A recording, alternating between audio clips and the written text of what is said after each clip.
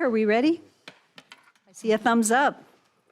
Well, good evening and welcome to the Nampa City Council meeting. And for those that are online and those that are here in the audience this evening, we have a special evening this evening, which is the swearing in of a new council member.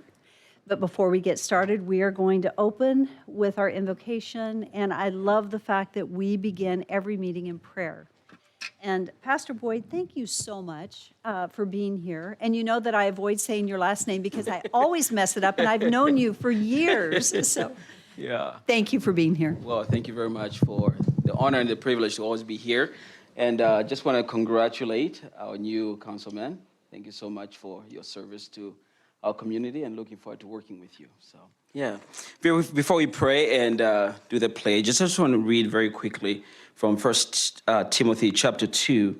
It talks about in verse 2, pray for kings and those in authority that we may lead a quiet and a peaceable life. The reason we pray is that we want God to give you guys wisdom as you make decisions that affect not only the people in this room, but our children and generations to come. So we want to thank you for your service and everything that you do in order to make decisions that benefit all of us. Let us pray. Father, we come before your presence today. We thank you that you are good and that you are God. We thank you for this city that you've given us, a city that is led by men and women of wisdom, men and women that we have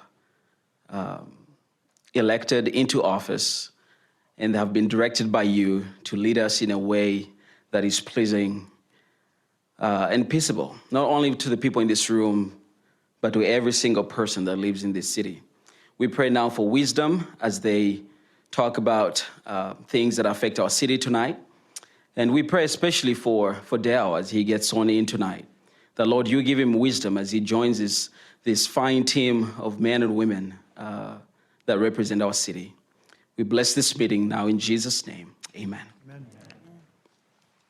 I pledge allegiance to the flag of the United States of America and to the republic for which it stands, one nation under God, indivisible, with liberty and justice for all. Thank you. Thank you so much. So the next item on our agenda is the swearing in. So I'm going to come down and we're going to do the swearing in of our new council member for seat 4, Dale Reynolds.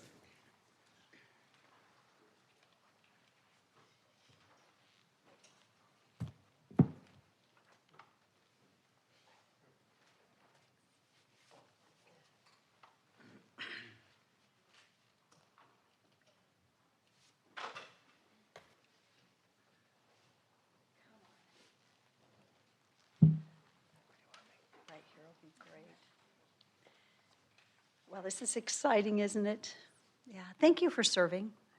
And thank you to the entire family for serving. We'll grab a picture with everybody in just a minute, but thank you so much for your willingness to serve, and I appreciate that servant's heart that you have, Dale, so thank you. So it's a pretty brief swearing in. So I, Dale Reynolds, do solemnly swear that I will support the Constitution of the United States, the Constitution of the State of Idaho, and that I will faithfully discharge the duties of counselor of the City of Nampa according to the best of my ability. I do. You are there. Welcome. Here you go. And I think it would be wonderful if you said a few words. Yes.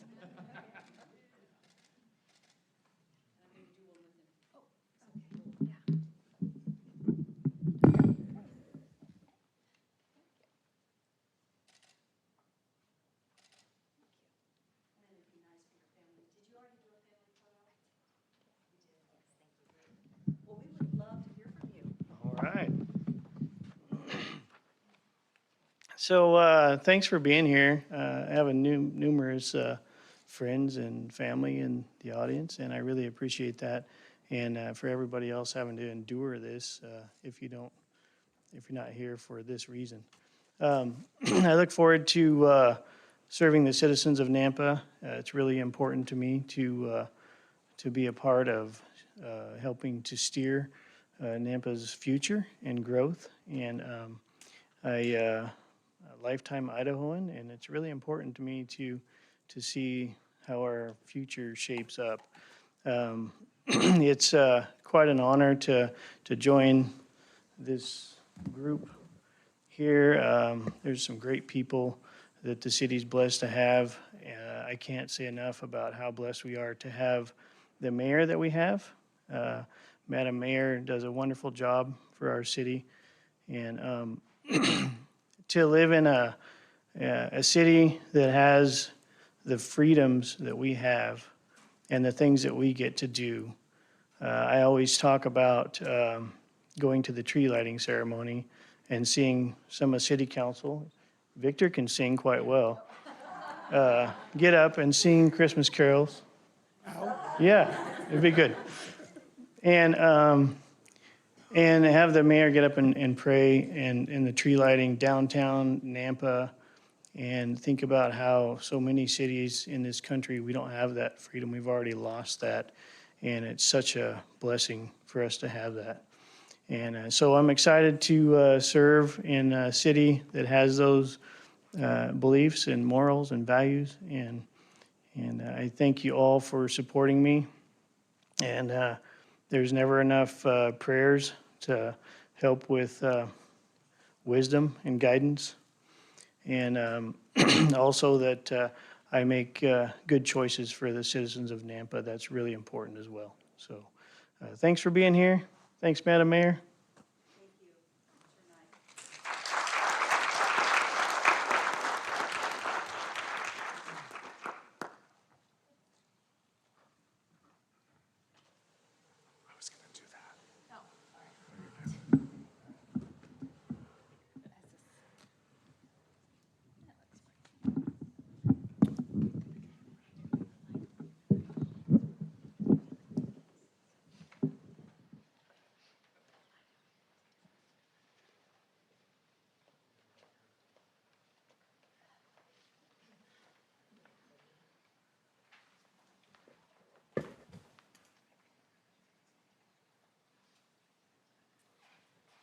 Okay, we will now move to roll call. Rodriguez. Here. Bruner. Jingula. Here. Reynolds. Everfield. Here. Bauer. Here. All present. The next item on the agenda is the consent agenda, but before we move there, are there any proposed amendments to the agenda this evening? Okay, seeing none, I would stand for a motion to approve the consent agenda as proposed. So moved. Second. It's been moved and seconded. Is there any discussion? Seeing none, roll call. Rodriguez. Yes. Bruner. Yes. Reynolds. Bauer. Yes. Jingula. Yes. Everfield. Yes. All in favor, motion carries. The next item on our agenda is our public forum. This is the opportunity for citizens that wish to speak on an agenda or non-agenda item. And do we have someone signed up this evening? Yes, Madam Mayor, we have J.J. Campbell who would like to speak on a non-agenda item.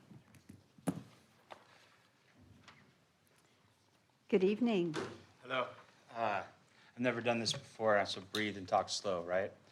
And then go ahead and give us your name again and your address. My name's J.J. Campbell. I'm from Southern Oregon, 6975 Sterling Creek Road, Southern Oregon, Medford, Oregon. I've been staying in McCall, Idaho, and then out in the Nampa area for the next few months. I want to do work here for a little bit, designing something. I'm sorry. Am I on video? Okay. All right. Yeah, Yes. no problem. First off, I want to thank you, Mayor, for saying a pledge of allegiance to that and praying. So it broke my fear a little bit. I want to thank those two officers when I walked in. I've been in federal prison. I'm a meth addict and alcoholic involved in recovery. I've seen my state fail. I'm a part of the greater state of Idaho with my mother, and we're breaking it off over there. I want to design outreach teams from port to port, and I understand that we can just focus on Nampa. I want to thank you, first of all, for just seeing me.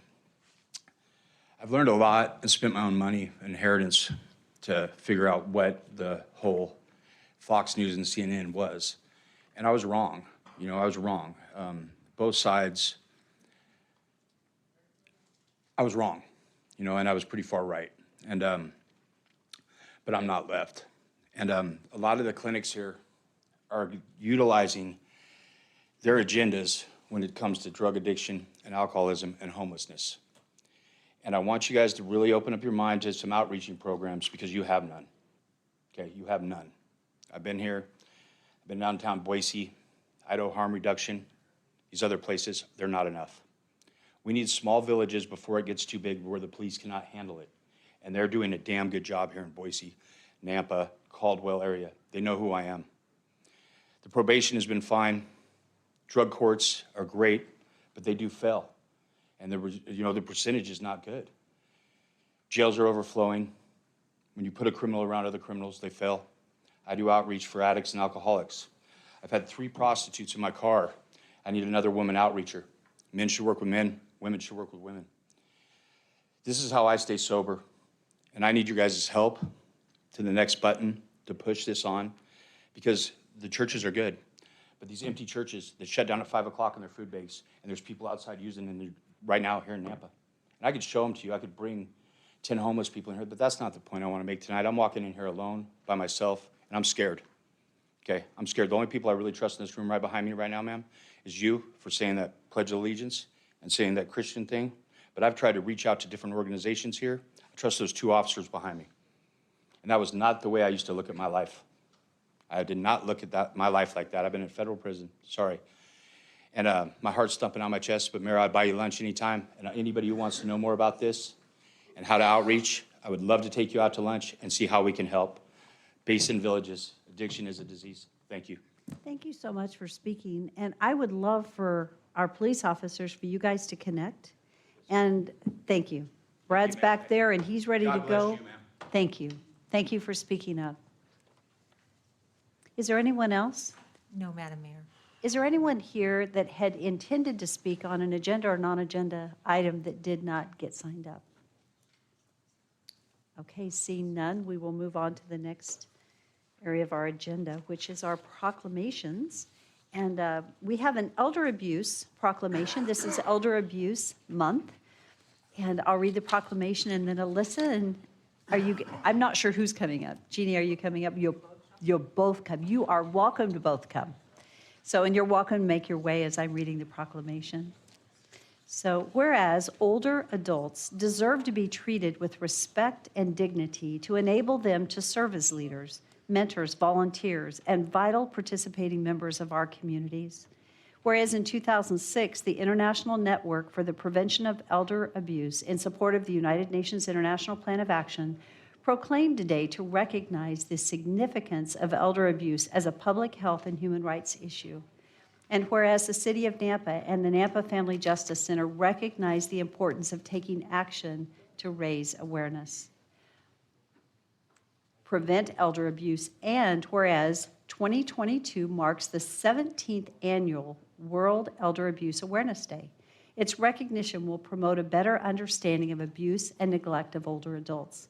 And whereas as our population lives longer, we are presented with an opportunity to think about our collective needs and future as a nation. And whereas ageism and social isolation are major causes of elder abuse in the United States, and whereas recognizing it is up to all of us to ensure that proper social structures exist so people can retain community and societal connections, reducing the likelihood of abuse. And whereas preventing abuse of older adults through maintaining and improving social supports like senior centers, human services, and transportation will allow everyone to continue to live as independently as possible and contribute to the life and vibrancy of our communities. Now, therefore, I, Debbie Kling, Mayor of the City of Nampa, hereby proclaim June 2022 to be Elder Abuse Awareness Month. The City of Nampa recognizes every citizen of our great community to building safer lives and a safe community for our elderly residents. I'd like to hand this to you, and I would like to say we have a responsibility to honor our elders. And so thank you so much for bringing this forward. Really appreciate it. Thank you. Can I just say something really Yes, quick? please Okay, do. Thank you. Thank you, Mayor and council members, for again allowing us to come before you and to bring awareness to this topic that we don't discuss very often, but a really important thing to be doing. I want to introduce you to Alyssa Grun. She is our elder abuse coordinator and does a phenomenal job. And Patrice is one of our elder advocates. And Alyssa was just going to say something really quick, if that's okay. Thank you so much. Again, thank you so much. We so appreciate the city support, the mayor's support, and the city council support.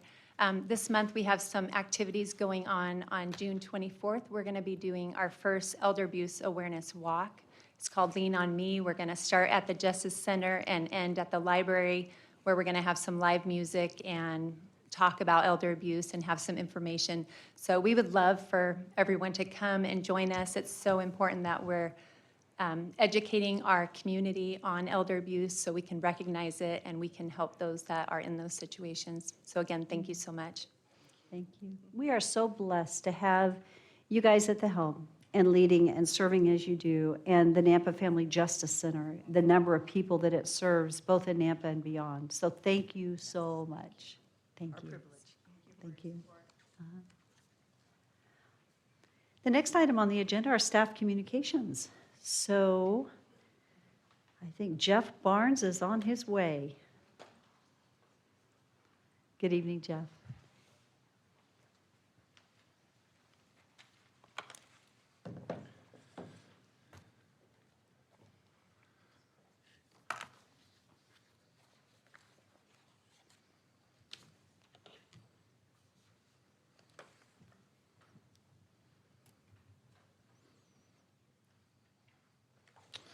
Okay, good evening, Mayor and City Council. It's good to be here tonight. Thank you for your time. I'm standing in for Tom Points tonight, and I'm going to give you an update on the wastewater, on city activities. Jeff Barnes, Public Works Director over water resources. I have to get used to that. First of all, I want to say this weekend I had an opportunity to read through the second annual Public Works magazine. If you remember last year, we put it together, but I want to shout out to Amy Bowman, who did an amazing job. Should be coming out in the next couple weeks, so I encourage you to look through it. It has everything that's going on in Public Works and is very, very impressive, the amount of work. We have a great team. We work together in the different divisions and fantastic things going on right now. There's 52 pages and easy to read, summarizes what we're doing. Thanks for taking a look at that. It'll be coming out via email. I wanted to give an update on our street program. Our chip seal program started actually today on the Midway area on the west side of town. Our streets department plans for this all year long. They tune up, they tweak the process every year. They do an amazing job. I want to highlight in your agenda, it's the actual mailer that we sent out, and that's Caitlin Scott from our department does that, but you see the quality of the materials we're sending out to the neighborhoods and the people there. So we appreciate that. Tom Points is speaking at the Water Law Conference, and that is in Sun Valley today. And Tom does an amazing job as a leader for our department, but one thing that's really changing and evolving is that state kind of regional emphasis that he's having more time to spend, and we're seeing the benefit of him going to meetings. He's speaking at this particular conference about the drought committee that the mayor and him have started, and some of the conservation efforts on the water side of things. So that's encouraging. I want to highlight the wastewater treatment plant update in your bulletin. We had one in your agenda. We had the update last week, but I wanted to bring that to your attention and let you know. So the project started December 20th, 2021. And we are 6 months into it right now. They're still within budget and schedule. Things are going well, good communications with the engineer and the contractor. On June 30th, we'll have our first design review committee. And that is, that meeting's been going on for a long time now. I want to thank Councilman Brunner and Councilman Haverfield for being a part of that. So we will be sending out updated information a week prior to that meeting, and We will be meeting at the plant and then giving a tour after the first hour. So if any of the other counselors have questions about the wastewater treatment plant or anything on the water side, please let me know. I can meet with you individually. And with that, I'll stand for any questions you may have. Mayor, Yes. I'll just make a comment, Jeff. It's nice to see you transition over, but obviously you're still wearing multiple hats. I heard today, I was at a meeting at Pioneer Irrigation, and I asked about the drought and as far as where are we at with our water levels, and I was surprised that they said that we're about 100% now of normal, which was an answer to a lot of people's prayers, I know. So we're lucky now that not lucky, we're blessed that we're seeing a lot of weather come through. But on the treatment plant itself, will we be talking about the potential reuse, with Timber Creek and others as far as at that meeting, as far as the partnerships that are taking place from the public part and private sides? Yes, Counselor, at that meeting, we'll be giving you an update on Timber Creek, our biosolids recycling. Okay. And we are working with them to finalize the agreement. We plan on bringing that to council in July, and then at the anticipated startup date for their business is September, October, and we want to be all ready to go by then. So we'll be providing you an update at the meeting too. Are there any other questions? Jeff, thank you. Okay, You're doing a thank you. great job. We really Thank you. appreciate you. Thank you. Mayor, just an interruption. We have a new attorney tonight. I don't know this gentleman, so. I was just going to go there. Oh, Your you were- timing I'm was sorry, I'm perfect. sorry. Nope, your timing was perfect because I'm going to defer to him. So, We had a As- show of hands in the lobby, and he responded. He said, he actually admitted he was an attorney? so as we move into new business items, the first item on the agenda, I'm going to defer Okay. to Victor Villegas. And Victor has not been, you've maybe been here once at a council yes, and just turn that one on and lean it forward, but Is Mayor and Council, yes, this is my first time. you're first, okay. Sitting up here. Great. Well, welcome. Thank you. We've had other meetings with Victor, but it is his first time. He's with Borton Lakey, the team, and we appreciate you joining us this evening. So action item 6.1, I'm going to be deferring to you, Victor, to guide us on this request for reconsideration. So to guide us in how we need to approach the request. You can coach us on discussion, et cetera.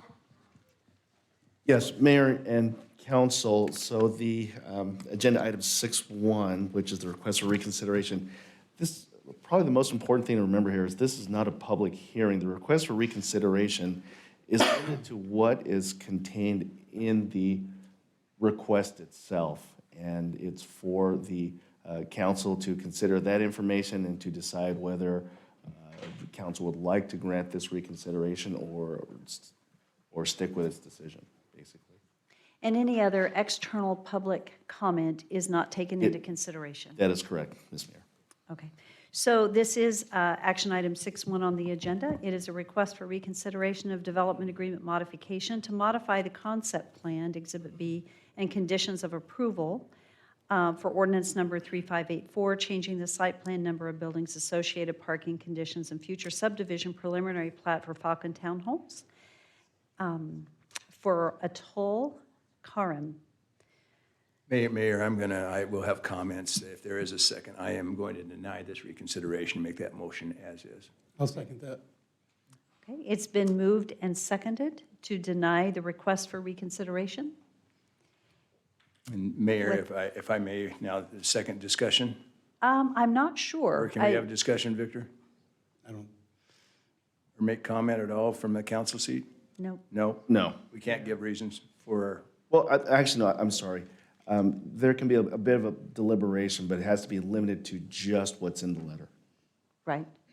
So just ensure that any decisions are made based on the letter that was submitted to us, not based on any other comments that you've received. so as far as we can mention something as far as a contradiction as far as what's in the letter, at least from a personal viewpoint? You can go ahead. Because I meant, Councilman, you can stop me Yes. because attorneys have no problem doing that. Correct. And as long as I don't have to pay an hourly fee. Okay. Anyway, the main thing is Mr. Karam asked us to take a look at the video, which I did. And I got a totally different interpretation than what he stated in his letter. And the main thing there was, as far as the section of the video that he asked us to watch, I watched Councilman Rodriguez motion for a denial initially. There was not a second.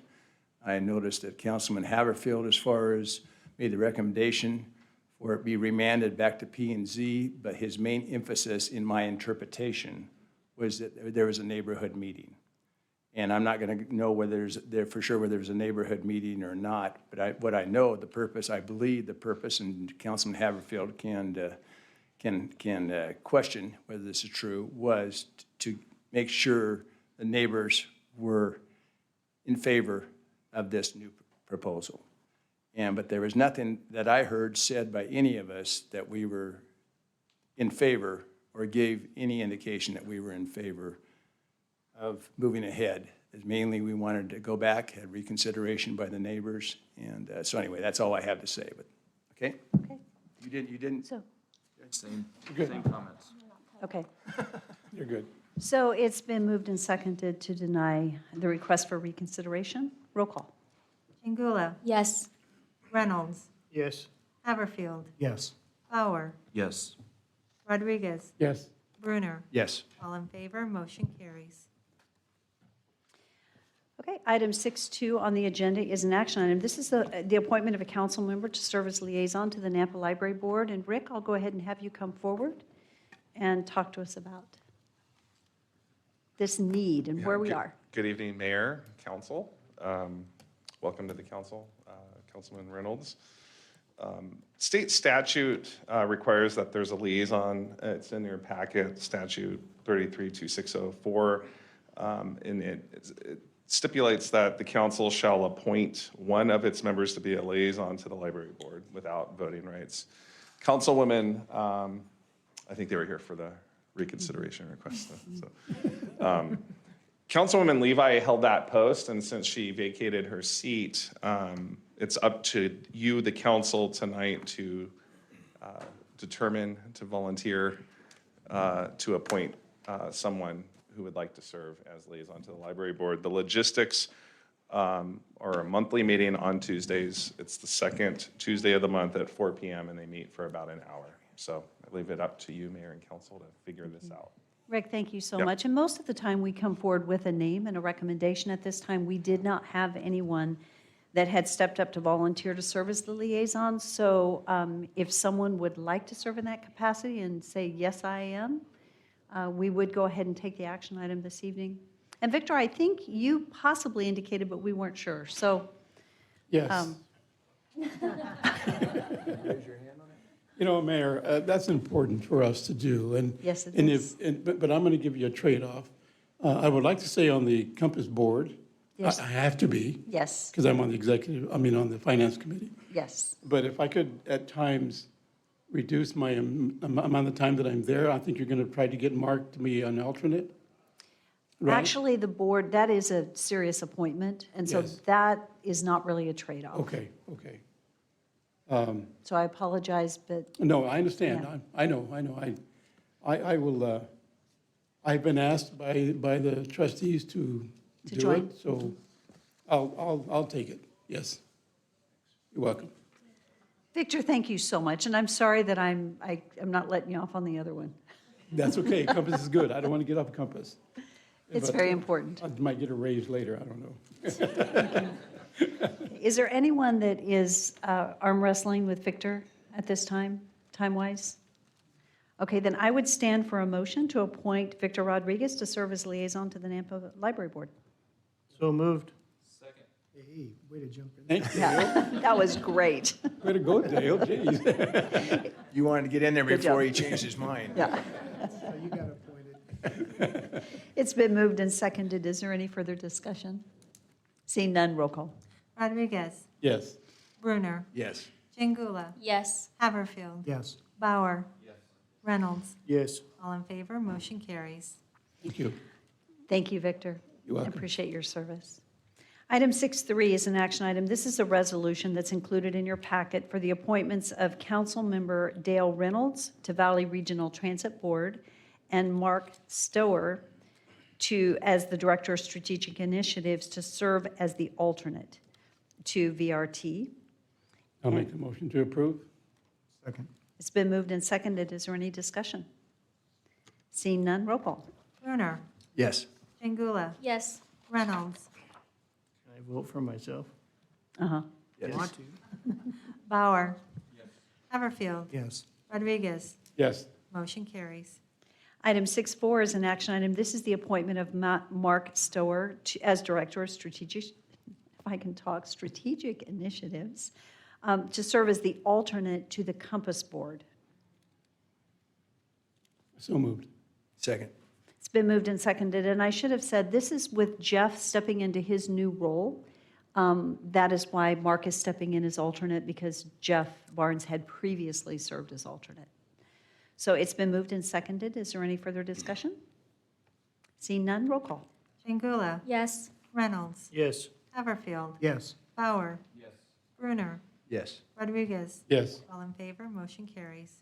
Item 6.5 is an action item. This is the appointments to the Nampa Districting Committee. And Rick, thank you for briefing us on the Districting Committee, the process, and the reasoning for going through them all together tonight. All right, and I'll take a quick moment of privilege. I know, Mayor, that we have a new addition in our office. Oh, thank Carrie you. Seeley, who's seated at the far end, and she has replaced TJ, who's retired, and so a great addition to our office. I don't know, Mayor, if you have anything. Rick, you thank wanna you. add. And Carrie actually did early retirement from the police department, and I am just thrilled to have her come back and commit to serving in our office. She was with Nampa PD for 17 years, a detective, I believe, the last 10. And I'm just extremely grateful that she feels called to be in our office and serving the citizens of our entire community and supporting the office of the mayor. So thank you, Carrie. Thank you. Rick, thank you. Yeah, and when you get a chance, you can say hi to her, so. The districting committee, we've talked about this before, briefed you. This was a statute from the state 2 years ago.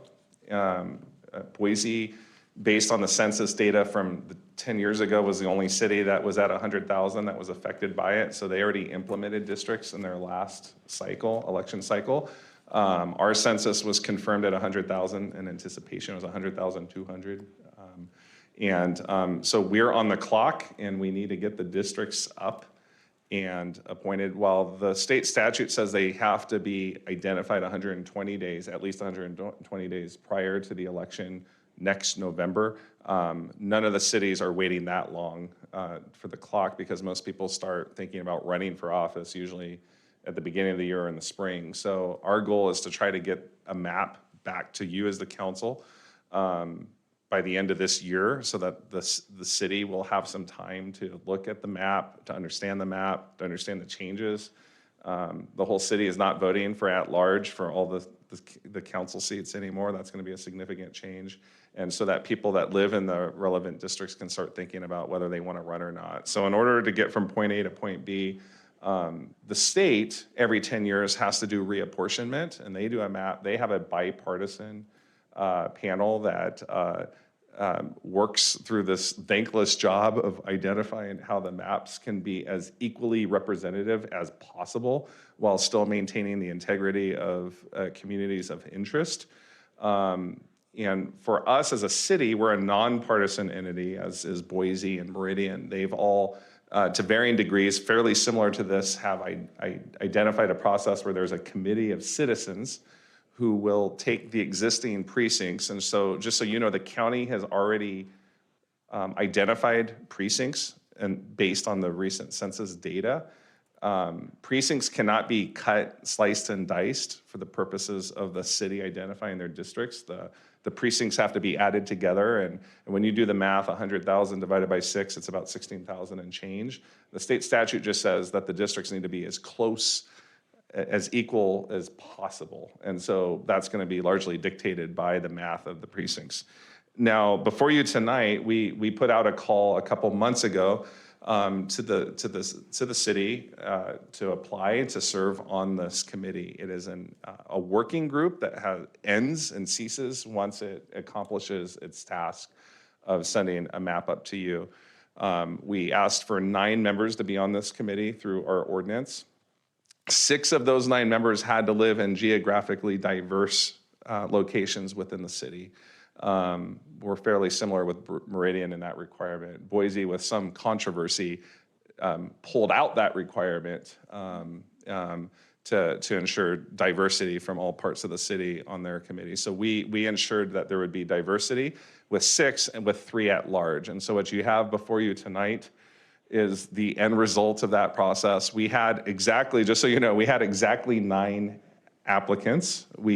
I did have a couple other citizens who said, I'd be interested in potentially serving, who did not apply, but said, hey, if there's a need or there isn't someone in my area, I'd be interested. But we had exactly 9, 6 that live in the respective districts. You'll notice that in the GIS map that's provided in your packet. It has a dot, a pin drop to show we did address verification through the clerk's office to ensure the addresses of those who stand before you.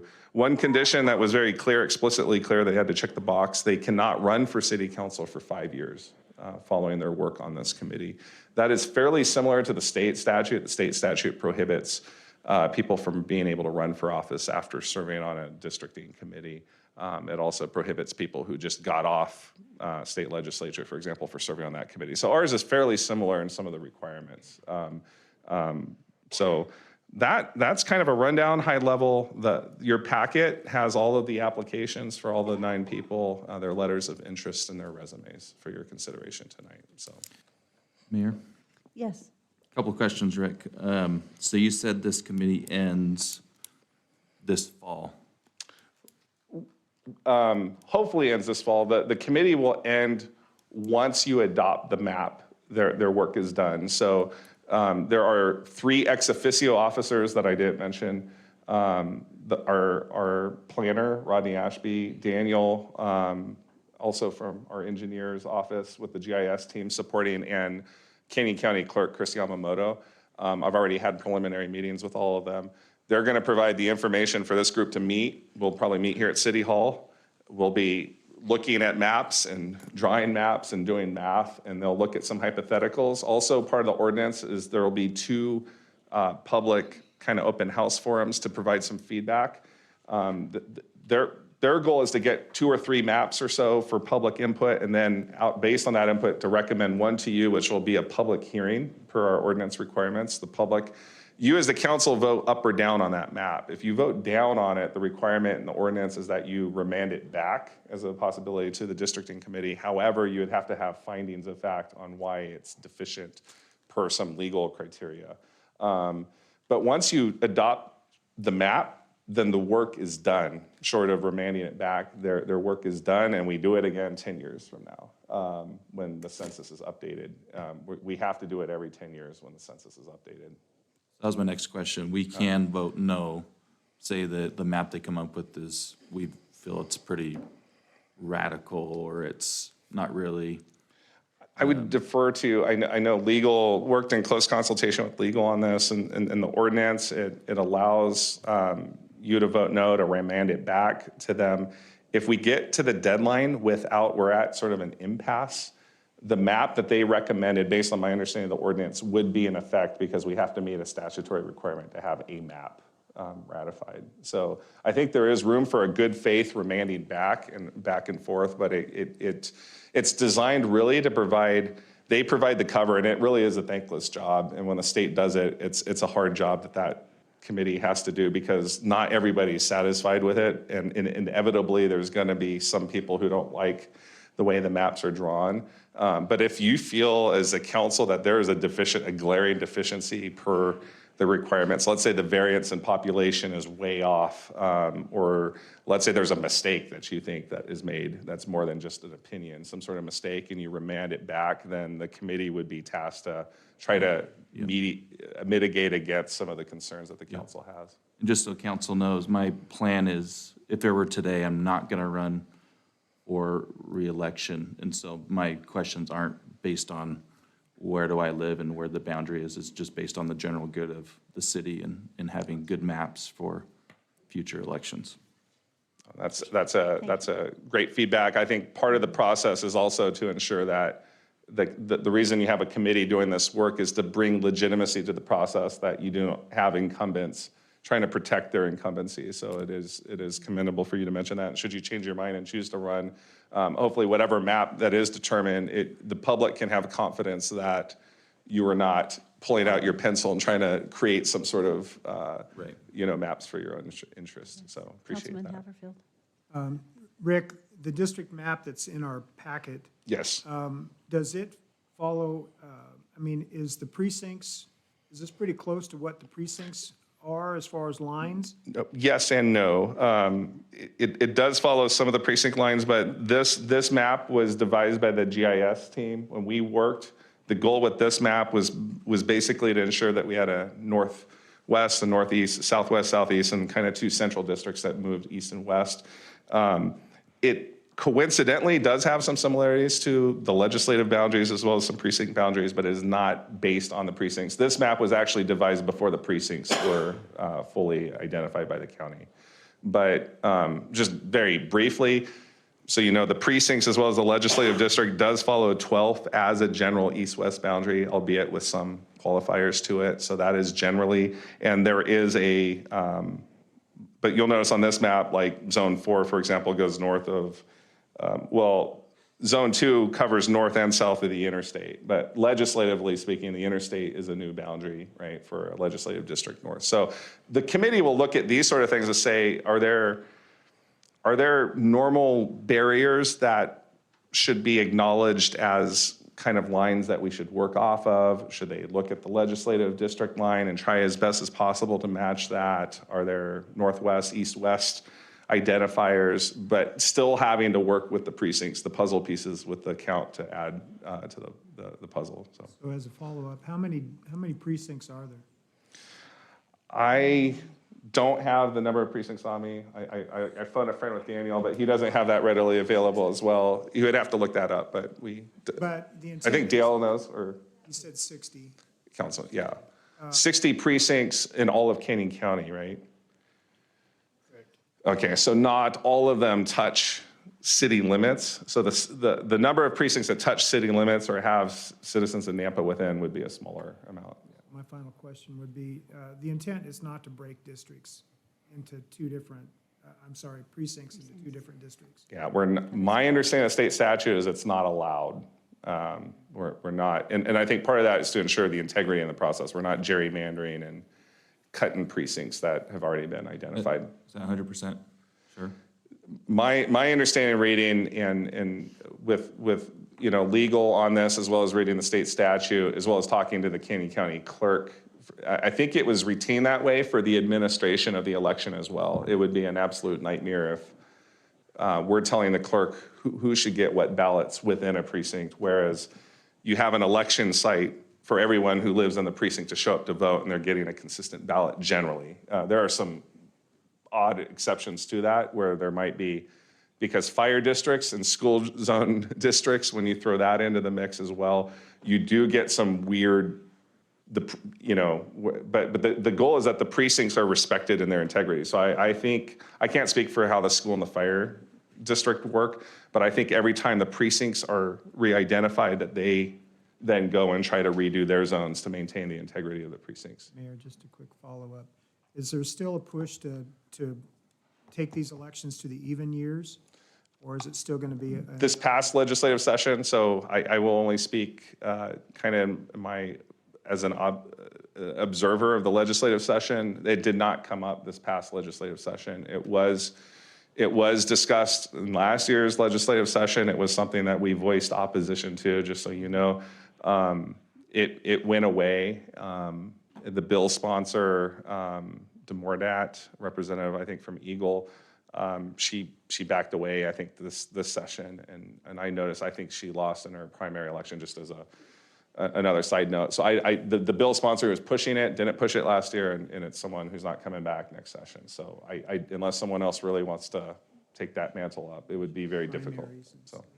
So the one thing that I feel very good about is Rick does an absolutely excellent job of leading the process. We will ensure that legal counsel is engaged all along the path, that there will be nothing left, there won't be a stone unturned or any error as we go through the process. We will ensure that we have followed the state statute, and so everything as it's been developed has been that. So tonight, because we had 9 people apply, we had 9 positions open, the request to council tonight is to approve the appointment of these 9 to the NAMPA. Rick, I think Darrell Bruner has a question. It will be to ask you to appoint the 9 that are represented here. Darrell?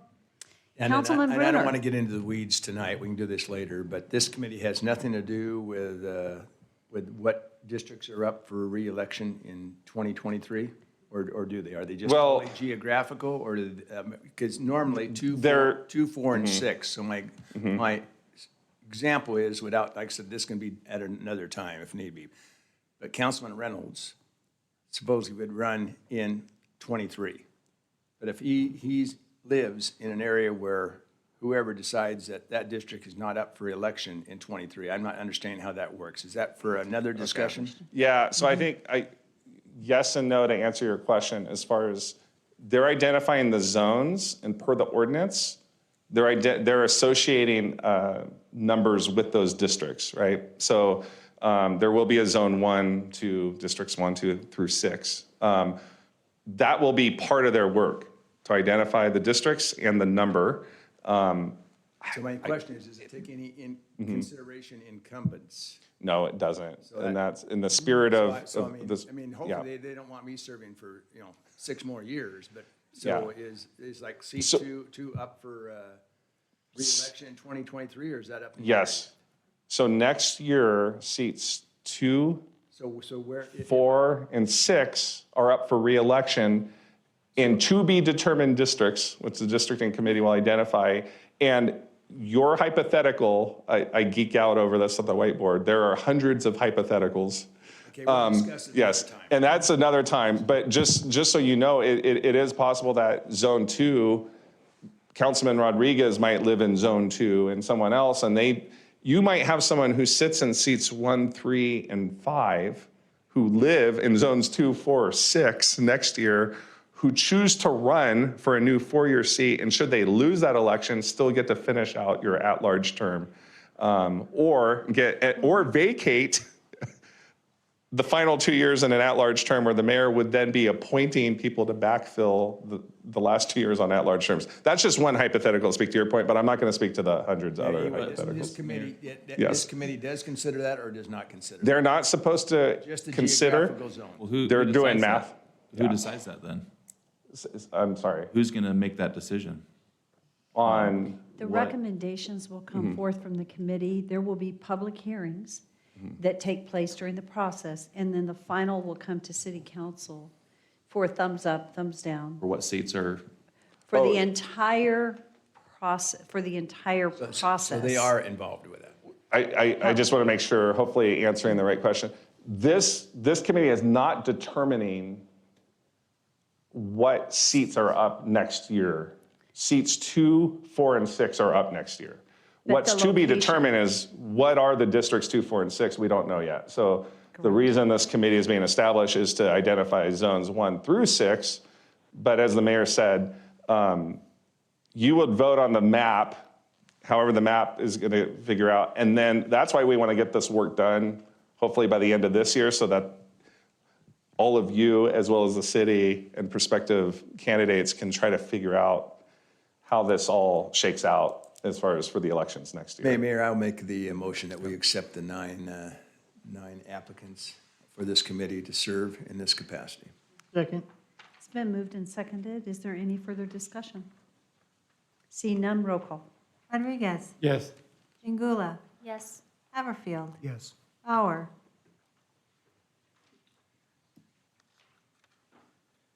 As long as we get the vote on the maps, yes. Reynolds, Yes. Brunner. Yes. All in favor, motion carries. Thank you. So moving to 6.6 on the agenda, this is an action item. This is the Economic Development Community Development Program recommending to decrease the 2022 Annual Action Plan funding allocation by $89,552 as presented in your packet. So moved. Second. It's been moved and seconded. Is there any discussion? Seeing none, roll call. Brunner, I'm sorry, I lost track here. 6.6. This is the community. Yeah, I have all these 6.5, so let me move down here. See if this, I had Takes a one- minute to get through them all. Yeah, I do need glasses. Was there a second to the motion? Yes. Oh, I'm- It was moved and I'm- seconded, and we're in Yeah, I'm fine with it. discussion. I'm fine with it. There's another one I wanted discussion on. Okay. Okay. Chingula, Yes. Reynolds, Yes.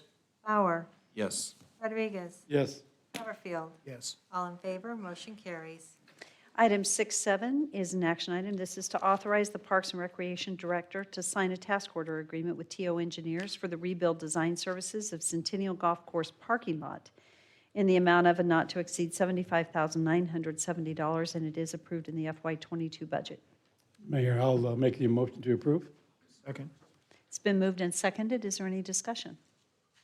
Seeing none, roll call. Brunner, Yes. Chingula, Yes. Reynolds, Yes. Bauer, Yes. Haverfield, Yes. Rodriguez. Yes. All in favor, motion carries. Item 6.8 is an action item. This is to authorize the Parks and Rec to execute the proposed agreement with Barry Dunn to perform the Parks and Recreation Master Plan for the amount not to exceed $140,000. This is funded through the Parks Impact Fees. It's approved in the FY22 budget and has been reviewed and approved by legal. Mary Clayton, I've been on this committee. I made a motion. Oh, I'm you sorry. did? I'll second that then. Okay. And then, okay, so it's been moved and seconded to approve it. And then, Victor, discussion. Yes, I have been on the committee helping Darren on this, and I think it's a great idea. I think it'd be a positive for our city to go forward. Great, thank you. Mayor, I did tell Darren ahead of time I did have some questions. You do have I some think questions? I'm totally in favor. Sounds like a lot of work has already been done, which I appreciate. My main thing is this, what is it? Is it called a corporation? I mean, it's a consulting, It's a consultant, yeah, it's a consultant company, Barry Dunn. They were Greens Play. right, and that just happened in January, that the Greens Play merged with this. With Barry entity. Dunn. So we are gonna mainly be working with the folks from Greens Play? Yes. Green Play. In their RFQ, they submitted their project team, and so we're fully aware of who their project manager is, who their communication person is, and who's doing all the work from that team. And so that's something that we were certainly very aware of, and we asked those questions that we wouldn't get a switch out on any of the members that they presented. Okay, and I see Green Play has been in business since 1999. Looks like they've done 610 projects in 47 states. My question is, the closest one, and I think they've done a little work maybe in Meridian, but in Sandpoint, they just last fall, they have a master plan for the Parks and Recreation in Sandpoint. Have we talked to the Sandpoint folks? Yes, we've talked to the Sandpoint folks. We've also have talked to Meridian. Meridian's the closest in scope, just due to to the size. Okay, so just want to make sure we're just not, because I know that, you know me, people know I'm not a real consultant fan. Sure. And number one, but these folks seem to be doing good work, and you've done your referencing and everything, so I will be voting in favor. Thanks. Thank you. Thank you. Darrell, thank you for your questions. That was great. Is there any other discussion? Seeing none, roll call. Brunner, Yes. Chingula, Yes. Reynolds, Yes. Bauer, Yes. Rodriguez, Yes. Haverfield. Yes. All in favor, motion carries. Item 6.9 is an action item to authorize the mayor to sign a memorandum of understanding with the Idaho Fish and Game, allowing the park staff to clean 2 restroom vaults one time each week. It was reviewed and approved by legal. I think it's a really good idea. Mayor, I suggested a council person take a month. Okay, there you go. Fish and I- Game cleaning out the Oh, never mind. I'll clean if I get an extra tag. Okay, I believe we had a motion. Did you catch it? And a second. Is there any further discussion? Oh, my gosh. Roll call. Rodriguez. Yes. Brunner. Yes. Reynolds. Yes. Bauer. Yes. Jangula. Yes. Haverfield. Yes. All in favor, motion carries. Item 610 is an action item to authorize the Engineering Division to proceed with the execution of a utility relocation cost agreement with Idaho Power in the amount of $192,000. This is for the Franklin Road widening and the Star Road to State Highway 16 project, and it was approved in the FY22 budget. So move. Second. It's been moved and seconded. Is there any discussion or questions? Seeing none, roll call. Rodriguez. Yes. Jangula. Yes. Reynolds. Yes. Bauer. Yes. Haverfield. Yes. Brunner. Yes. All in favor, motion carries. 611 is an action item to authorize the Engineering Division to proceed with the execution of a different utility relocation agreement with Idaho Power in the amount of $178,220 for the Franklin Boulevard and Birch Lane intersection project, and this was approved in the FY22 budget. So moved. Second. It's been moved and seconded. Is there any discussion? Mary Clayton? Yes. One thing I was thinking, would it have been cheaper to put this whole project under one? Or is that a continual thing we're going to have to take on? The utility relocation? Yes. I'll defer to Mayor, Daniel. Councilman Rodriguez, they are done on an individual project basis. As we go through our design, there are certain portions of the projects where their facilities are in our right-of-way, and so there is no charge to us. But if they have facilities that are outside of our right-of-way in easements, based on the rules, we do have to pay to relocate those. Because we don't necessarily know multiple projects at a time, if it were one agreement, it would be the same amount, just in one agreement rather than two. And so we bring them forward as individual agreements per project. There would not be cost savings if they were combined. So, follow up, Mayor. So, are they involved in the infrastructure that their development's going to go on out there? Are they connected with the city for that? These agreements are strictly for relocation of existing facilities that are in the way of the construction of the intersection projects. They work independently with development to serve them, and we don't pay any of those costs. Okay. One more question, Mayor. Yes. So are we going to be taking people's property to relocate those poles? The poles will be relocated either into public right-of-way or private easements that have already been acquired in these areas. That's all property of Idaho Power? They will either relocate them into basically behind the sidewalk within the public right-of-way that we've acquired for the project, or if it was within a private easement previously, we are required to acquire a new easement for them. In both of these cases, we have already done that for these projects. Okay, thank you. Okay, thank you. Is there any other discussion? It was moved and seconded to authorize the Engineering Division to proceed with this. See no further discussion, roll call. Rodriguez. Yes. Brunner. Yes. Jangula. Yes. Bauer. Yes. Reynolds. Yes. Haverfield. All in favor, motion carries. Item 612 is another action item. It's to authorize the Mayor and Public Works Director to sign a task order amendment with Parametrics to provide an environmental review for the Franklin Road widening project in the amount of $67,170, time and materials not to exceed, and it is approved in the FY22 budget. So move. It's been moved and seconded. Is there any discussion? I have a question, Mayor. Yes. So we're at on Franklin Road.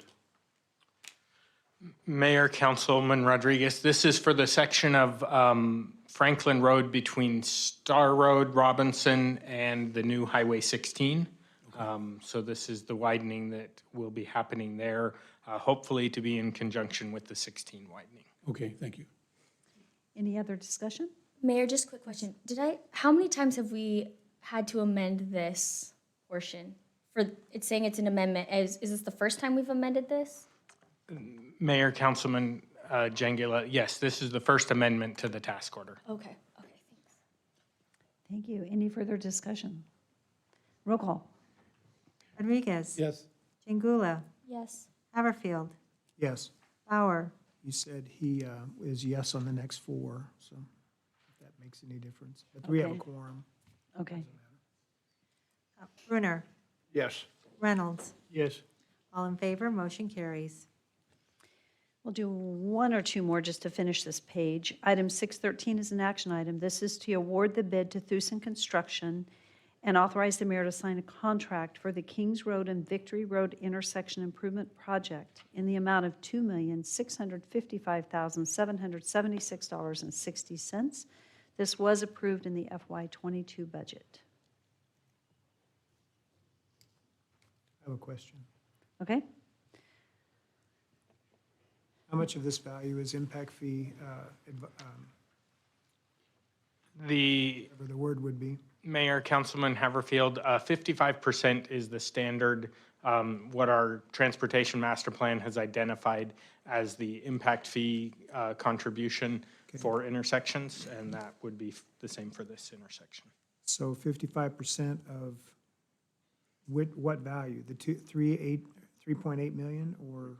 The 3.8 million is the budgeted amount, the 3.5 million, that's the total design, right-of-way acquisition and construction. And that's, would be the 55%. So not the 2.6. No, all of the items there are eligible for Impact fees. impact fees. Yes. Are there any further questions? Okay, is there a motion? I'll make the motion to approve. Second? It's been moved and seconded to award the bid to Thusen Construction for item 613. Any further discussion? Seeing none, roll call. Rodriguez. Yes. Brunner. Yes. Chingula. Yes. Reynolds. Yes. Bauer. Yes. Haverfield. Yes. All in favor, motion carries. Item 614 is an action item, and this is to award the quote to Professional Construction Services and authorize the mayor to sign a contract for the manhole and valve collar adjustments, FY22, in the amount of $50,000. This is approved in the FY22 budget. Mayor, I made the comment before, I wish it was for more and there were more manholes that were going to be adjusted, but I'll make the motion to approve this. Second. as presented. Thank you. And question, Mayor, if I may. So it seems like on Midland, I know but it seems like they do not last very long as far as alignment. What, is there supposed to be a life, or do we have any guarantee or warranty with these, on how long these adjustments should last? Mayor, Councilman Brunner, the collars have a 1-year warranty to them for that. Generally, we are doing the adjustments not because of a failure of the collars. It's typically because of the chip seal as we go through. Over time, we don't chip the collar because that causes us problems with actually opening the manholes and the valves. And so that's generally what triggers the need to adjust them. There are some where we do have some failed collars. The ones up on Marketplace Boulevard, you've probably driven over. Those are some that have failed over the years. But generally speaking, they're not due to the collar failure. They're due to the chip seal. Well, the positive is that we're keeping alignment businesses in business, so that's a positive. Okay. Yes. Okay, so it has been moved and seconded. Is there any further discussion? Seeing none, roll call. Rodriguez. Yes. Brunner. Yes. Chingula. Yes. Bauer. Yes. Reynolds. Yes. Haverfield. Yes. All in favor, motion carries.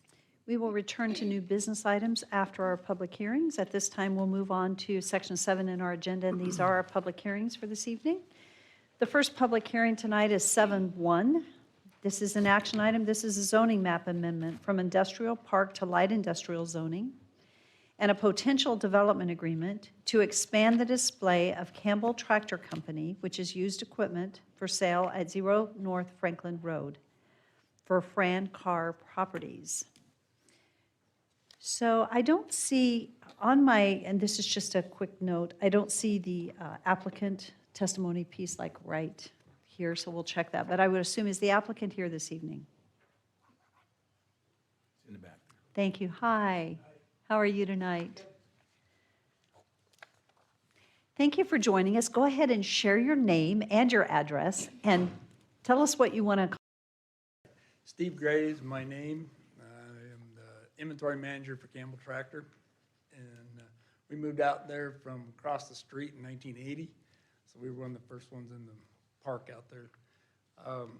We had our used equipment lot was next to, there used to be Noodles. And we've had a lot of theft over there. So in the last 2-3 years, we've moved all our equipment clear out behind the store. And we owned that piece of property, but we wanted to put it into our used lot so we can fence it, light it, and get cameras to it, which we couldn't do in the other lot. So that's why we needed to get it back to light industrial, and that matches everything else we own there.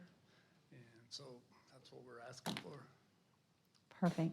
Thank you. And I'm sorry that you were dealing with theft issues at the other location. Used to be, it was small stuff, but they've upped their game, so they're stealing fuel and oil, and they're using a trailer and a pump, so they're taking 50 to 300 gallon of diesel at a time. Well, with the price of diesel, that's not worth leaving them set over there, so we moved. Good for you. Thank you.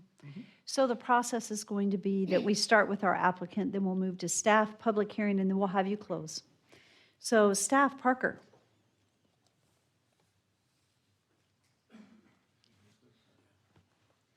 Good evening, Parker. Thank you, Mayor and Council. The requested action tonight is a zoning map amendment from IP to IL with a potential development agreement in order to expand the display for the Campbell tractor. The parcel is just over 5 acres. Surrounding land uses to the north is IL. There's a single-family home and ag land. To the south is BC and IL, and that's owned by the same company, as well as to the east. To the west is Maverick, zoned IL. The parcel was annexed in 1986. In April of this year, the Planning and Zoning Commission recommended approval with all conditions listed in the staff report. Some discussion took place regarding requiring a sidewalk be put in place across adjacent parcels because they're owned all by the same ownership. However, it was determined by legal counsel that requirement should be avoided. It would just be the subject parcel here that would be up for discussion. Here's a street view of the parcel. Staff recommendation, the parcel is in a commercial designation currently in the future land use map. The zoning, requested IL zoning would not fit that designation. However, it can be stretched from the adjacent parcel to accompany, to allow that zoning. The uses allowed in the IL zone are compatible with the surrounding properties. The proposed use is an extension of the existing use. The requested zoning is consistent with the area. The change in zoning would bring further development to a parcel that has remained undeveloped up to this time. And frontage improvements would be made upon development. Based on that analysis, staff can reasonably support the Planning and Zoning Commission recommendation of approval to this body. There's a map showing the future land use map. As I said, the designation can be stretched to allow the IL zone here. Equipment implement sales is a permitted use in the IL zone. As far as paving the lot, we have a exemption for display areas of heavy construction type machinery implements. The display areas, however, should provide a dust controlling ground cover, which we would be requiring here. Let's see, we've covered the conclusions of law. Correspondence, typical correspondence from building, nothing really from engineering aside from requiring frontage improvements across this parcel.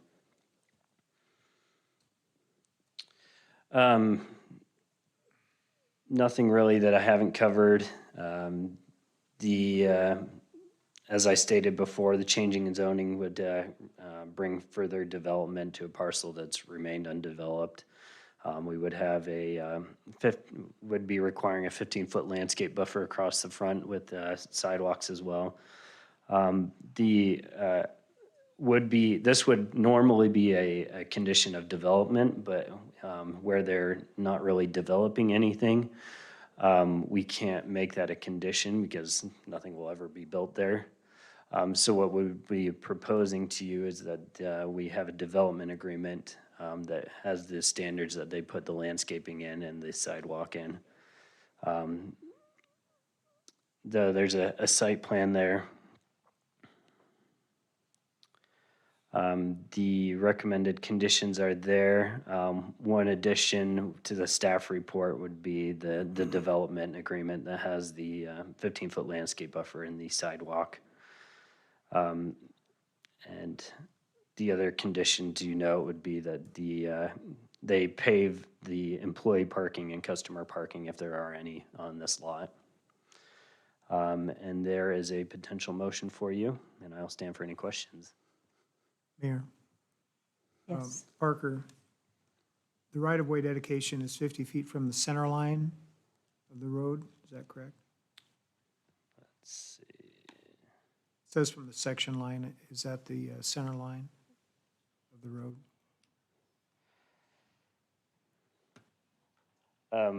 Yes. Okay. So 50 feet from center line plus 15-foot landscape buffer? Correct. Okay, curb gutter and sidewalk is a part of conditions of approval in the development agreement? Mayor and council member, yes, it would be full frontage improvements, Full so frontage. curb, gutter, and sidewalk. Single curb, or single access point, or multiple, is that yet to be determined? Let me pull up the comments. There's currently already access on the adjacent parcel, so I don't think they would be proposing anything new. But with any future development would have to follow the city access management policy. So a certain distance from the intersection. And then the landscape buffer would, when you're talking about landscaping, were you talking about berming and trees as a part of this requirement, or is there a different requirement for the IL zone? We wouldn't require a berm. It would just be the typical standards for landscaping. So a mix of turf and grass and trees. Be greenscape, though? Yeah. Okay. No fencing required? Not any required, but I think they are plan on having fencing outside of the landscaping, obviously. Okay, and then the other property lines around it, abutting other property owners, there's no fencing required in the development agreement? No, everything that surrounds this property is already owned by the applicant, so I don't think there's any concern. Okay, and then final question, as far as the IL zone and the design review requirement down the road, that's currently not a requirement, but it eventually might be. If they want to put buildings on this property, it would be probably subject to design review elements.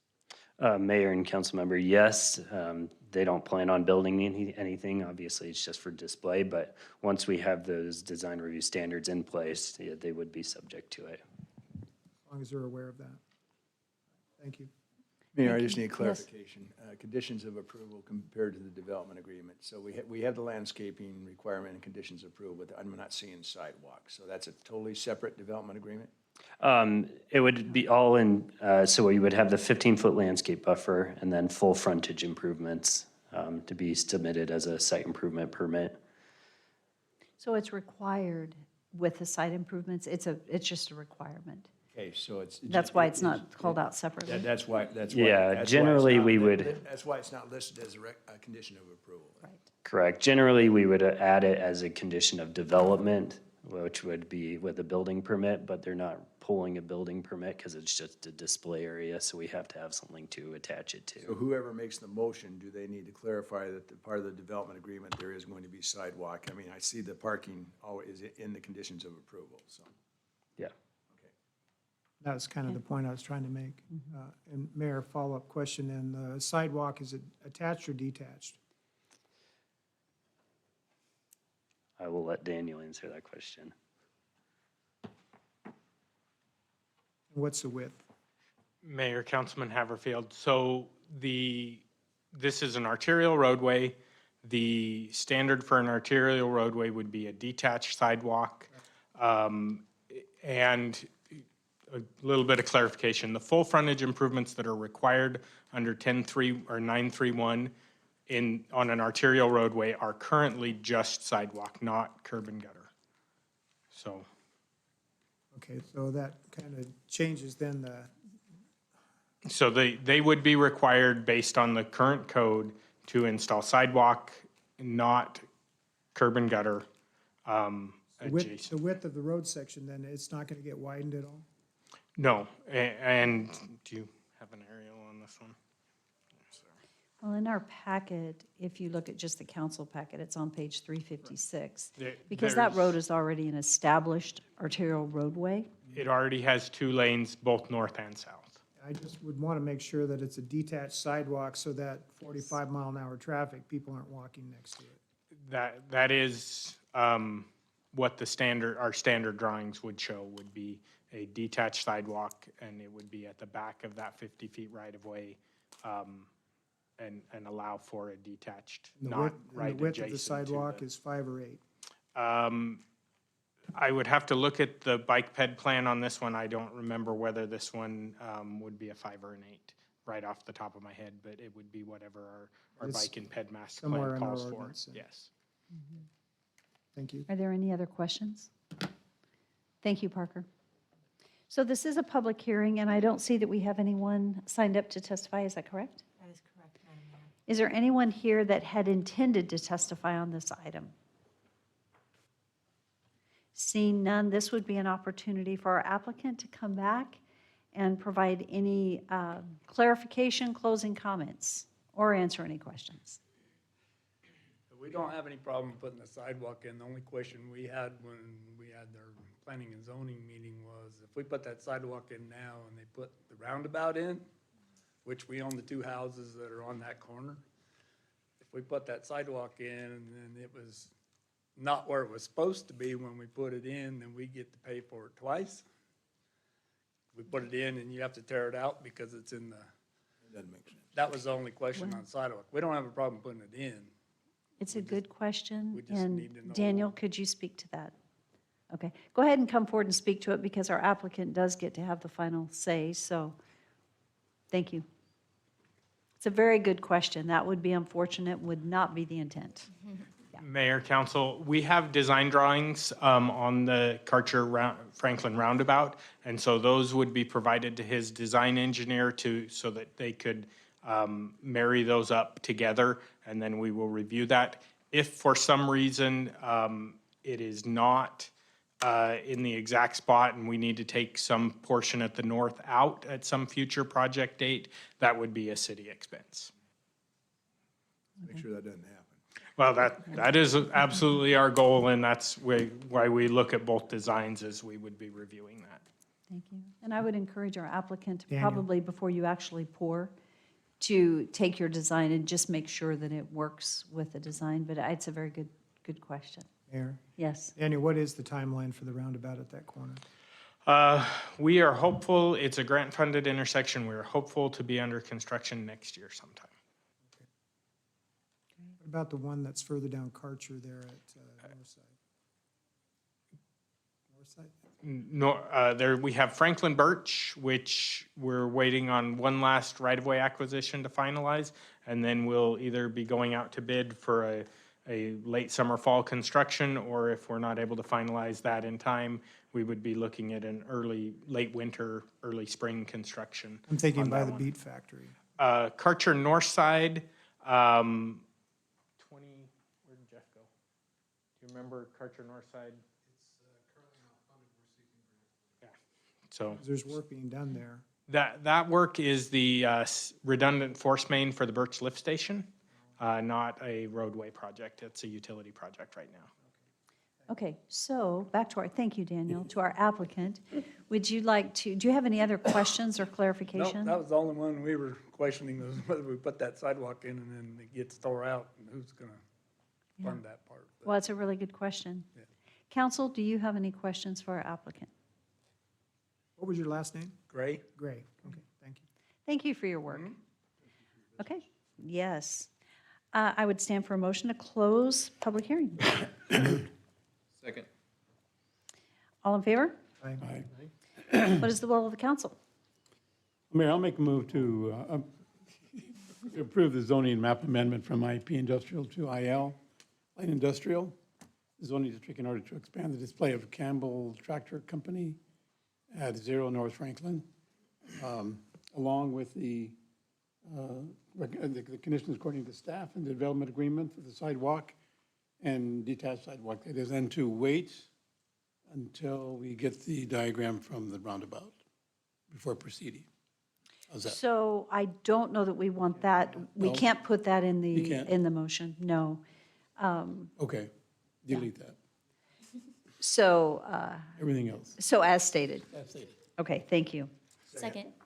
No, right here, this lady. Natalie has a second. Mind putting back up on the screen what that information was as far as on the condition there, okay? That's what you intended, Victor, with item 3? Yes. Okay. Okay, conditions As of is. approval. Okay. Is there any further questions or discussion? Seeing none, roll call. Turner, Yes. Reynolds, Yes. Haverfield. Yes. Bauer, Yes. Chingula, Yes. Rodriguez. Yes. All in favor, motion carries. Mr. Gray, we appreciate the business of Campbell Tractor, and our hope is that agriculture stays strong and healthy in this valley. Thank you for what you've done for years. Appreciate it very much. Thank you. We're going to move on to item 7.2 on the agenda. This is an action item. This is a zoning map amendment from Industrial Park to Light Industrial Zoning District and a potential development agreement in order to allow for storage materials and equipment, including recycling containers outside rather than within a building as required in the IP zone at 1517 Madison Avenue for Dennis Harmon representing Shelley Sandlin. Is the applicant here this evening? Good evening. Thank you for sharing your name and address. Yes, ma'am. My name is Patrick McKeegan. I'm the architect representing Mrs. Sandlin on this project. My address is 2419 South Annette Street in Boise, Idaho. A couple of years ago, the Sandlins were operating a large recycling company in Central California and made the decision to move to Idaho. They purchased this property with the intention of using a caretaker's residence as a residence and to use the rest of the building for recycling. Since then, the market has changed extraordinarily to where they will no longer be doing any recycling on site. They are now a brokerage that brokers and coordinates recycling for Home Depot, Costco, places like that. They do store empty storage containers on site so that when somebody needs one, they can take it out. And then from that point, they never see it again. They have an independent third-party company that comes and takes care of that when it's full, and they coordinate all the billing and stuff. So the warehouse will just be used as a basically a big garage for their facility. They are operating under a conditional use that was approved earlier in the year to allow the storage outside, but at that time it was recommended that we apply for the IL zone, which would automatically allow that, so we wouldn't have to be dancing around the CUP all the time. At the public hearing, we were given a favorable outcome, and during that we agreed to sign a development agreement to limit the height of the containers to 20 feet. Most storage containers are about 5.5 to 6 feet high. So recycling containers are 6.5 to 5.5 to 6 feet high. So if you stack 3 of them high, you're at 18 feet. 20 feet gives us a little leeway in case they want to put them on a block or something like that. That's really all I have to say. We think it's pretty straightforward. We're just trying to make it legal without having the CUP. And the fire department, the building department have some requirements which we're going to comply with also. So I'll just sit Thank down, you. let staff do the report and stand for questions unless there's questions now. Let's see if there are. Are there any questions for our applicant? I have a question for staff. Let's see. Okay, when they're done. Okay, so as you just saw, we'll have you back Yes, at the thank you. conclusion. Thank you so much. So who's presenting this one? Okay. Hi, Rodney. Hi, Mayor.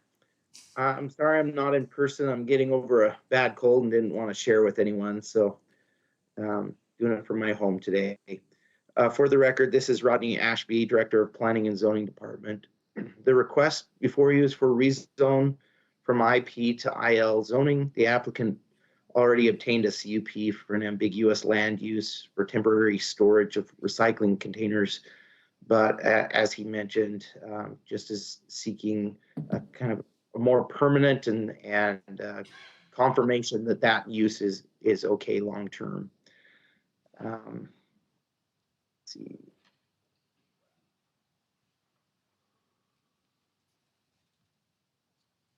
There we go.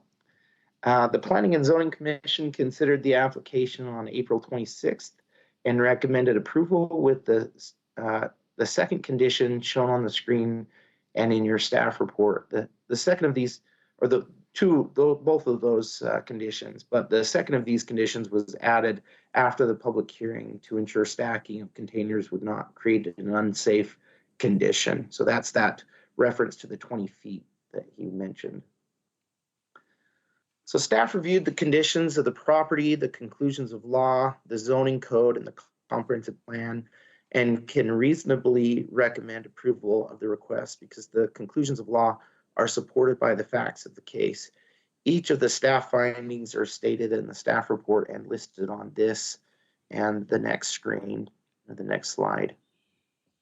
If City Council finds that facts exist that do not support the conclusions of law, the council should describe those findings prior to the motion to deny the project. And I can come back to any of these if you want me to. The details of the project include the facts that the comprehensive plan future land use map designates this property as industrial. The zoning map designates this specific property as industrial park with light industrial to the east. Here's a little closer view of that.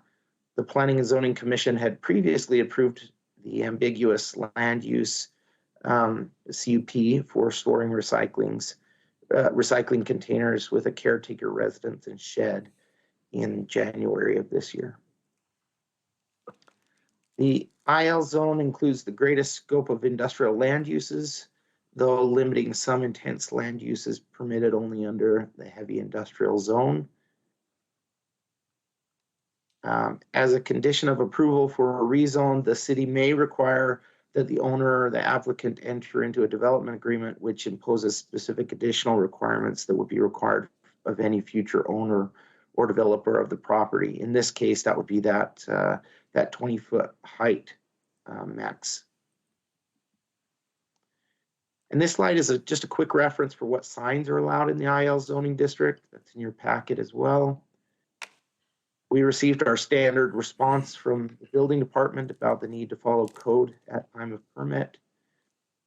The proposal matches the comp plan future land use map. The land uses in the area are not very consistent and are a mix of residential and industrial.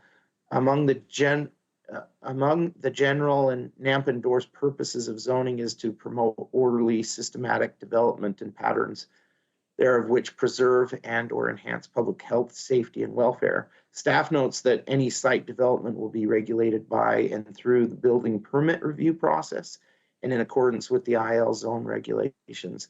The change in zoning appears to have little significant impact to the public because the primary use has already been granted by the city and the zoning would change from one industrial type to another. Staff finds that a development agreement could be used to ensure safety for the general public with that 20-foot maximum height limitation. And these are the recommended conditions of approval. And here are some potential motions for your consideration, and be happy to stand for questions. Mayor. Excuse me. Thank you, Rodney and Councilman. Rodney, well, first, Mayor, can you confirm for me if page 368 in our packet is the only page that's on this project? Thank you. I had the same question. So Rodney, did you hear Councilman Haverfield's question confirming Yeah. if page 368 is the only page in the packet? That's a surprise to me. It is the only page in the packet. And so, Councilman Haverfield, you, like myself, I'm a little challenged when we haven't been able to see, except for in your presentation, the map of the area to have an idea of what is contiguous to this property. So there is only one page in the packet. I'm the same way. Yeah, you are too. All the same. Yeah, so the whole council's saying it's problematic when there's just that only one page in the packet. You know, if it would please the council, I would suggest that Rodney go back to the pictures that he was showing, the zoning that he was reflecting, so that we can see it better. And Rodney, it's a little difficult to see it because of the size of your text, and then the picture is smaller. And so we might have you scan your screen over so that we can actually see in your presentation. Okay. See if I can figure that out. So go back to, Your presentation, and then if you could show us the contiguous zoning and the map that you had in your presentation. okay. So this is the. Okay, so Daniel Badger said that he actually can make it larger. So these are the areas that we need to see. Where is that insert as far as on the bigger map? So did you hear Councilman Haverfield's question? The Yeah, insert. it's just zooming in on that larger map there. You can see the blue. That is the same blue. So it's just zooming in on that same area. So you can see to the east is off-spec industrial campus, and to the south is IP Industrial Park, but it's a single-family residential home right now. And then to the north and west is Leah's Landing RV. And then farther to the south are multiple industrial projects. You can see those all there along Madison Avenue. And then I-84 just to the north of this as well. Leah's Landing is an RV park Mm-hmm. off the interstate. Mm-hmm. Yes, it is. So again, to the east is an off-spec industrial campus? Mhm. The I-84 Business Park? That's correct.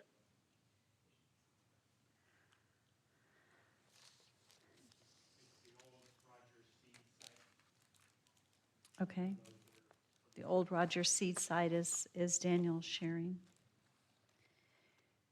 So, and the use, can you help us understand what the look of this property is going to be?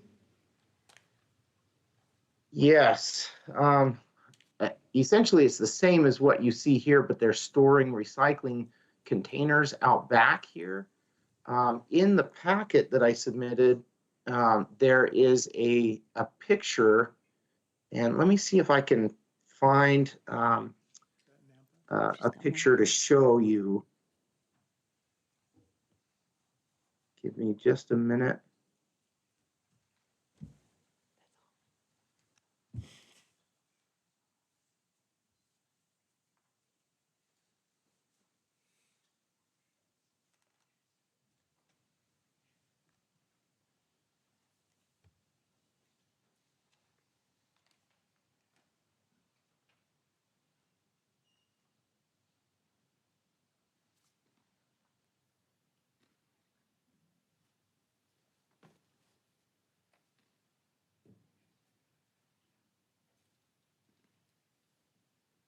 No, that's not it either. Well, if you'll give me a minute, I'll go back and look at the final packet. So Rodney, the packet that was submitted to the clerk's office only had the one page in it. So this is highly unusual, but so that we can keep moving, I would like to ask if we could move to the next item. We've not actually opened public testimony, So legal, would it be okay if we move to the next public hearing and come back to this one? Allow Rodney to find the time to get the pictures and be ready to go? Is that okay if we can do That that? that would be acceptable, Mayor. Okay. And I I'll do that. apologize to our applicant. We'll go through the next hearing, but that way we make sure that we do it right and we have the photos we need. Okay. So we're going to pause. Is it okay if I just say we're pausing on action item 7.2? We're going to move to 7.3 and come back to 7.2 in just at the conclusion. That said, item 7.3 is an action item, annexation and zoning to community business zoning district and a potential development agreement and conditional use permit for a multifamily residential in a BC zoning district for the South Side Lofts at 2416 and 2424 Southside Boulevard. This is for Joshua Hubert, and is our applicant here. Good evening. So thank you for coming forward and giving us your name and address and telling us about your project. Hi, Mayor, council persons. My name is Josh Hubert. I live at 3203 Karsten Court, Nampa here, and this is the project I'm presenting. This property lies in between on the east and west, north and south, sorry. Side is commercial on both sides of the property, and I'm squeezed in kind of here. I'm asking to annex into the city, and then zoning be granted to BC, along with a conditional use permit to do an 84-unit apartment complex with just 6 buildings. We're going to be, the way it's structured, it will include a dog park, it will include playgrounds, common barbecue spaces, all those things to be able to host and take care of the residents really well. Sorry, I don't know what else to say. Okay.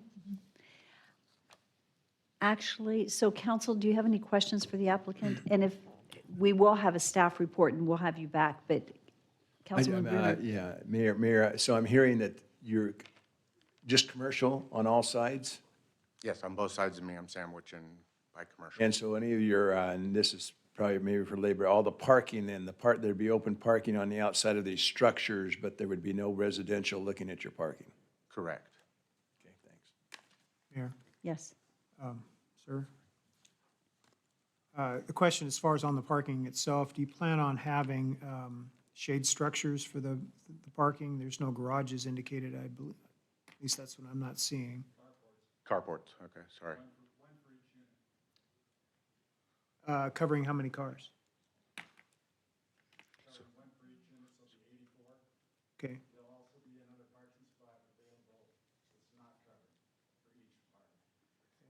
So the ADA is taken care of and your shade structures as well. Thank you. Thank you. Thank you. So as our process will be that we'll do a staff report, open public hearing, and then we'll allow you to come back and answer any questions before we're done. Thank you, Mayor. Thank you very much. Parker?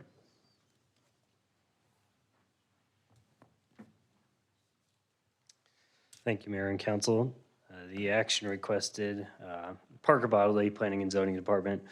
Action requested is annexation and zoning to BC with a potential development agreement and a CUP for multifamily. The concept presents 6 buildings, each is 3 stories tall, totaling 84 units. And it's calculated at 21 dwelling units an acre. The surrounding zoning to the north is BC. There's commercial tenants and a future multifamily project, Greenhurst Multifamily. That was approved last year. South is our zoned RP, and that's self-storage. To the east is Royal Meadows subdivision, and to the west is Shamrock Villa subdivision. In May of this year, Planning and Zoning Commission voted to recommend approval with all conditions in the staff report, as well as requiring a development agreement, securing the concept plan and the elevations. There is the concept site plan and the elevations. This is similar to the orchard lofts. That's what's pictured here, so this will be the same elevations as that building. Parker, just so you don't get too far down, could you go back to your last slide? I think it's important to recognize that the east side is the irrigation. Is that correct? That's an irrigation canal. Correct. Okay. Thank you. As far as the annexation, staff finds the property is enclaved. Staff also finds that the proposed BC zoning district would be compatible with the adjacent commercial designation, which can be stretched to cover this parcel. The last conclusion, stating reasonably necessary to assure the orderly development of the city in order to allow efficient and economically viable provision of tax-supported and fee-supported municipal services, basically saying that it gives you the ability to conclude whether this is the right time to annex this property. So it would be your determination whether this conclusion of law is applicable for the proposed project. As far as zoning, staff finds the proposed BC zoning district would be compatible. The proposed use of multifamily would be similar to the adjacent parcel to the northeast, and would be compatible with the adjacent commercial uses. The council would need to determine whether the compatibility with the nearby single-family residential district uses on the east side and west sides. So you need to determine if that's compatible. Staff finds that the proposed BC zoning district matches the zoning of the adjacent parcel to the north. Staff finds that the proposed BC zoning would not create a spot zone. And NAMPA has determined that it's in the public interest to provide a variety of housing types, which is stated in the comprehensive plan. Regarding the conditional use permit, as the mayor had pointed out, there's considerable buffers between the multifamily use and the adjacent single-family uses in the form of the Elijah Drain to the east, and then Southside Boulevard to the west. If traffic is generated above a certain amount, as dictated by engineering, a traffic study would be completed and recommended mitigations would be put into effect.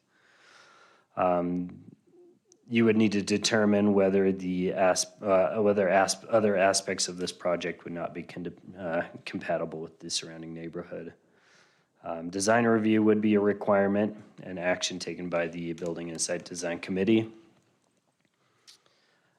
Based on this analysis, staff can reasonably recommend to the council that the project be approved, be it that you find it be compatible. So we can cover the conclusions of law. The code compliance has open violations for solid waste accumulation and weeds. The Parks Department requests a 20-foot wide easement along the western side of the drain, east side of the project, which would have a pathway as dictated by the Bike and Ped Master Plan. And as well as the Elijah Drain has a 50-foot easement on that drain. The required right-of-way dedication would be 40 feet from section line, and frontage improvements would be required as well. So going further into the surrounding uses, to the south is south side storage, and to the east are single-family homes, to the west, single-family. I mentioned the multifamily project in the northeast, that's Greenhurst Multifamily, which was approved for 60 units, and that's a similar density to this project. The conditional use permit for 84 units, the development would have to go through design review, and a 25-foot landscape buffer would be required along Southside Boulevard. Open space, from what I calculated from what the applicant stated, the open space would be 15%. Some of that would be within the easement and would be deemed unqualified open space, but we would do further analysis as they come in for a building permit. It would meet the minimum of 5%. Obviously, 15% is substantially more than that, but the parking, the applicant proposes 170 parking spaces, which is just 2 spots over the minimum. Further analysis would be done with the building permit, but as far as staff is concerned, the amount of parking is sufficient. A development agreement can be added as a condition of approval. That was recommended by the Planning and Zoning Commission, holding the site plan and elevations in place. There are conditions of approval that are in the staff report, and there is a motion that combines the CUP and annexation, or we can break them apart, whichever you prefer. And I will stand for any questions. Mayor, question. Parker, can I see, I'm looking at my packet, but it's not making sense to me. Can you show me the photo of the 6 complexes? And then you may have to educate me on the directions. So which direction is east in this photo? It is on the right side. So the total right, because the one I have is going this way, or south. Yeah, the pages are rotated. Okay. So the one on the very east, we have the Elijah Canal. And so how far are we away from the single family? You have to have, of course, you have the open space, but how far away? And what I'm getting at here, we're talking about 3 stories. So the way that is configured currently, there would be windows in that top 3rd story looking east. So if I'm a resident of the single family, I do not want those folks looking in my backyard. So the mayor and councilman, the easement for the canal is 100 feet total, 50 feet on each side. So it'll be at least 100 feet. And So then, is there potential for sight line from the 3rd story of the complex on the east side unit to be looking into those neighbors' yards and patios? I mean, Because I'm not going to vote for this unless that is reconfigured, if there is a chance of that. We're not allowed to go out and look at these sites, which is always troubling with me. I understand it to a certain extent. Right. That's something that I would want to know before I would be voting yes on this, so, okay? Sure. Yes. Parker, a couple of questions. Can you remind the council why we're looking at a conditional use permit for this project? Mayor and councilman, the future land use map has it designated as, sorry, let me pull it up here if I can find it, as medium density residential. So what we're doing is we're stretching the commercial aspect to the designation to the north, which only allows certain zoning. BC is one of those, and in the BC zone, we allow multifamily with a conditional use permit. So this isn't a planned unit development? No. In the BC, which is permitted, but it limits the amount of residential. So it's density and height is the reason that we're looking at a conditional use permit? Mayor and councilman, no, it's the zoning that is the reason that we're requesting a CUP. So in the BC zone, we don't have a density restriction.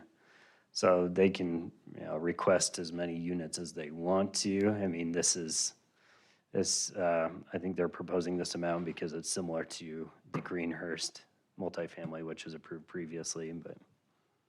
I'm just, that's what I was wondering. I'm looking at the chart here, and BC does allow a planned unit development, but it limits the amount of residential. I would assume there's a cap, whether it's 25% or whatever it is, in that approach, so. Yeah, But mayor just and looking- councilman, with a PUD, it's more of when they're doing a subdivision that it applies. This is just a single parcel, so there's no reason to do a PUD. That's what I'm struggling with. Mayor, just a question. Parker, how come they only have to do the 2 parking spots and not the newly changed to 2.25? requirement? I believe it was under the previous application, but I'll have to verify that we get whether it's the 2 or the 2.5. If you wish to add that to the development agreement, we can certainly add the 2.25. Yeah, I would like that. And then also, I saw that fire approved it, said that they're fine with it. Did they reach out to police? I didn't see that in here. Is police okay? Did they reach out to the school district? What does the school district say? I mean, this could potentially feed quite a few kids into that district. Sure. Mayor and Councilwoman, the school Nampa, this would be a Nampa school district, and generally there's not a capacity issue with Nampa school district. As far as police, we received the police correspondence. It should be in the staff report packet. Generally, they just cover the amount of additional police officers and support staff. But there wasn't really anything else that would need to be covered unless you were seeking additional information. Okay. And then as far as when this is going to start to be built, is there going to be any road widening or anything that needs to happen because of this? I mean, this is a lot of cars in a pretty compact area. I can let Daniel answer the traffic the study, whether that's needed or not, and the road widening, if that's what the plan is for that, but I don't have any answer to that. So I think you could answer the question right now, if you would. That would be beneficial.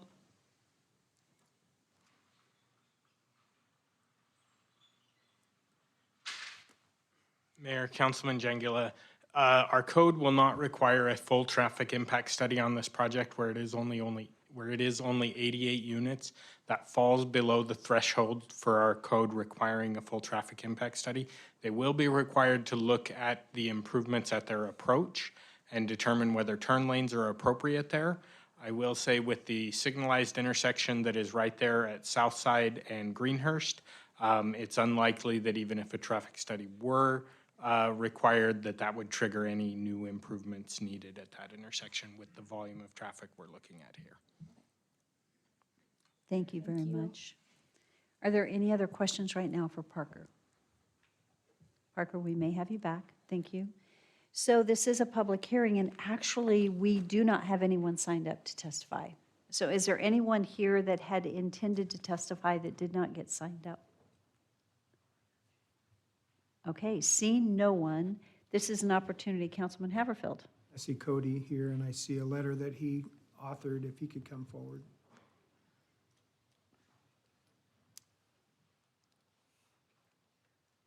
So the Parks and Rec is requiring a 20-foot wide easement. What is the width from the center line of the Elijah Drain for the Pioneer Irrigation? What's their requirement as well? Mayor, Councilman Haverfield, I understood this to be in the Nampa Meridian District that allows us to place the city's pathway on top of their easements. So in a lot of conditions, the pathway asphalt is actually on top of their 50-foot easement area. So our easement's on top of their easement, then the bank, obviously, of the ditch comes into play as well. But what about Pioneer Irrigation District then? You don't have the same setup with them where you can be over the top of their right-of-way? Mayor their and easement? Councilman Haverfield, that's correct. Typically in development happening in Pioneer Irrigation Districts, the city will ask for the 20-foot easement within the private property as adjacent to the Pioneer Irrigation District's easement. Why is that? They, from my understanding, Pioneer Irrigation District is not amenable to a master agreement, much like Nampa Meridian is. Thank you. So could I follow up before you sit down? So the width, so it's 50 feet. Is that from the center of, it's from the center? Okay, so Typically, it that's how truly that's- is just Yep. 50 feet. Yes, Mayor. And we Setback, ask okay. for 20 feet for the pathway, with the pathway width typically being 8 to 10 feet. Okay, thank you. So the reason for the follow-up question really has to do with Councilman Bruner's concern about the distance. And so really, it would be looking back at the project to see how far those are set back. So you've got a minimum of 100 feet plus whatever setback they have on their property in addition to that. So with no one signed up to testify, this would be an opportunity for our applicant to come forward. And you're welcome, yes, to go ahead and join in. And to answer any questions, you guys are welcome to make closing comments, and then council, if you have any questions for the applicant. Mayor and council, Council Bruner, wanted to address the distance. It is more than just the 50 on each side. You still have the properties that are set much further back from, as she had mentioned, from the, as Mayor mentioned, from their back fence line. So there's probably a good 120, 140 feet, maybe further, give or take. On top of it, there's also, on top of it, all the way across, there's very mature tree lines. So There are mature very trees. mature tree lines all the way across the back of there, so there is no line of sight. Thirdly, that building, all the main visual windows as well as the patios and everything are on the backside facing this direction. They're facing the other direction. Towards the street, right, not towards the So back. we're just talking about maybe bedroom windows or something of Yes, that sir. sort? Yes, sir. And if I can follow up with you, then and probably not, it's not a requirement, but did you happen to have any type of meeting with the neighbors of that subdivision to the east? Yes, we did do all that, we did. And I'm not seeing anybody here to testify, so it must have been, Correct. so you felt like the meeting was a positive meeting? Yes, sir. I also wanted to address just the approach as well. We took this and we did a loop with 2 entrances that we can do very wide approaches on to really address and really ease the flow of traffic in and out of there as well. That tree line helps me, like I said, with us not having a visual and just having a drone or something oversight. I wish we could have that as far as in our photos. Yep. So we could see those type of things. Does Rick's son have a drone? What's that? Yes. Okay. Are there any other questions right now for the applicant? Okay. Maybe Natalie had a concern about parking. Yes. Yeah, we do have 2 extra spots. When we applied, the conditions were 2 units. If we were required to do more, we would lose at least 12 units or 18 units. So it would affect our income drastically and the city's income also, tax base. If you add an extra 0.25? Yes. Are there any other questions, comments? Okay, seeing none. Do you have any, are we good? Because we will be closing public testimony. Yeah, thank you very Okay. much. Thank you. Thank you. Okay, is there a motion to close public hearing? So moved. Second. All in favor? Aye. Okay. What is the will of the council? Mayor, I have a question for Parker. So based on the 2.5 parking, now the developers said they would lose financially. Is that an ordinance yet? Did we pass that ordinance? I don't remember. Mayor and Councilman, it is in our current code, yes, that anything 2+ units has two and a quarter parking spaces. Whereas anything that's 1 bedroom would just have 1 parking space. So we would have to do further analysis on how many bedrooms each unit has.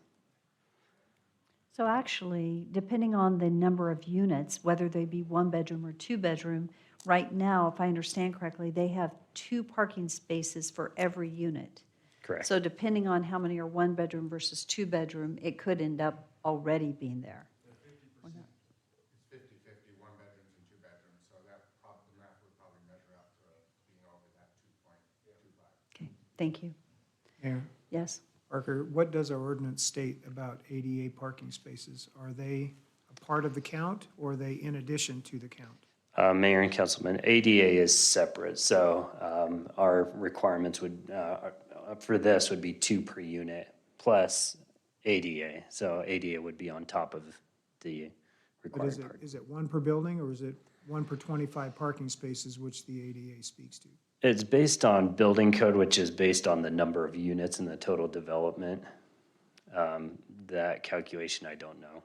Well, I'm working on a fourplex project right now, and Yeah. it's one per building, which is different with these. These are commercial structures, a lot more units, obviously, per building. So Right. is it one per 25? Mayor, Councilman Haverfield, that depends on whether the buildings are on individual ownerships. So lots of times in a fourplex development, if you have each building on its own separate lot, you have to meet ADA for that lot. In this situation where all of the buildings are on a common ownership, then it would be the one per every 25 stalls or 50 stalls, whichever it is. It would not be one per building. But it is in addition to the ordinance requirement of Yes, 2.25 per larger unit. yes. If they were all larger units, then it'd be 2.25 times the number of units plus the ADA stalls. Correct. So I guess that's what the count needs to be determined if we meet that requirement. And those reviews would happen at the time of building permit and would be enforced at that time. But my understanding, just to be clear, is that they do not fall under the 2.25 because they applied prior to that ordinance being in place.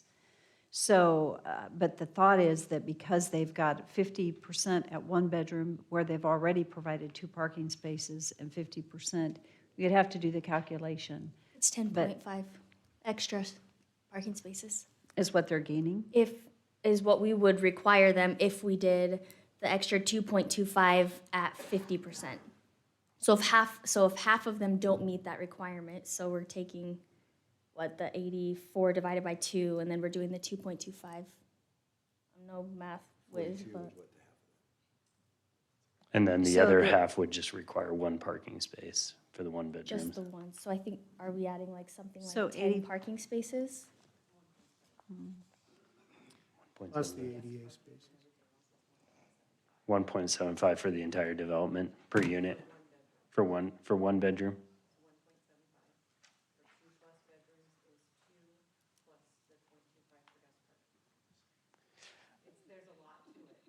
Yeah, so if you prefer to have it under that section, we can add that to the development agreement and calculate under that.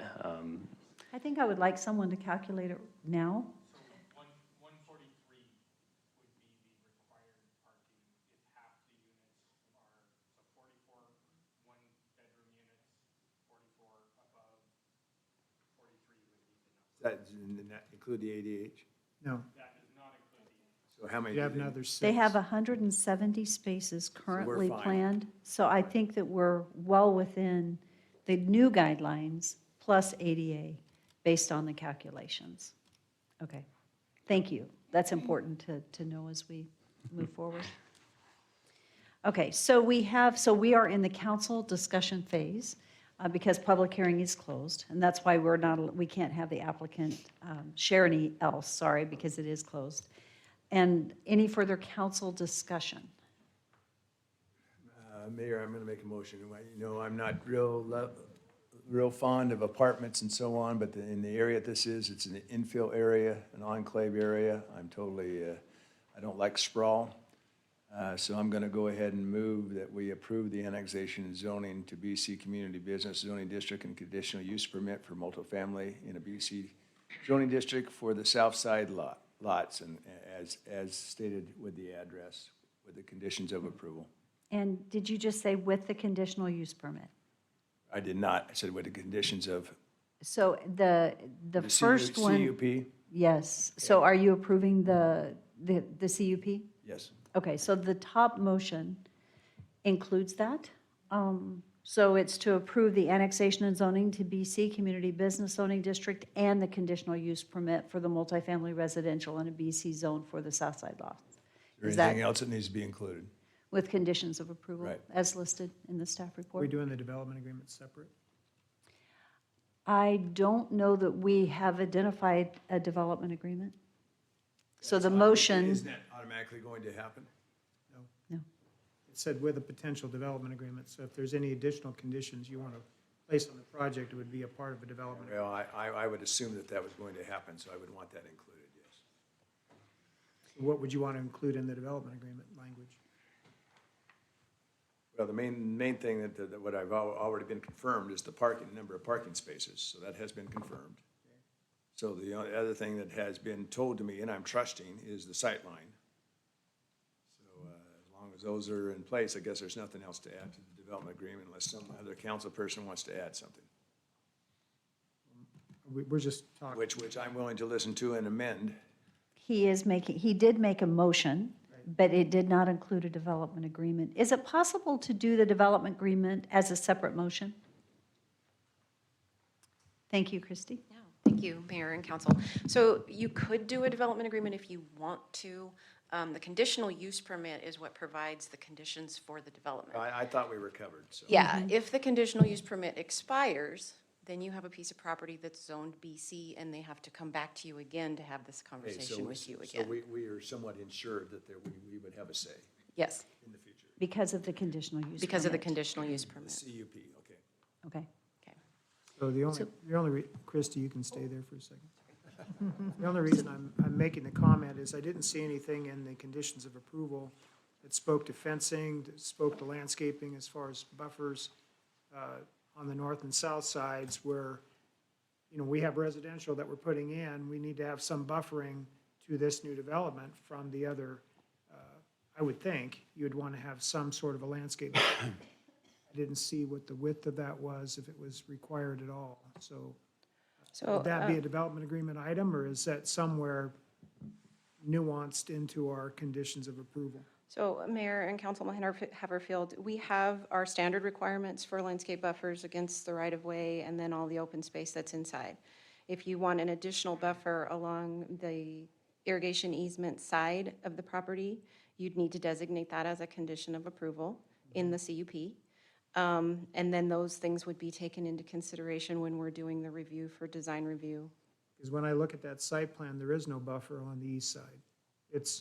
There's the Elijah Drain, there's a pathway that has a sidewalk in it, but there's nothing that's really shown as far as, if it's in green, where the landscaping would be. So there's really no landscape buffer that's separating visually that drive lane next to the Elijah Drain.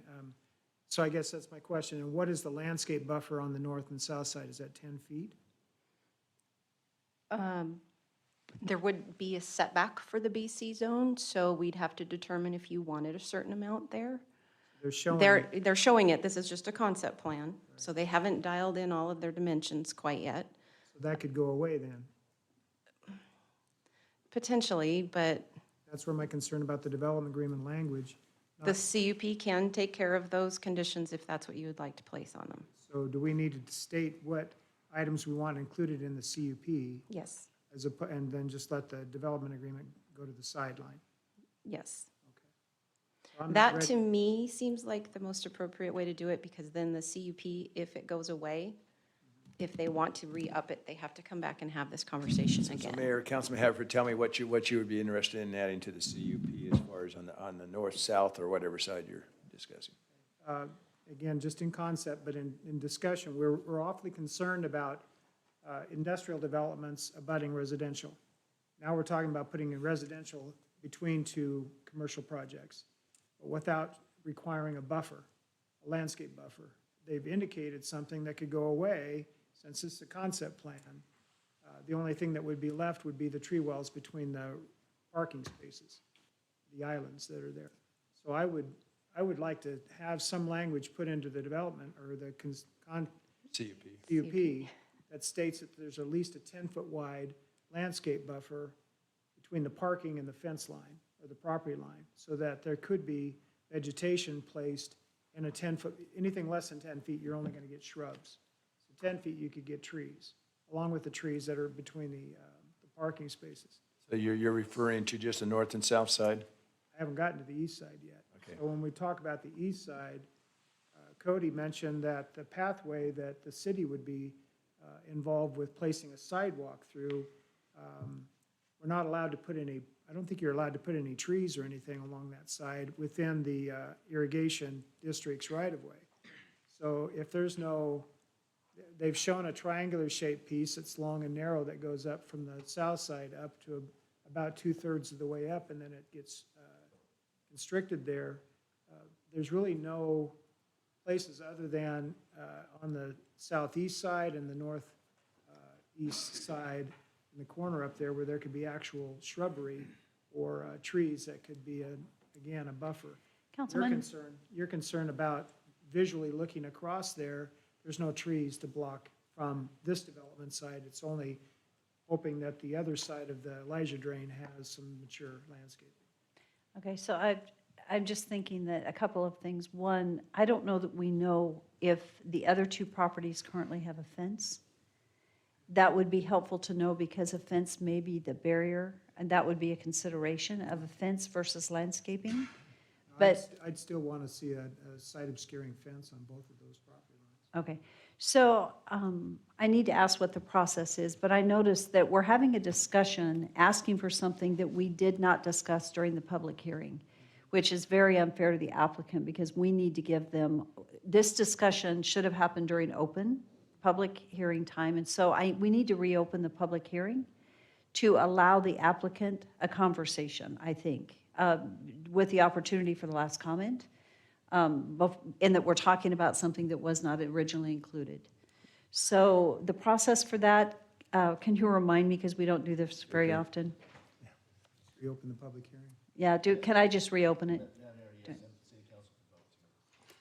To reopen? Okay, I would stand from. So move. Second. It's been moved and seconded, and can that be all in favor, or does it have to be roll call? No. Okay, all in favor? Aye. Aye. Okay, with that, our public hearing is reopened. This gives the opportunity for our applicant to actually provide response to the things that are happening here. I think there needs to be a little bit of a discussion regarding what conditions may be placed on and what the impact of that would be. Yes, I think that's very appropriate. Thank you. Thank you. So Mayor, just as So- another follow-up comment, conceptually, they can make this work the way that I had mentioned it. One of the alterations that could take place is the one building that Councilman Bruner was talking about on the eastern side could be rotated slightly to create more of a buffer between the pathway easement to get the landscaping to be at least 10 feet wide there. And then my only additional item that I would like to have seen in the development agreement or conception, or the CUP, would be a 10-foot wide landscape buffer around the perimeter of the project to buffer the residents of this development from what's happening around it. Okay, thank you. Okay, so with those comments, I think what I'd like to do is give opportunity for the applicant to come back and for us to be able to discuss the feasibility. So go ahead and come forward. So I think we're going to, you listen to Councilman Haverfield's suggestions. I'd like to ask the question if that's something that you guys feel like you can comply with. I think that Comments? 10 feet's a little much. I do agree with the building. I saw the same thing. The minute you said that, I was like, this is a concept too, so we would address all the finalization and bring it to the perfect requirements of the city, right? And I do agree that that building could slightly kick over, essentially following that pathway, the line of the back of the lot, right? Therefore, giving us that additional buffer that kind of got squeezed out in the turn of the loop in the back. I do believe that that could be addressed as well. We do intend on, and there are many different types of trees, not just shrubs, that don't require 10 feet of space in order to grow.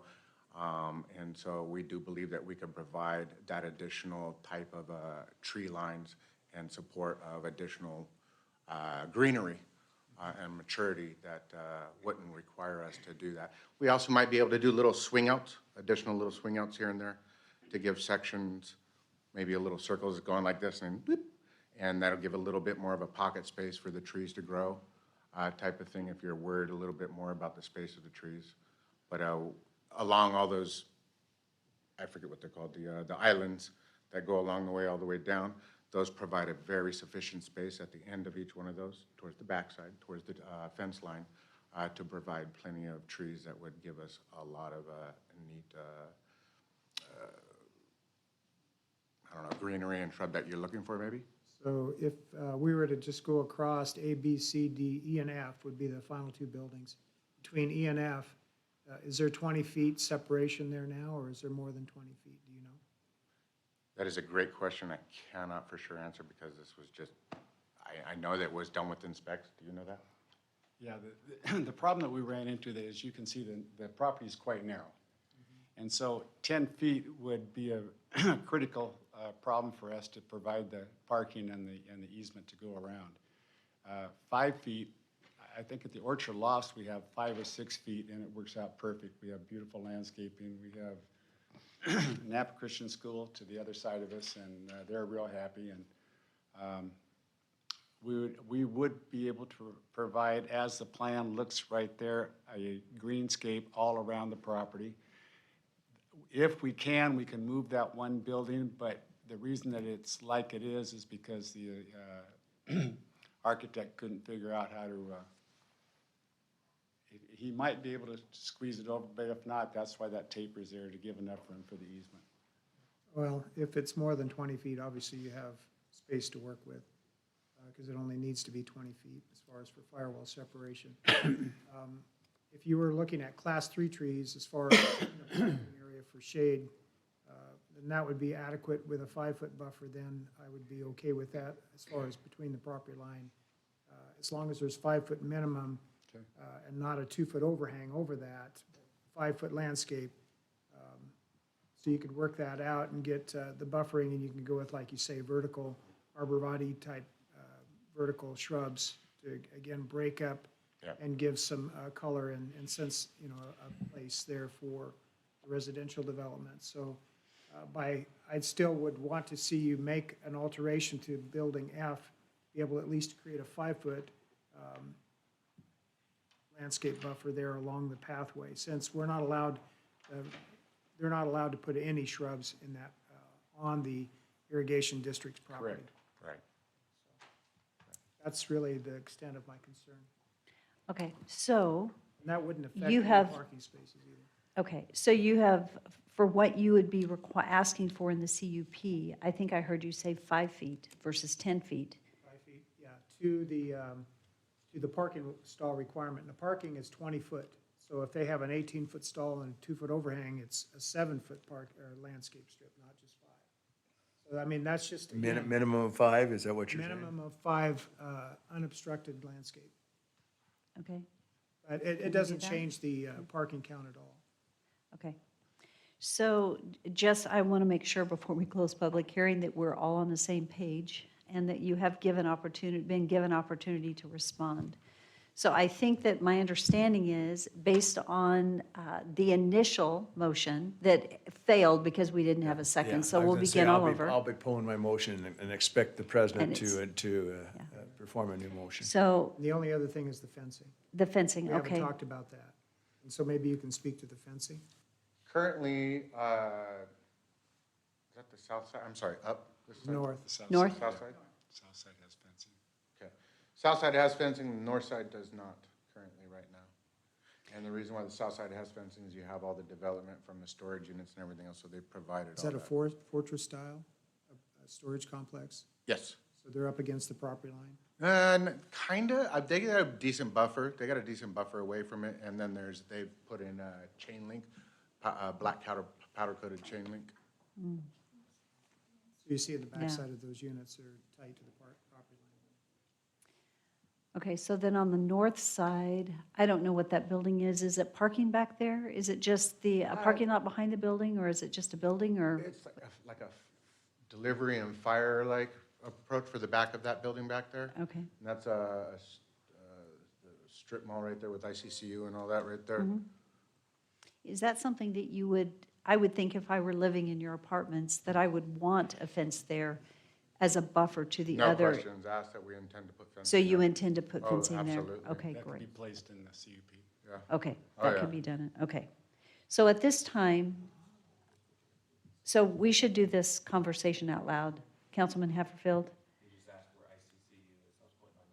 Okay, thank you. Just because we can't have it not heard. So my understanding is that the 5 feet unobstructed landscaping barrier, and you are going to put a fence along the north side of your property. The south side already has a fence. Correct. Okay. So is there anything else that we need to talk about? The only other one would be the fence on the east side of the property along the pathway. Correct. Which, Wait. correct me if I'm wrong, I do understand fencing quite a bit, but when we have anything that has to do with water hazards, I do believe it has to be wrought iron that's not climbable by children, but I might be wrong. So, am I correct or incorrect? Wrought iron or chain link, and then we would intend the more pretty side of wrought iron on that. Okay, so probably a wrought iron Yeah, I on would the want east to do side. chain link. Would Okay. that be on the Elijah Drain side? That's correct. Okay. Is there anything else that needs to be considered before we close public hearing? Yes. The only concern that we would have as far as, is that one strip that you're concerned about. I don't know if it's 30 feet, 40 feet. It's on the drain side. If we have some variance on that,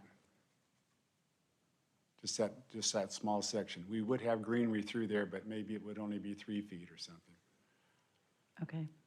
to allow access through the property. Councilman Haverfield?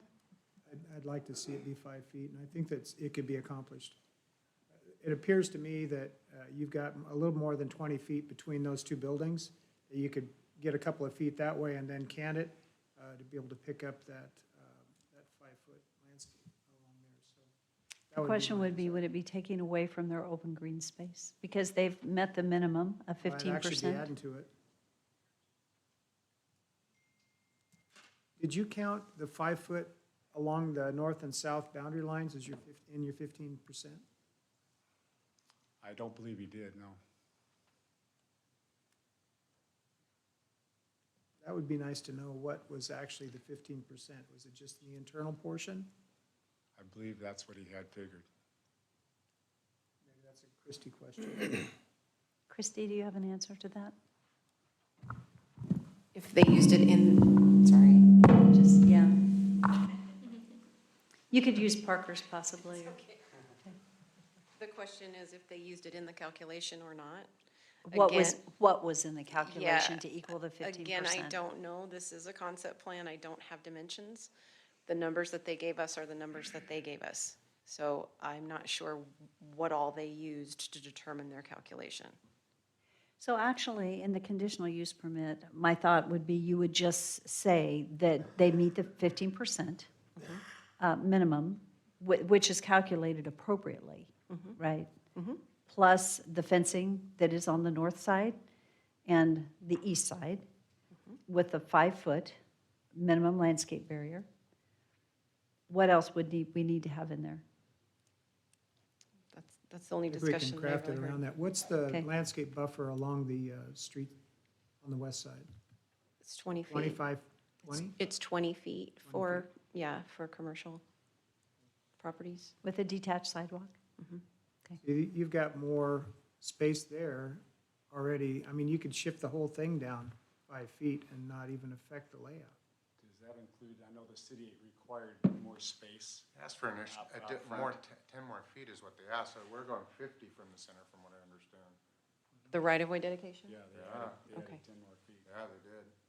50 plus 20. So we're going a little over what the requirement is, because they asked for a new. We just don't have anything in our packet to look at that's as defined as what you're showing. Okay, so that we can get done tonight, I think that we need to keep moving. I do want to make sure that we've been thorough, because this is a big decision for you, what comes forward from city council. Yep. So council, do you have, well, first of all, before we close, closing comments? I did. The only thing that I was a little bit nervous on was that the minimum requirement is 5% of green space, right? And so. right, 15. 15, is it minimum 15? Yes. Oh, I am so sorry. Forgive me. I'm thinking in reverse. So, Okay. yeah. So you are right. We are definitely at the 15%. I think we're more than that, but I appreciate, and we are willing to obviously tackle that as well. So the question is, did you figure in the 5-foot landscape strip on the north and south sides? When we did the engineers, he talked about the main area as being that amount, the 15%. We did not count the exterior, the end. He did not inform me that that was included in there. So it'd be more than that. Mayor, I'm sorry. I'm going through this in a different development, in a different jurisdiction, and it's down to brass tacks. Okay. You have to prove what you're providing. It Yep. can't be, yeah, we got that covered type of an approach. It has to be defined. I'm not hearing that. Okay. So the conditional use permit is requiring that of us, and we've approached this the whole long way. Our plans are all tentative, but we will adjust for that and we'll accomplish the 15% minimum. No questions asked. So if the motion's made to include the 5-foot buffer around the perimeter, you'll do that? Yes, As sir. part of your 15, then you can make it up and make some adjustments internally. Yes, sir. See that? I'm not trying to be onerous in this, it's I just, think we've got it. I think that when we make the motion, we can include in the conditional use permit the items that we've discussed, and I think we've got it. All right. Thank you. Okay, good. So I would stand for a motion to close public hearing. Again, so move. all in favor? Aye. Okay. I think we've got the motion figured out. You want to state it, then we can say, as the mayor stated. Just a moment. Mayor, I have a question for legal, if you don't mind. Okay. Okay. Mr. Villegas, are we reaching out into an area where we should not be? And what I'm saying is, we are here for the annexation and zoning, and for the conditional use permit.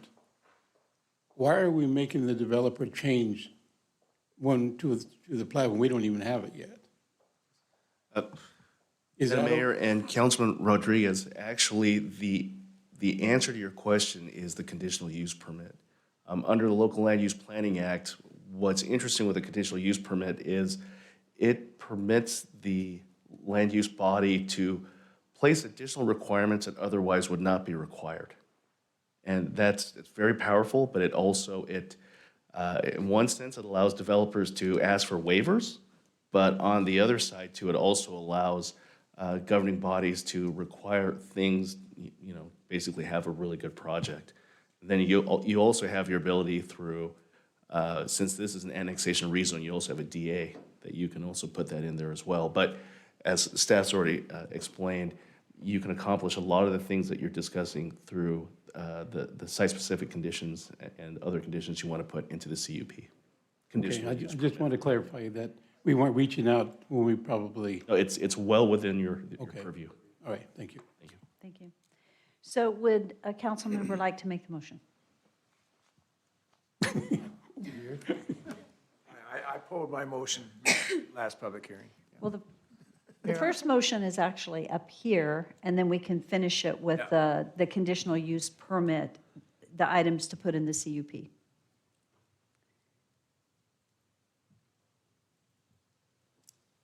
So the conditions in the staff report. So it goes back to that's the one that needs to be up there. So it would be, if I understand correctly from council, and I'm not trying to put words in your mouth, but my understanding is the council, the first motion was to approve the annexation and zoning to BC and a conditional use permit for the multifamily residential in a BC zoning district with the conditions listed in the staff report. And in addition, in the CUP, it is confirming the 15% minimum landscape requirement, a 5-foot landscape buffer, fencing on the north and east boundaries, with the assumption that the south boundary is already fenced. Plus the parking discussion items. And that what do we do with that? I guess that because when they applied, the current ordinance did not require 2.25, but it looks like they fall within it. Can we apply that because it is a CUP? Madam Mayor, Okay. that's correct. Because there's a CUP, you can require that. Okay, and that we ask that they comply with the current 2.25. Well, it's not 2.25. I would state it this way, our current parking ordinance requirements and ADA requirements. Is that correct Correct. way? Okay. Okay, I'll make the motion. So move as the mayor just stated. Very eloquent. Mayor, did we want to add that fence on the east? We did. Okay. We did. And I'll Thank second you. it. So Mayor, for clarification, the fence along the northern boundary is at site obscuring? or is it open? Because it's, the fence on the Elijah Drain side is an open fence, Yeah. so it would be. What is the will of the council? Would be site obscuring, but it's not going to with 3 stories, it's. Right. 6 feet. But it is, okay. The fence itself will be site obscuring. Good Okay. point. So again, I'm concerned about the residents living in this development having at least a sense of place themselves, and not looking over into something, you're concerned about them looking over into somebody else's yard. Just the livability and the sense of place that we're trying to help them create. And I totally agree with that, Councilman. The other thing is, though, you don't rent if you're not happy, you're gonna see, Right. you're gonna see what you're gonna see. I totally agree with you. You protect the residents. So we have a motion and a second currently. Again, for clarification purposes then, Mayor, you stated that there's a 5-foot minimum landscape buffer around the 3 sides, north, south, and east side. We have a 10-foot easement that was going to overlap the irrigations easement for our pathway. So that's a part of this agreement. So the conditional use aspect of this is only for the parking, clarification of the landscaping buffer. They still have to meet the 15% landscape requirement. And then we're allowing the number of units that are being sought after as long as they can meet the parking count.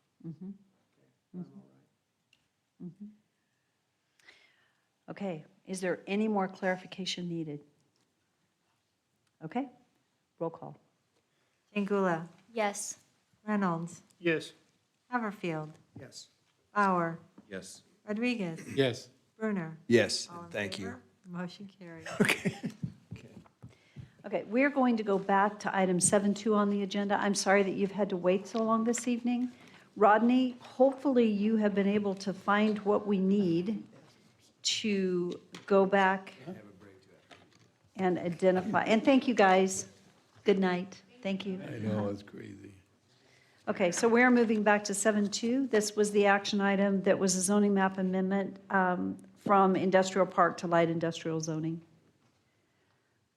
So Mayor, I did find the staff report. I apologize. I'm not sure what happened, why I only got that first page over into your packet. Something happened there. I apologize for that. But I do have the staff report. I'm just a little nervous if you don't feel comfortable with this, proceeding with this. We just a thought, we may want to continue it to the next meeting so you have the ability to look through the whole staff report. Otherwise, I'm happy to work through this and show you the displays and go through the details of this project tonight if you would like that. Okay, I'd like to ask okay, so I'm hearing from Councilman Bauer to continue. To our applicant, I would have to say we sincerely apologize. The next meeting is 2 weeks away. We would just continue it to the next meeting. Guaranteed 2 weeks from now? Yes, Rodney, that would be guaranteed to be on the next council meeting, is that correct? That would be because we don't have to repost it in the newspaper or anything. It's just a continuation. And in addition to that, they do have their CUP currently, so they can continue to operate the business. This is just to clarify it. So I wouldn't anticipate concern that way. Mayor, I would be fine with that as long as they're first on the same. public agenda. Okay. They would be number 7.1 on the agenda. And it would be the date, is that the 20th? June 20th? That we would Correct. commit that they would be first on the agenda, Mayor, so they didn't have to wait. Dennis, are you okay with this? Well, Well, Doesn't, Doesn't matter. I we guess, don't, we didn't get any of the information. well, he may not be here. so does it work with the applicant, or does it not work with the applicant? Got Zoom or Teams?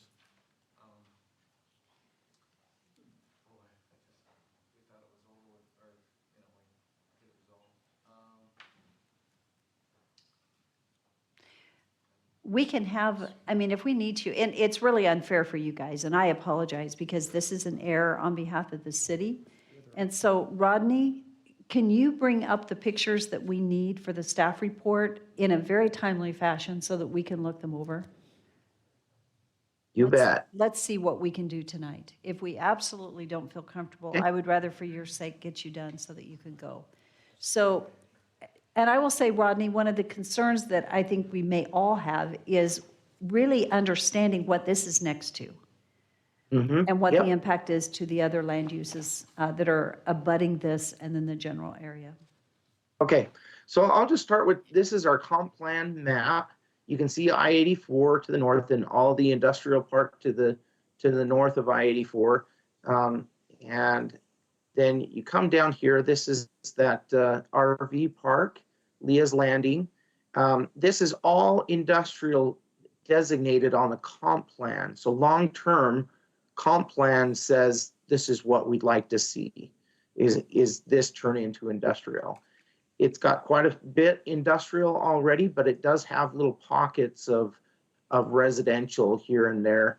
And it's just it's a little bit of a strange area where it's developed over time into industrial and Rodney, continues. could I pause you right there? You're using the term industrial. They're looking to rezone to light industrial.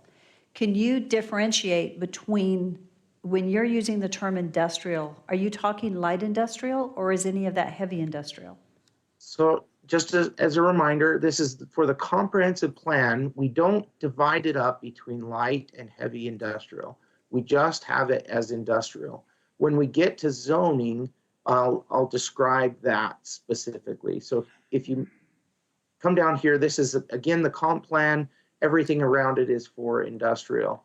Now we'll get to the zoning map here. The zoning map divides industrial into 3 different categories: heavy industrial, light industrial, and IP, or industrial park. Industrial park is intended to be a little more landscaping, a little less outdoor use of storage, and heavier impact to neighbors. It's intended to be more office.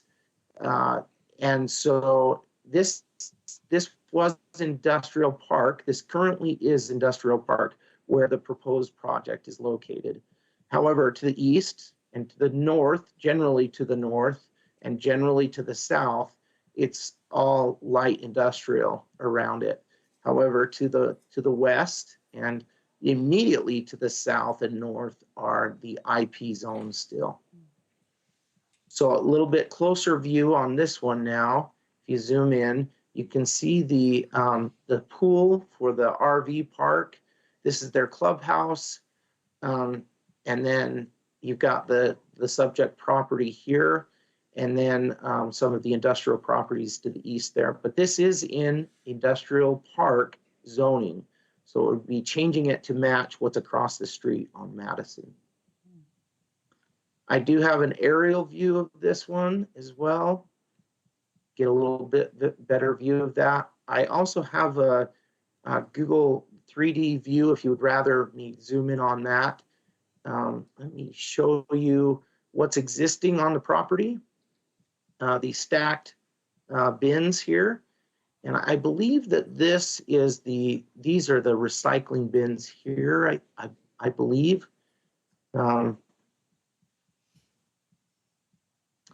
So you can see this is from the RV park looking over into that lot. And then the condition that the Planning and Zoning Department or Commission put on this property, there would be a maximum of 20 feet high that these would be able to be stacked. So Mayor, if I may, Rodney, if I interrupt this, what's the height of those that we're seeing right now?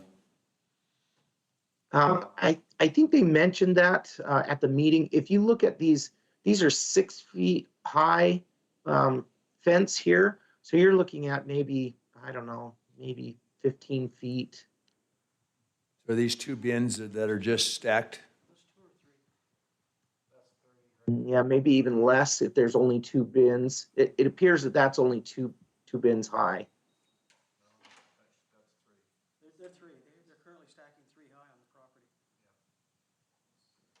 Those are 3 high then? So yeah, you're getting close to that 20-foot maximum at that point then, if that's 3 high. Yeah. Okay, so this is similar to what we're discussing then, thanks.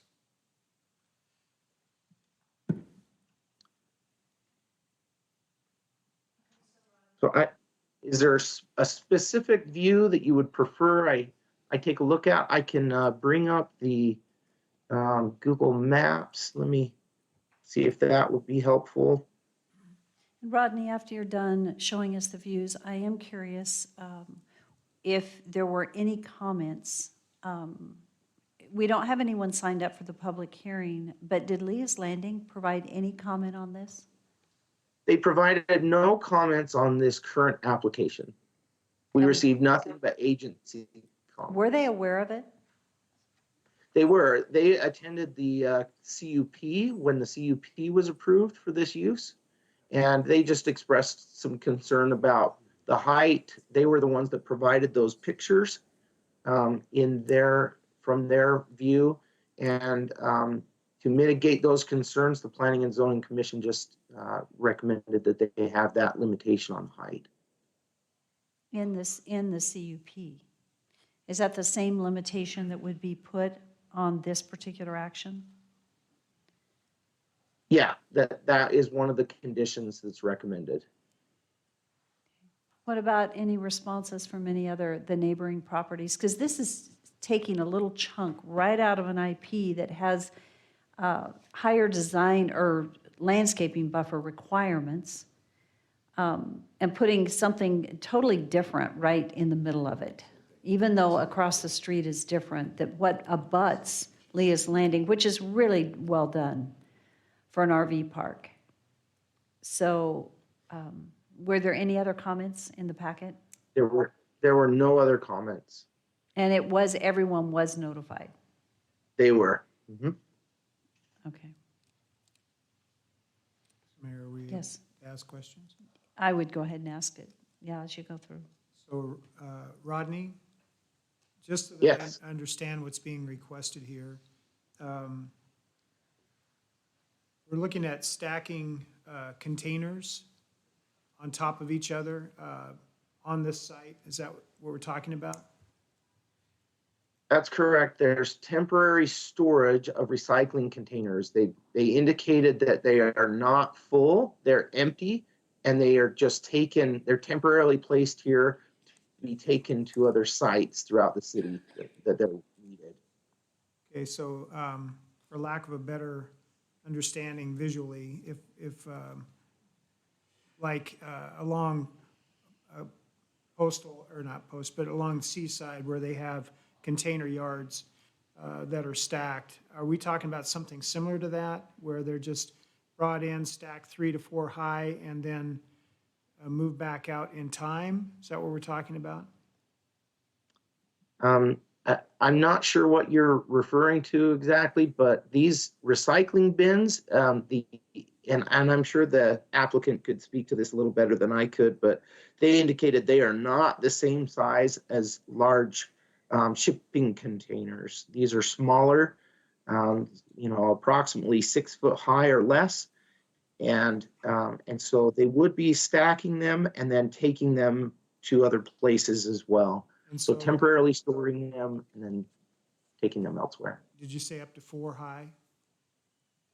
No, 3? I think he said 3 high would be the max because That'd be they 18 would feet tall? otherwise go over 20 feet.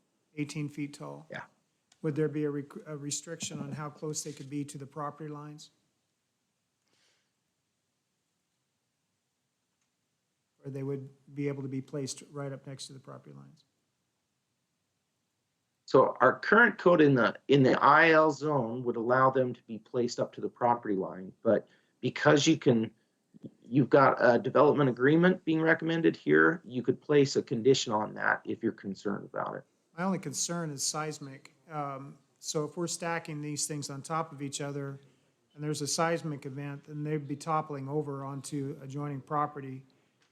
That would be my concern. If it was a house or a structure, you have to design to meet the lateral forces that could potentially, even winds, that could knock these things over. So that would be my concern, is just what safety do the property owners around this development have if they're right next to the property line?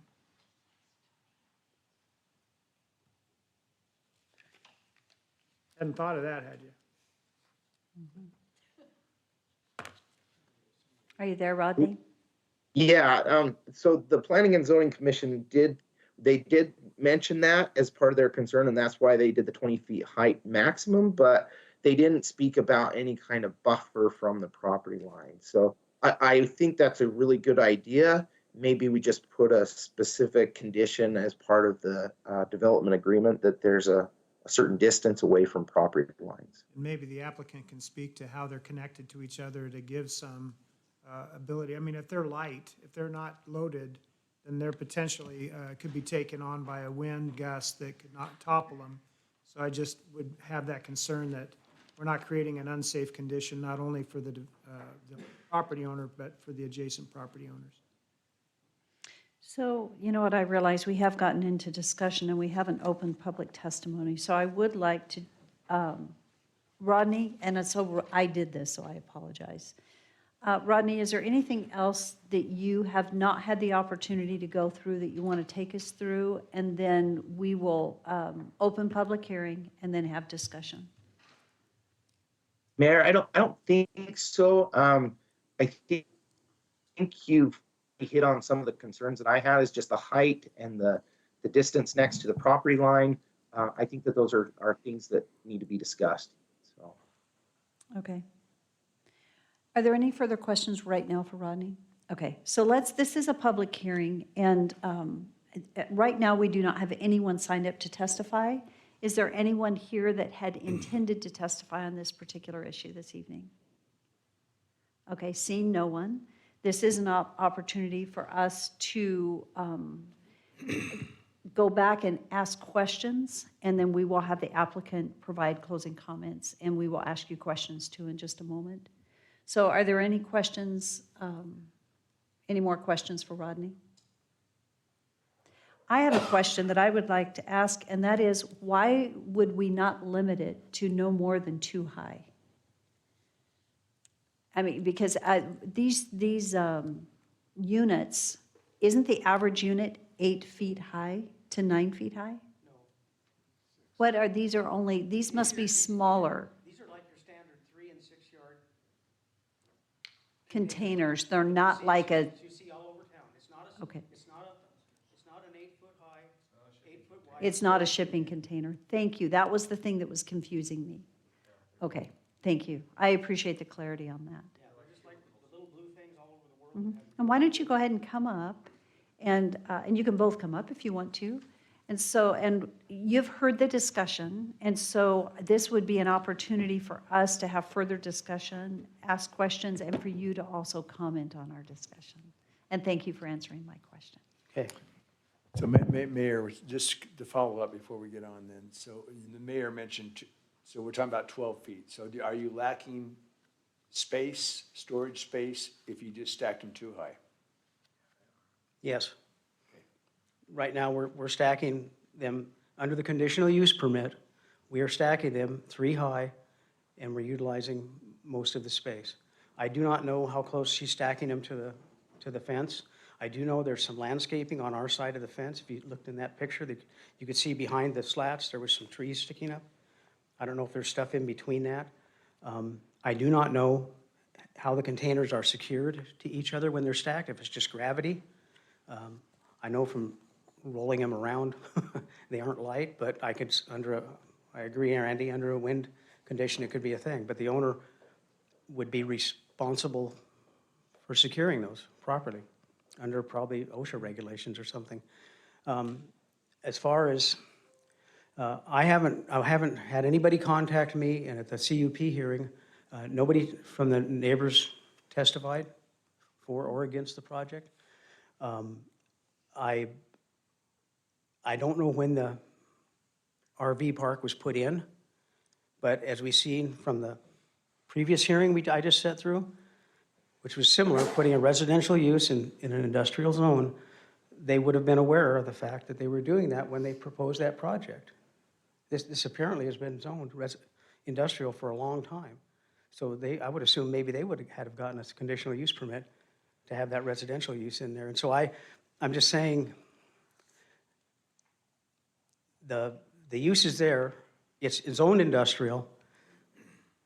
Shelley could leave tomorrow, and somebody could come in there, and they could park it full of high lifts, much higher than 18 feet.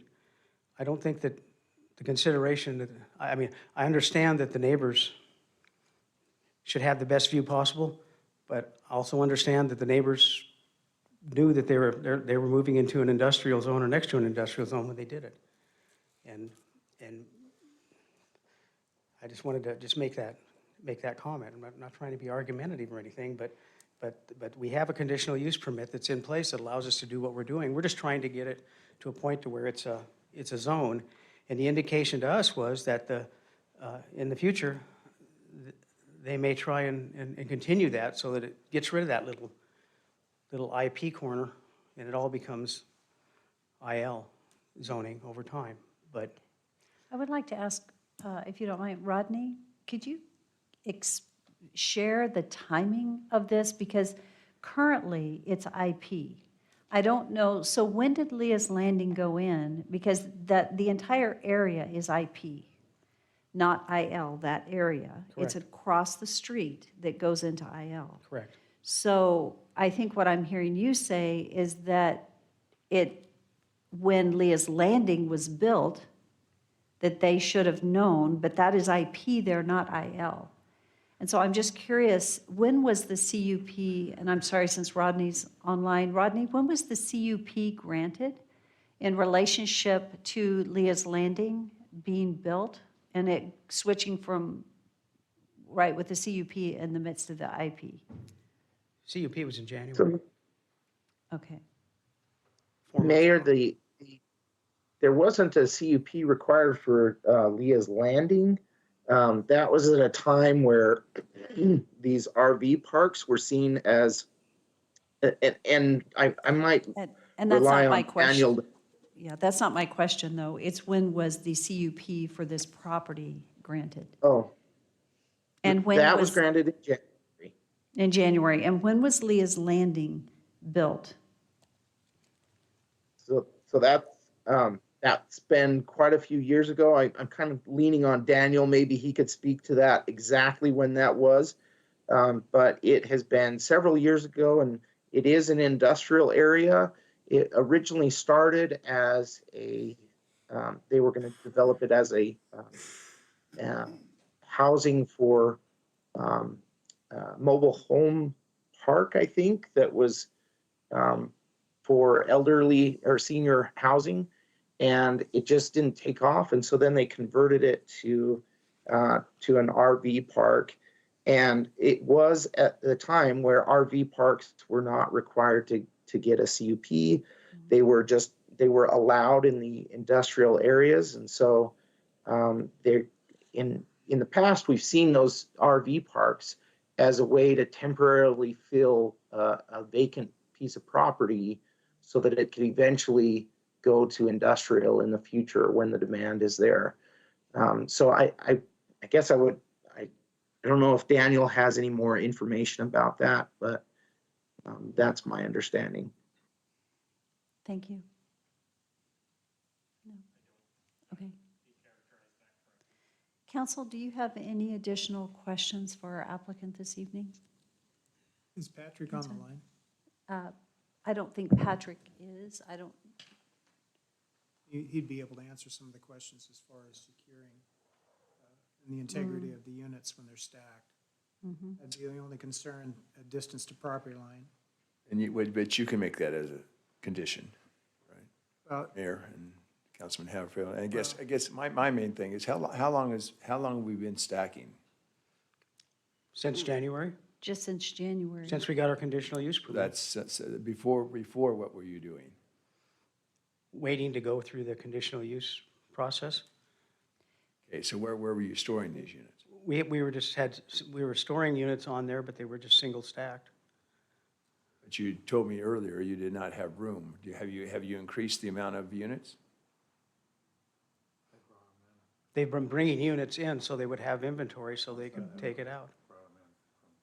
So we've gone from a single stack to a triple stack. That's a lot of. Right, but the intent was always to triple stack them because they knew how many they would have to have. They've been bringing stuff up So from you've been triple California stacking since January of this year. since we were granted the conditional use permit.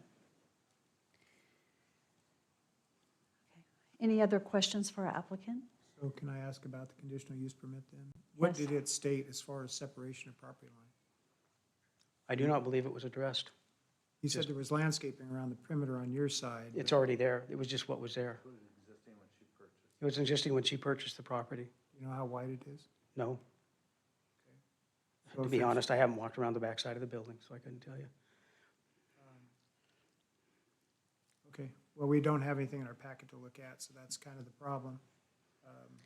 But, you know, in OSHA, obviously, there's going to be requirements as far as just the safety of what you're stacking, and not only for yourselves, but for the neighbors. Right, That's a understand. concern. So there's just some unanswered questions. Yeah, I would So- note that line is, there's a landscape setback on the RV park side of the property, and then there's one of their main drives, and then the units are on the other side of the street. So they're probably, the nearest unit's probably 40 or 50 feet from the fence line. You know, tornadoes only hit RV parks and trailer parks. So- Mayor, someone needs to educate me. So we're talking about OSHA now. We have a CUP since January. So when does OSHA enter in and say good, bad, or otherwise? It's an operation, so it'd be open to inspection at any point in time. I mean, so OSHA is not aware of what is going on since January? Oh, easily not. That's just an open question.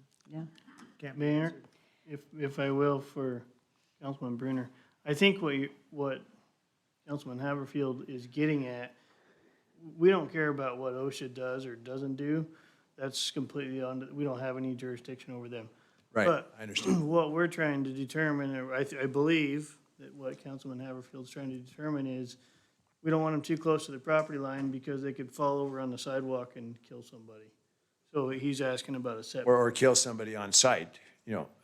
That's their deal. Which isn't our issue. Yeah, It- I it's- guess was trying to get educated, on when OSHA actually, that we allow something with a CUP, but then we don't check with any federal guidelines or anything of that sort before we do so, I take it. And that's where we rely on staff for some communication, but again, this is just I've been on council for 8 years, and there's never been a project like this come before us. Probably will never be another project like this come before council in the next 20 years. It's unique, so it's just getting it right. So Councilman Haverfield, we're talking about 18, 20 feet max height. Yeah, so if they all tipped over, Dominoes. and probably the one may not tip over, so we're talking about we need a minimum of 20 feet from any type of fence line. If you were to use that logic. Simple logic is all. Well, I think that's what you said, is that there's, But you're talking about blowing further or whatever the case is. I don't know, I think that's, Metal buildings are a great example of how light structure can be moved by the air. Right? Because wind can take it away. If it's not solidly grounded into, something substantial in the ground itself to hold it down. So when we're talking about these that are they're sitting on top of each other, they can either topple or the wind can take them. So all I'm asking is, how are they secured? Are they secured down somehow to keep them from toppling, or lateral pressure from either an earthquake or wind? That's the concerns. We just want to make sure and get it right. We're going to approve it. No, I appreciate that. We just know from tornadoes that, there's a lot of things that are not attached and Or they're flying all over microburst. the place. From cars to mobile homes to. But in this area, it- 90-mile-an-hour wind gusts are common. They can happen at any time. Well, certain times of the year. Rodney, the CUP that's in place, the CUP permits currently what is allowed in the CUP and what is the length of time that this use is this use based on the CUP an indefinite time frame? It is. And what are the And it's- conditions in the CUP? Do you have the CUP there to where we can look at it? I do. Let me show you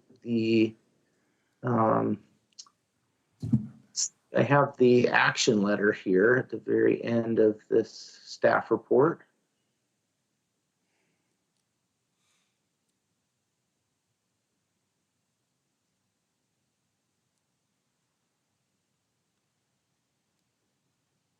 Okay, so the only two conditions were these two conditions that they listed, and that was just the 20-foot height for the stacking of recycling containers.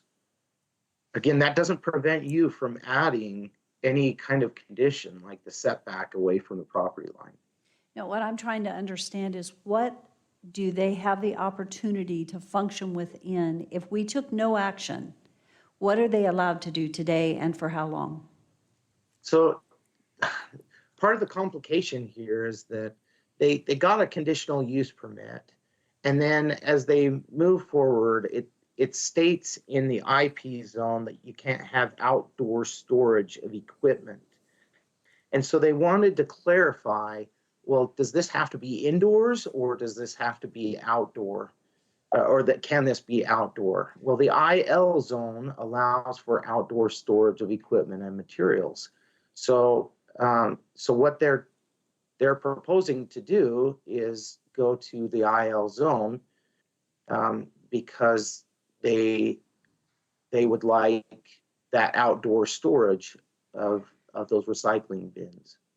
So it just clarifies what was originally proposed in that conditional use permit. I think that they just want that to be very clear and that it's with the property, it's not with a conditional use permit, it's the zone that's appropriate for their use. So did planning and zoning approve this? Because it didn't come to us. I did recommend this, correct. They recommended Oh, you mean it. The you mean CUP correct. was approved by planning and zoning, and what I'm hearing is that they allowed a conditional use permit for the stacking up to 20 feet of these units outdoors. And so that CUP, does it grant them the opportunity to do, in perpetuity, stack does. these? It does. Mhm. Okay, so I'm going to be really candid here, and I don't mean to be difficult, but I'm a little confused as to why we would rezone a property if you have the authority to do what you're wanting to do. And I will say candidly, I'm struggling with the principle of we have an IP zone that was clearly established. Leah's Landing developed in that IP zone, anticipating it to be an IP zone.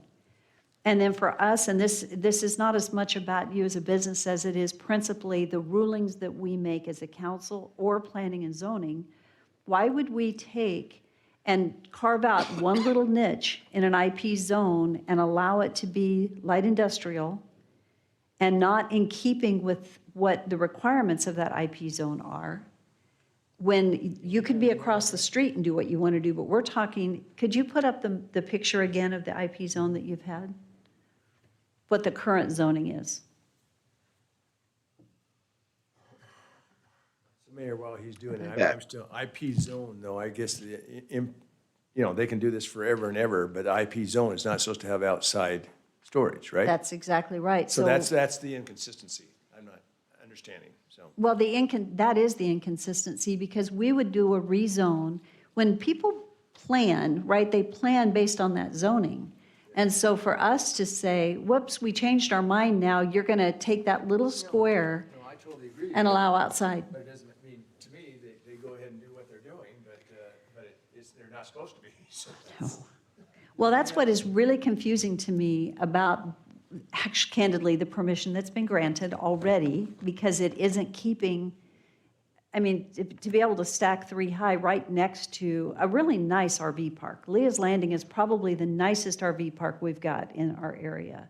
Next to the swimming pool, I'm shocked that they actually allowed it without having a taller fence. Like, I would say you should have a secure, site fence that's like at least 8 feet tall around the entire thing, because it wasn't intended to be outside storage. So it's intended to be indoor storage. So, Mayor, if I may, can I ask legal, so what is our recall here? I mean, what, if they've already been granted the CUP for ever and ever, so, I mean, can we even do, I mean, I guess, why should we continue to prolong this if we can't do anything? They've already been granted. And if we do grant them the IL, then they're able to do exactly what they're already doing. So what is the purpose, what's our? What additional opportunities do they have in IL that they don't have with the CUP and IP? That's really the question. And so if we Yeah. made a mistake, we made a mistake, but can council even do anything about it? So, Madam Mayor and Councilman Bruner, that was going to be my response, is I believe the zone that they're asking for would allow them additional outdoor, storage of outdoor items that is currently would be prohibited. They're only limited to whatever the CUP allowed them to do, which is the stacking of those containers. Which are, that they've been doing and want to do, so. But And they have IL the would allow CUP. them additional outdoor storage, Oh, so we're So we're talking about adding further storage. right? Or you could actually, if they sold the property, it is now an IL zone. Okay, well, I mean, I can tell you how I'm gonna vote, but that's, we're ready to lose. And I'm sorry, I don't mean to be negative, so would you like, please, you may. Mayor Kling, Yeah. council member. Dennis Harmon. So when Shelley came to town, Shelley Sandlin, the owner of the property, I think it was represented to her that that was an industrial property and that she bought it under through a realtor that said this was industrial and she could move her recycling business to that, which is really a brokerage now. It's ended up, but she had these containers, and so what do you do with them? Do you sell them? I suggested that she just sell them and get rid of them. But she really, it limits her business, and so she had some buffering around the property, and in our January meeting, we had part of the agreement was to put vinyl slats in the chain link fence that's in the back that buffers the RV park, and that would hide the view of the containers, and even if we could put a taller fence back there to sort of buffer it would be better. I mean, it is a nice park. I thought it was eventually going to go to industrial.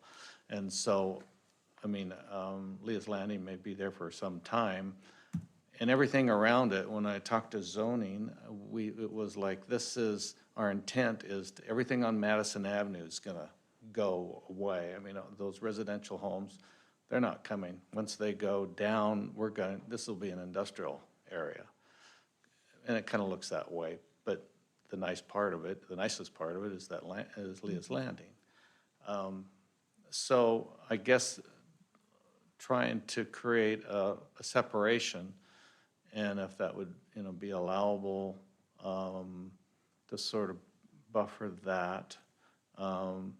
Those containers could probably be strapped to meet some code as far as stability when they do stack them, that they can, long-term, I don't know what she's gonna do with them anyway. Like I said, I suggested that she, look at changing her business direction and doing more brokerage, which she's done, but they're still there, and the idea is try to,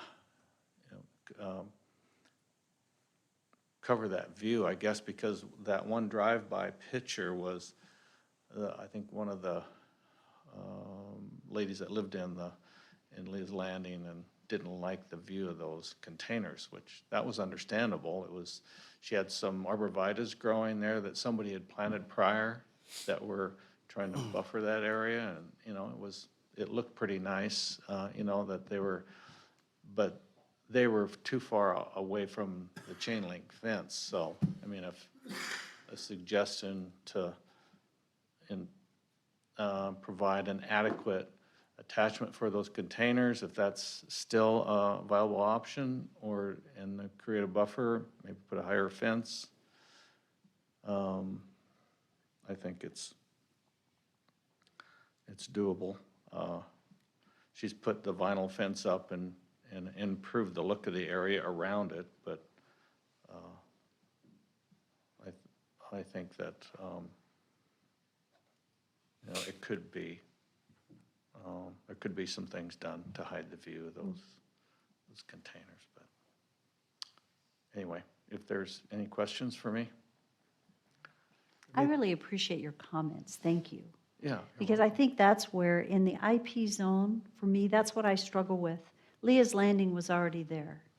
And with the landscaping requirements, I think that the IP zone requires, if you actually had a little bit greater landscape buffer and a site securing fence that is not a chain link with the slats, but the vinyl as she's already done, if that property were more visually contained within this development agreement with it, that would be more appropriate. I think that there needs to be a little bit that goes with it to protect the investment of Leah's Landing that is, like I said, it's a very nice environment, and it's unfortunate to change it just to light industrial without any guidelines.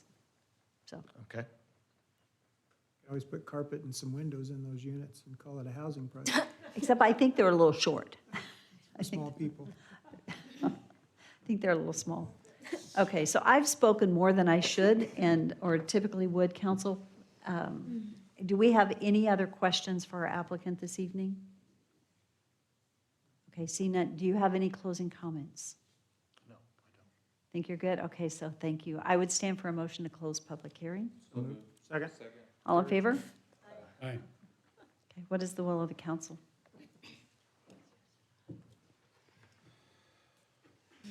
Mayor, you've made the statement, I think it was exactly right.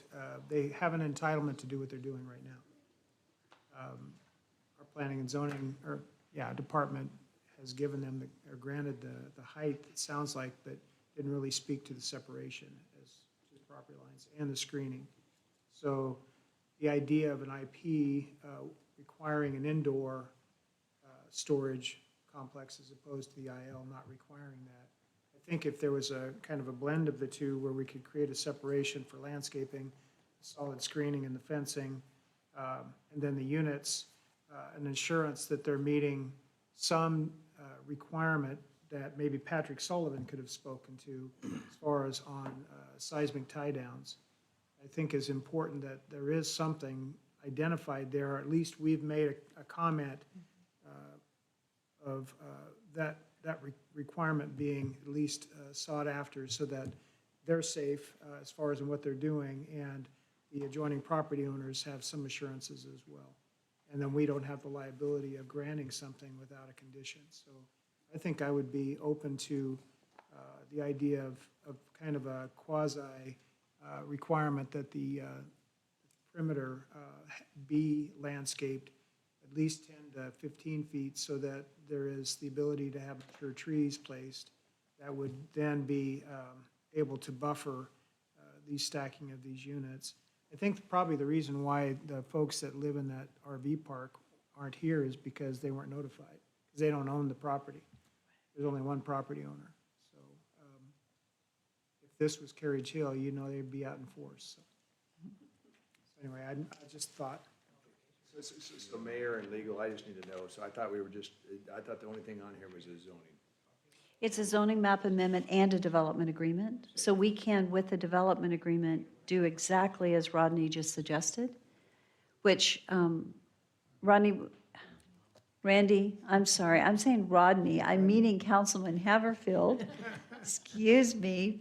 Would you like to make the motion based on? Okay, let me go back. And there is one up on the screen. Yeah, because we just had the one page to look at. Right, so it's there on the screen, yeah. So again, we would approve the zoning map amendment from IP to IL, and then place upon the approval that included in the development agreement. Are those, Rodney, or whoever's controlling that screen, the conditions of approval that were in the staff report, where are they at? So the conditions of approval, let me go back to that screen, but it was that 20-foot height max. Okay. And it was just a basic standard statement from building department. And then I would just suggest you add your 15-foot landscape buffer to that And the fencing? fencing. Okay. So I'd make a motion to approve the zoning map amendment from IP to IL to include the conditions of approval. If you can put those back up again. You roll back to that page. Okay.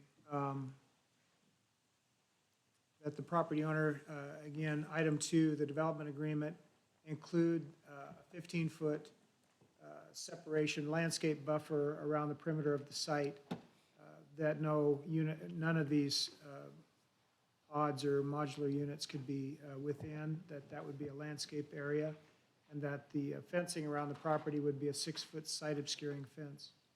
That is not vinyl with slats. I mean, that is vinyl, not chain link with slats. Correct. Thank you. Yeah. I think that captures everything, doesn't it?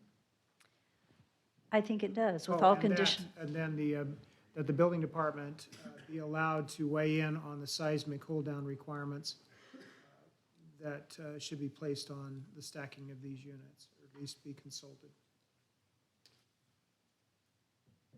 I'll second. Okay. Clear as mud. Is that clear?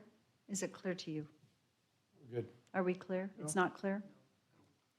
Okay, so Okay, I'll start over again.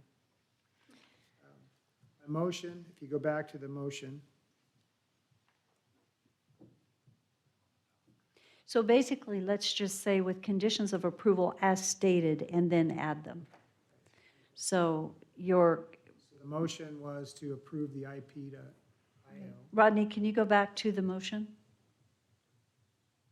That's right here, Well, as clearly, as stated, actually, right, as stated, with recommended conditions of approval, as noted. including the 15-foot buffer, landscape buffer around the perimeter of the site, the 6-foot vinyl fencing, site obscuring vinyl fencing to be placed on the perimeter of the site, abutting the RV park, and we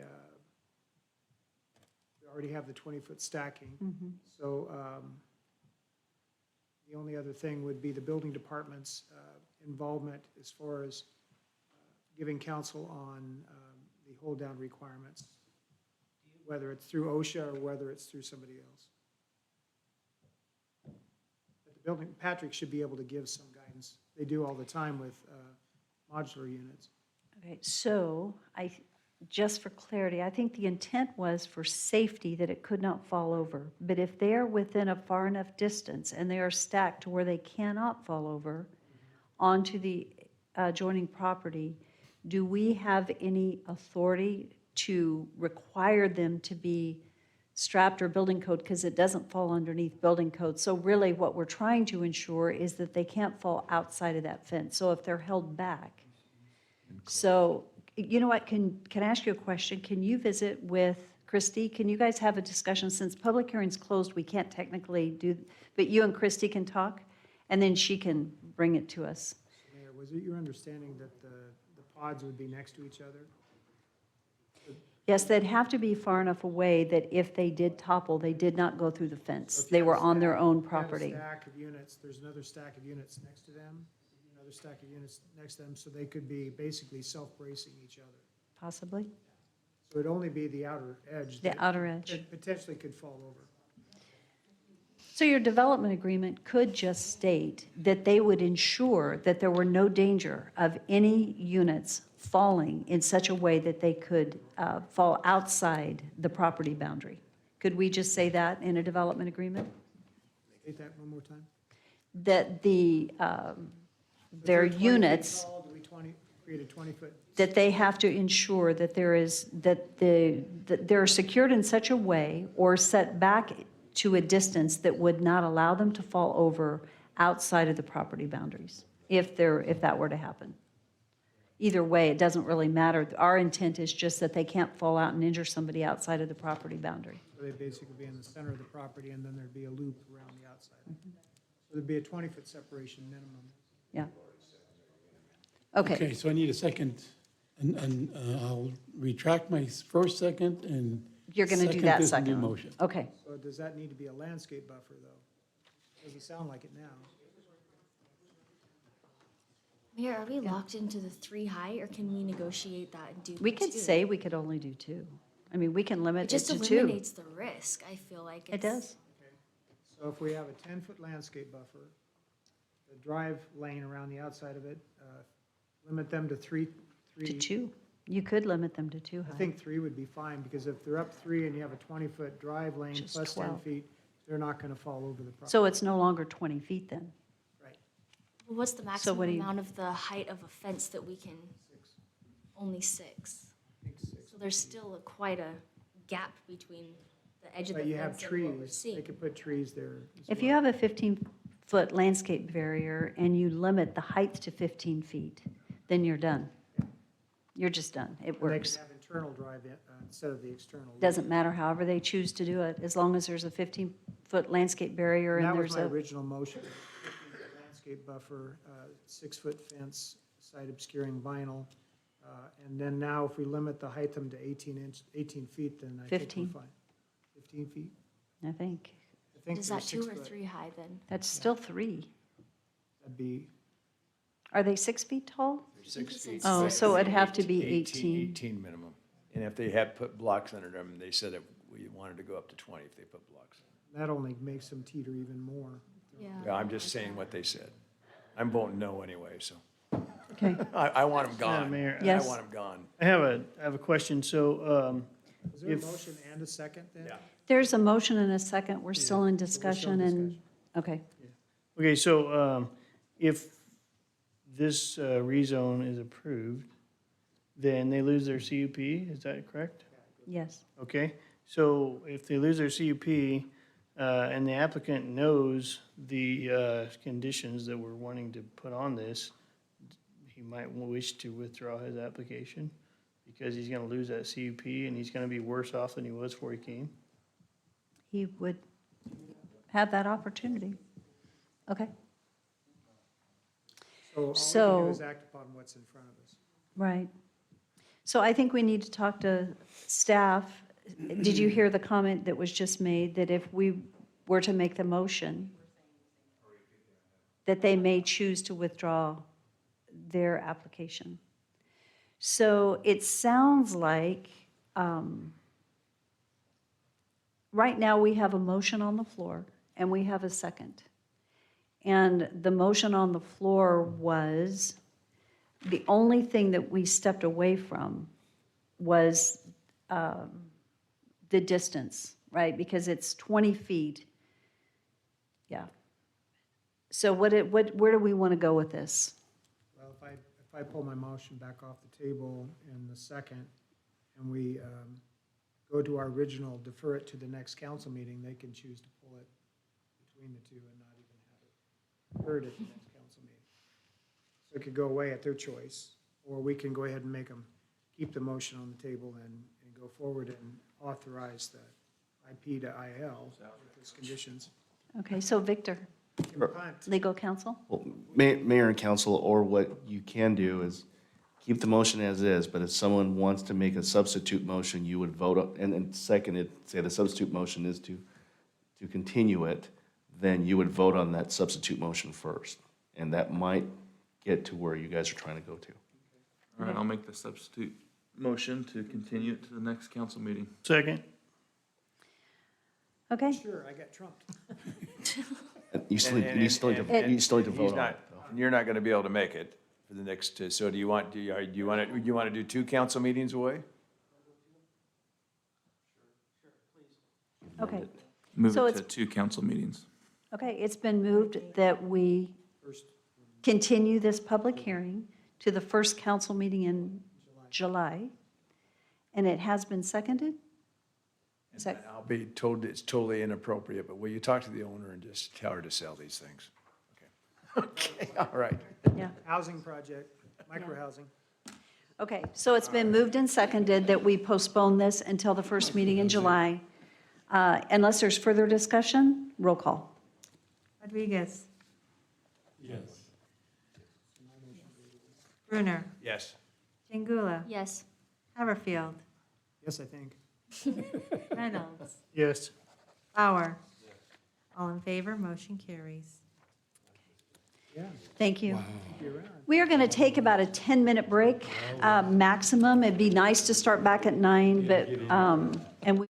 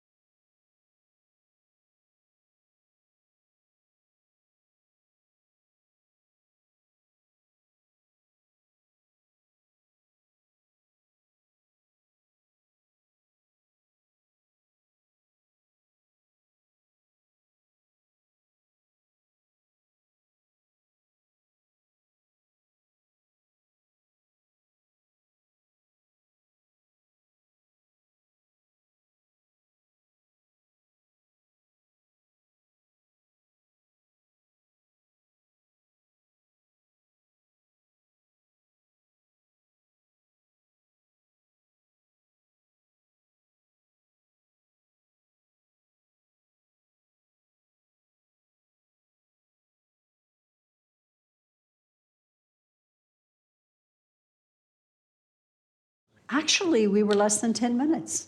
Well, it's not too bad. So thank you for allowing us to break.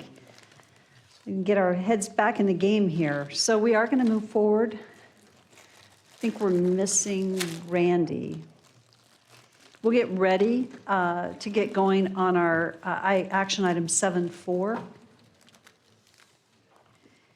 which is a conditional use permit for multi-story conditioned storage at District 208 for conditioned public storage units on 2 floors in an existing building in the BC Community Business Zoning District at 1509 Caldwell Boulevard. This is in the former Karcher Mall subdivision for Rhino Holdings. And is our applicant here? They're online. Okay. So I want to pause for just a second, so if they can be queued and ready to go as soon as Randy makes it back. He's busy. Hey, Rick, do you want to see where Randy is? He's, Oh, okay. no, he's. Okay. he's Okay, busy. so as long as our applicant is ready to go, we'll be on in just a second.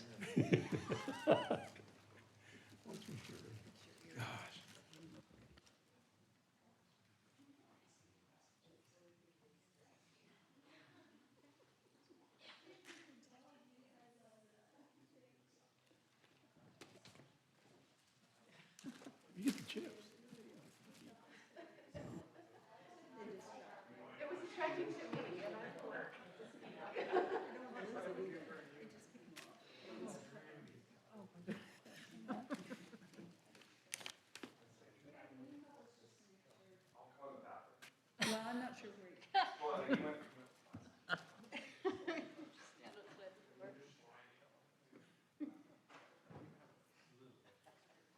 Handcuff him to his chair.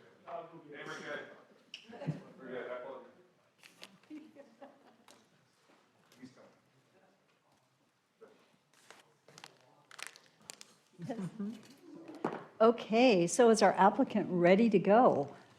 We are. Thank you for waiting this evening, and I'm sorry that it's somewhat of a late night, but go ahead and state your name and address. And we can. Yeah, sure. My name's Daniel Sakarik. I am an architect from SA Group, located in Cleveland, Ohio, at 1322 Old River Road. I'm presenting on behalf of Rhino Holdings, Nampa LLC, and as previously stated, we are submitting for CUP for the multi-story conditioned storage use in BC zoning.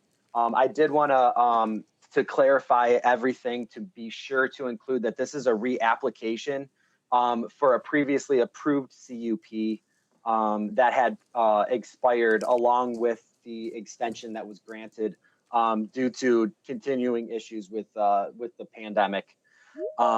A few items that I did want to add is on the staff report, in the first paragraph there, it is stated as Rhino Holdings, Nampa LLC, and I wanted to make sure that that was clearly stated as the entity for the landlord of this project.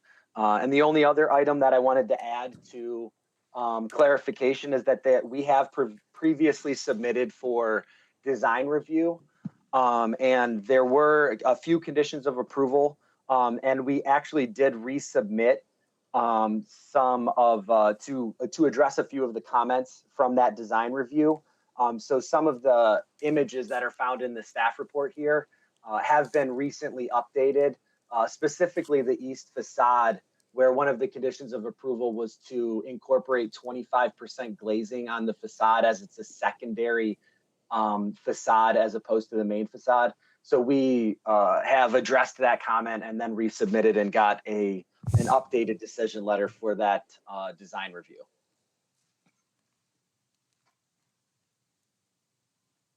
Okay, thank you very much. So we, as you know, we'll have you come back and we'll step into the staff report unless, council, you have any questions for the applicant at this time. Okay, we'll move to the staff report and then we'll come back to you.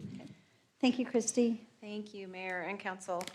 As stated, the request before you this evening is for a CUP for internal public storage at District 208, or As he noted, it is a renewal of an expired CUP that was previously approved. The property is located in a BC zone. It's completely surrounded by BC zoned properties. It's in the center of the parcel. If you look at the parcel lines itself, it does border an RD zoned property on the west, which will be the opposite side from where this will be located. And then to the southwest area is where the new apartment complex will be built. The storage facility is going to be located in the old lobby of the Karcher Mall, the area that used to be the area that used to be the Burlington store. The east side of the facility is the side where the Karcher Mall was demolished, and it will be upgraded.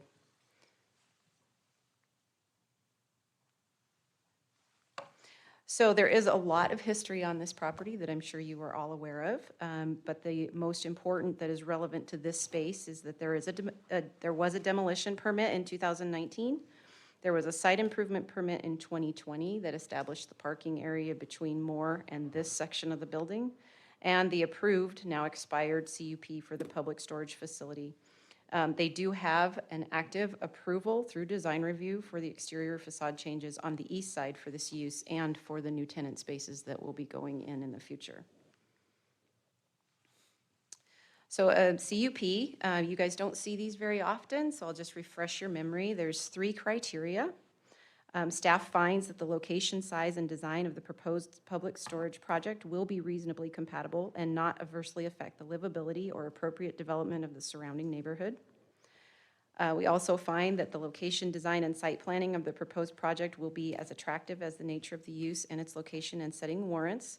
As noted, this has already gone through design review and fully meets those requirements. And the proposed project will enhance the successful operation of the surrounding area in its basic form and function. So the other piece of our code that you may or may not remember is 10.116, which talks about a conditional use permit shall be required, and it shall require that at least 25% of the property be used for something other than public storage facilities or public storage offices. Said uses still being required to be consistent with the underlying zone. So because this is the storage facility will be located within the old mall building, it will be immediately adjacent to and surrounded by other retail uses. So it actually meets that part of the code. The other part of the code is that 2,500-foot buffer. And stated in there as an exception at the bottom is the internal conditioned storage does not have to meet that 2,500 foot. It's only the external fortress style storage that has to meet that 2,500 foot buffer. So the correspondence that we received was from the building department stating that they have to comply with those Title IV requirements, which they will do with each new tenant improvement they are planning on for the building. This is, as he noted, this is the old elevation. This is still the same color scheme and everything. They did add some windows. So I just wanted you guys to be aware that the design review elevations, and I can show you the rest of the building if you'd like to see it as well. The applicant's narrative stated that the Nampa market has shown strong demand for storage in a market vacancy of under 2%. The overall growth of Nampa has called for this need, and the proposed self-storage use will help to fulfill those needs, not only for the city overall, but specifically the needs of the new development that will be going in behind this area.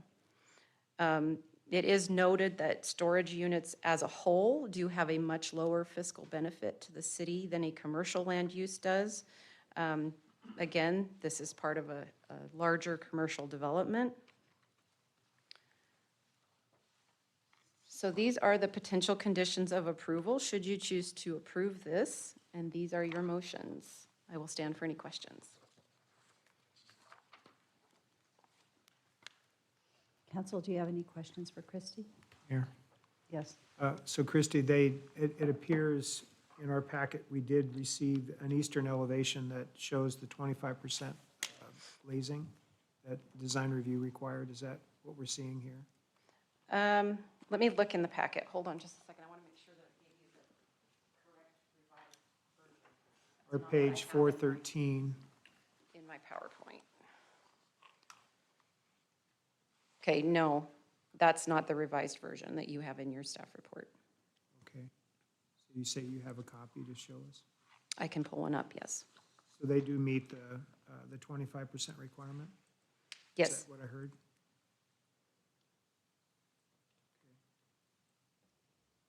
And is it just on the eastern side? It's not the south side of the building No, it's just on that eastern side. because it's exposed? Okay. And then these units, as far as in and out of them, is there a circulation pattern, do you know, as far as, do they deliver on the outside of the building? Is there a common drive lane through the center of the building there as far as to drop off? I'm just wondering how it works. So internal storage, typically there's, large doors for you to bring in carts and stuff like that. So you unload in the parking lot and then you'll bring it into like some main hallways that Okay. those units will enter into hallways. So where's the loading zone at? Is it on the east side of the building? You'd have to ask Mr. Wall or Mr. Sekarak. These are more common in bigger cities where you have Yeah, and they usually have a different, you have to have a loading zone. I was just wondering where it's at. I would defer to the applicant on that. Are there any other questions for Christy? Okay, we're going to move to the public hearing. I believe we do have a couple of people signed up. Yes, Madam Mayor. Our first speaker is Aaron Lafke, who is opposed to the project. Is there possibly someone online? He is online? There we go. So, Mr. Lafke, thank you for joining us this evening. Please go ahead and state your name and address, and you'll have 3 minutes to share your thoughts. Thank you. Thank you, Mayor and Council. And I want to be clear, I'm not opposed to the mall redevelopment project. I really applaud their efforts in Napa. I think it's been a great benefit, the housing they're adding and a lot of the remodel work that's gone along Caldwell Boulevard. I am concerned about the scale and scope of this facility that's proposed for storage. And I'll just take you back a few years for the crafting of this language of the code that you have today. You received testimony and evidence that the city of Napa has 2 to 3 times the national average per capita of storage available to the residents of Napa.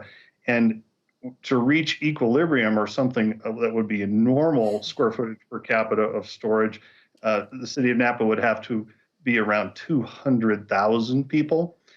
So we've seen some additional storage added in the couple of years after this ordinance was enacted. So the circumstance of the storage availability has not gotten tighter. It's actually, we have a real surplus of storage in Napa. And I think that gets to the root of the burden of proof on this project states that there is less than a 2% vacancy in storage in Napa, which is, as a storage operator, I find totally inaccurate.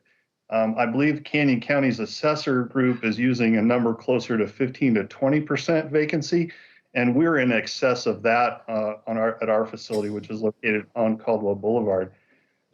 But there's also an economic vacancy, and that's the number that we all use in reality, because that's what we had to give away units for just to get them occupied. And it's far in excess of 20%. There are other issues which I think one of the counselors has picked up on, that it's very difficult to tell what the circulation plan is. And storage is unique in that we receive large trucks, if it's simply a 26-foot U-Haul truck, or whether it is a 50-foot moving van. And I don't really see any place for loading and unloading in this project. And it appears as though there's a fire lane, and I'm assuming that actually encompasses the whole building. And again, in their application, they didn't really state how many units are in this facility, but at 140,000 square feet, that could be in excess of, or around 1,000 units total. And if trends hold true, in the United States, it's one household per, one household per 10 that actually uses storage. So you're looking at a facility that can accommodate 10,000 new homes in Napa. And I find this could create even more of a burden on the surrounding neighborhood. That we have a lot of storage facilities in this corridor that are right now operating with higher vacancies, and we are seeing a bit of a slowdown. And I'm concerned about our business viability, and obviously the council doesn't have an interest in stopping business people from making poor decisions, but the council does have an interest in maintaining your tax rolls. And so what we don't want to see is devaluation of other facilities because we're pushing additional inventory into the market. And with that, I'll defer to the next speaker. Thank you. Thank you. That was good timing. You probably heard the alarm go off, so. I thought that's what that was. Thank you, Mr. Lafke. We appreciate your testimony. Madam Mayor, our next speaker is Justin Fredden, who is opposed to the project. Good evening, Justin. Thank you for sharing your name again and address. Yes, thank you. Good evening, Madam Mayor, members of the City Council. Thank you for this opportunity to speak for a few minutes. My name is Justin Fredin, F-R-E-D-I-N, and I'm an attorney with Hawley Troxel Law Firm at 877 Main Street, Suite 1000 in Boise. And I'm here on behalf of our client, Big Storage, in opposition to this application. Christy already did a wonderful job of running through the criteria for a conditional use permit, but just once more quickly, your city code states that a conditional use permit may be granted only if the proposal conforms to all of the 3 required criteria.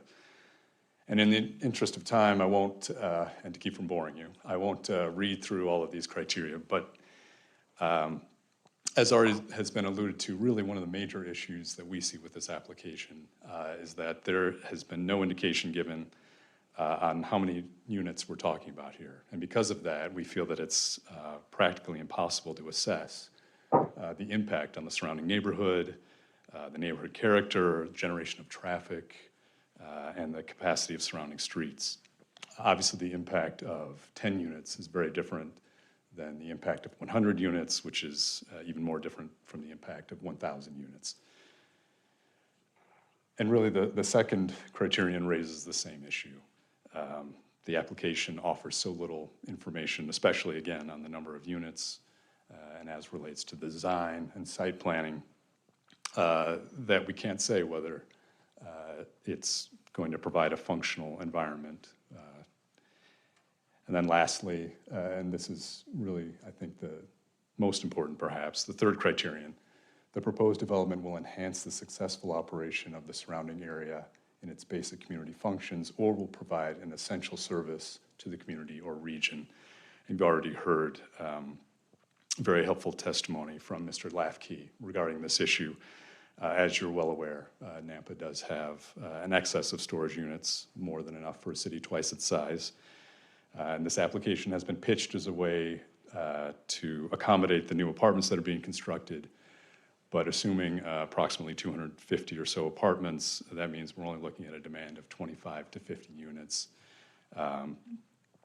Again, as Mr. Lafke testified, the space that's being provided would potentially accommodate up to 1,000 units, which obviously would be far, far more than what this area needs.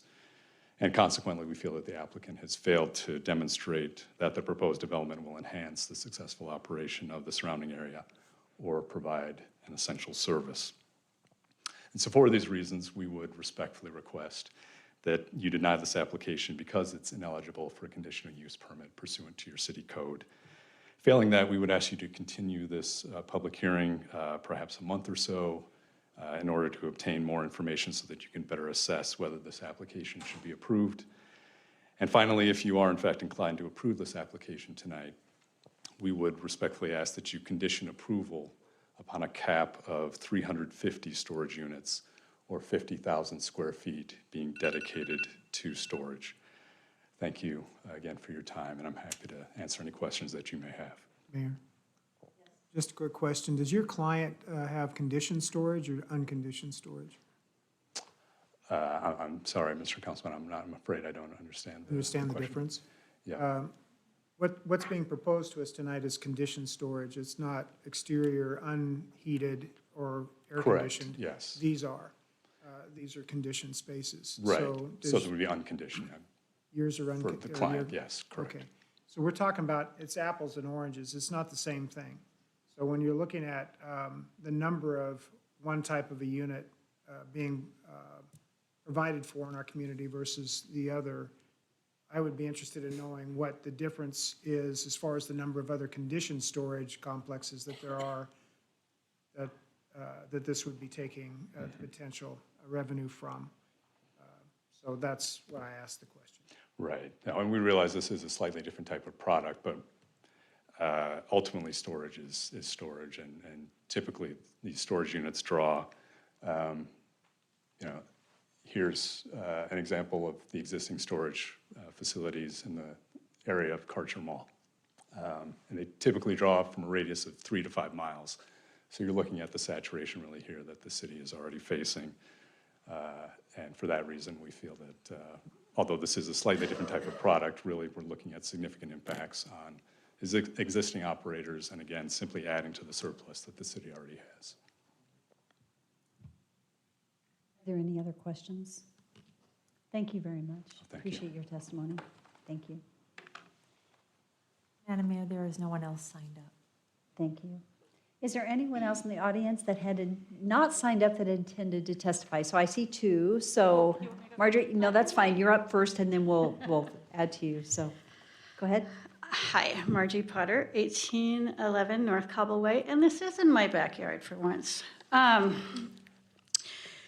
not in favor or not in favor of this project, but I will applaud them, like Mr. Lackey said. I think that they're doing something, because I have lived behind the Karcher Mall, or District 208 now, for 22 years, and it's an eyesore that's been going downhill for a long time. So I'm glad something's getting done in there. I was under the understanding, though, when this came in 2019, you all know I sit in city council meetings like a big nerd, but I recall this project was going to be climate-controlled units, and I have recently looked for some climate-controlled units, and I had to go all the way out to Parma for some archival stuff. So that I would be in favor of, but I'm not in favor of, so many units. Because does Rhino Holdings own that whole area? Would be a question to the applicant. If they do, there is going to be a lot of traffic there. It's already bottlenecked. There's no way to get into my subdivision back there that's convenient, except for cutting through that mall parking lot. It's kind of a little maze that I have to go through to get back there, because the traffic's so bad back there on Cascia. If you come out of my subdivision and try to go right, you're stuck for 20 minutes getting out on Flamingo. If you turn left out of my subdivision to get out, going past Home Depot out there to Karcher Road, I'm stuck 30 minutes at sometimes during the day just to get out to go to the freeway or to come to work. So I have to cut through that mall parking lot to even get to downtown here. So it bottlenecks because there's no control anywhere. So I would ask the developer to please put in some clear markings as to how the traffic should go through there, because everybody's just coming from every direction. And with those apartment buildings going back there, now it's going to come from like the Dollar Tree area, the storage unit area, and then the apartment building. And it's just a mess back there. And I think nobody's really looking at that area as traffic. We have so many other problem areas in the city. So I would ask them to do that, but I am glad they're doing something with it in there. Thank you. Thank you. Yeah.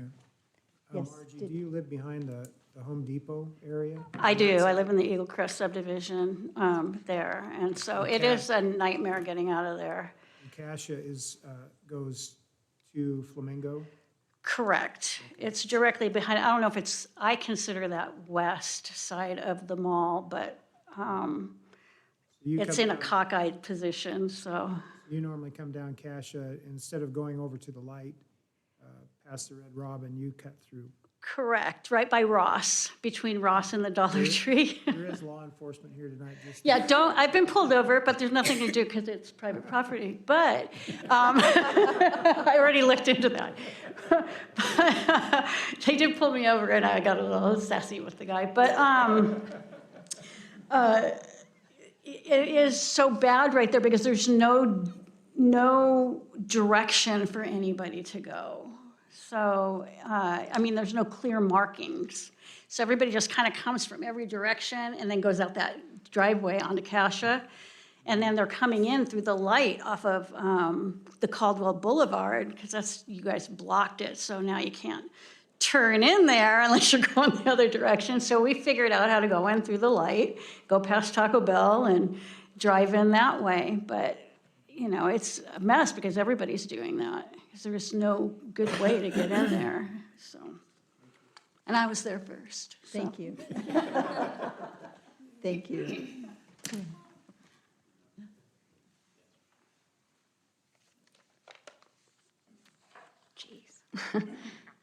Hello.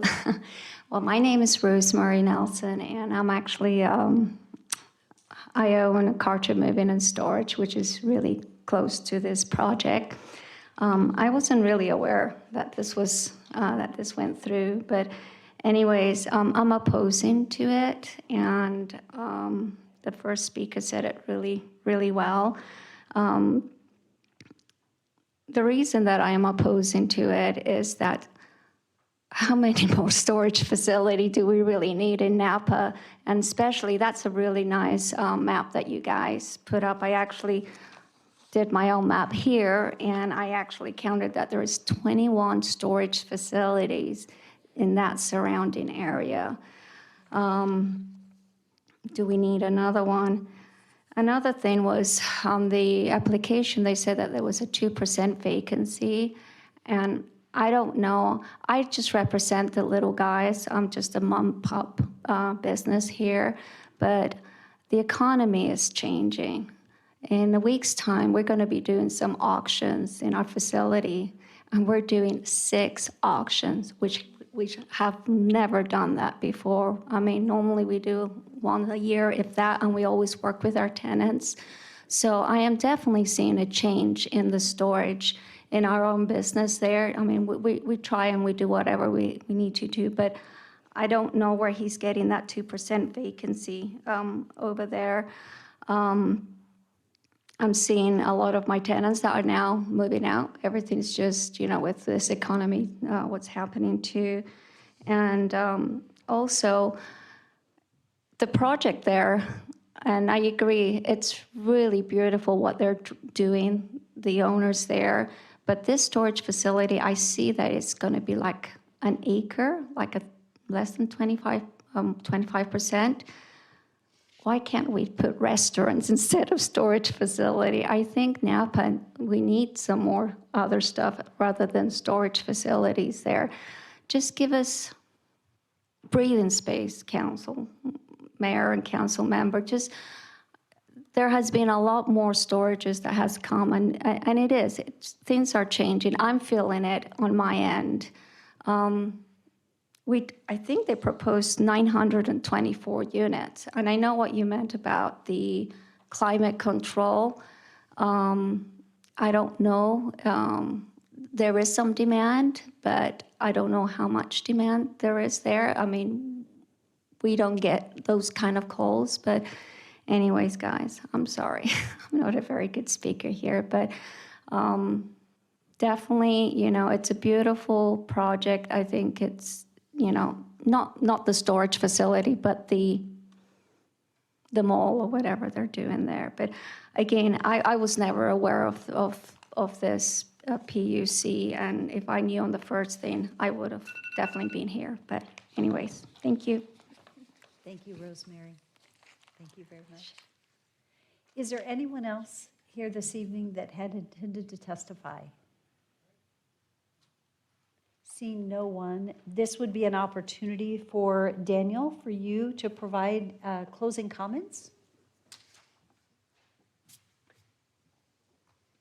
Yes. Mayor and City Council, just I guess in response to some of the comments made in opposition, being other business owners of a similar use, bringing up the market saturation. We were also, privy to a previous CUP meeting earlier today that was providing already an additional use of residential units to the neighborhood, and this was just one meeting here.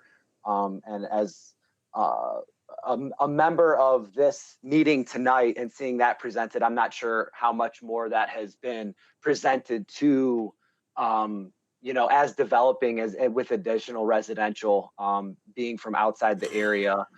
But I would also defer to the 2% comments as the market research done by the future and potential tenant. I can't speak to that 2%, but I know that John Wall is also on this call, a representative of Rhino, and I would defer to him with that if he has any additional comments with regards to anything brought up tonight. Mayor. Yes. So would the 2% vacancy be for conditioned storage availability? Again, that market research came from the tenant. I can't speak to that, just being the architect for the project. Did you say, is the tenant actually on this evening? No, but we have a landlord representative from Rhino. John Wall is on the call as well. Okay. Councilman Haverfield, did you have a question for Mr. Wall? If he's available to answer the question as far as if the question was, what the market vacancy rate is for conditioned storage versus just storage in general, it'd be two different answers. So I'm wondering if the 2% was for conditioned storage. Yes, Mayor, council members, this is John Wall, Rhino Holdings Nampa LLC. To answer your question, yes, this was market research and a market study performed by a third-party storage research company, and also validated by a future tenant for this project here. That is for conditioned storage. Okay, thank you very much for answering that question. So, council, do you have any questions for our applicants? Mayor, can we confirm how many units, storage units we're speaking of as far as in the square footage?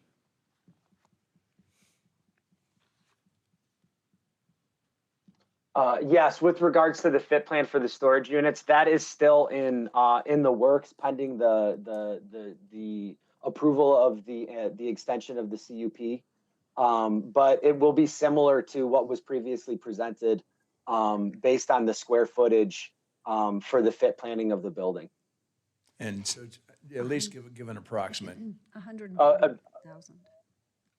Yeah, so it'll be approximately around that 900 to 924 unit count based on, the fit planning is still in development right now, but that's approximate number based on the capacity for second floor and unit sizes.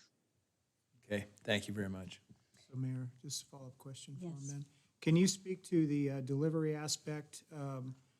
Person that wants to come and drop something off, where do they park? Where's the delivery zones? Is it internal, external? So the delivery would all be external, as discussed before. And if I'm not sure, a part of the staff report, I have a site plan.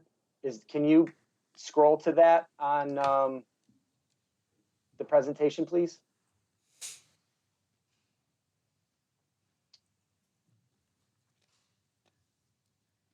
I have on the staff report that was provided, it was on page 11 for me. I know that might be different for you. Oh, we just passed it. There we go. Yeah, so you can see in the northwest quadrant of where the extra space is, we've provided an additional, to the northwest corner of that. We've provided an additional width for the site plan there to accommodate any loading, unloading areas, as that northwest corner of the first floor would be the main entrance for bringing in any storage bins or parking of additional of vehicles to unload and maintain clear passage into the building and then distributed throughout within. I think that's actually the southwest. I was unless saying, it- Mayor, it's the that's not making southwest. sense to me. Right, it's the Yeah. southwest, but that's Southwest. okay. Yeah, I'm just looking at the plan. Yeah, but cardinally, yes, that's correct. Is it the first level and the second level? That's correct. That's what's being proposed. You'd have to elevate her up to the second level. Right. Are there any other questions for the applicant?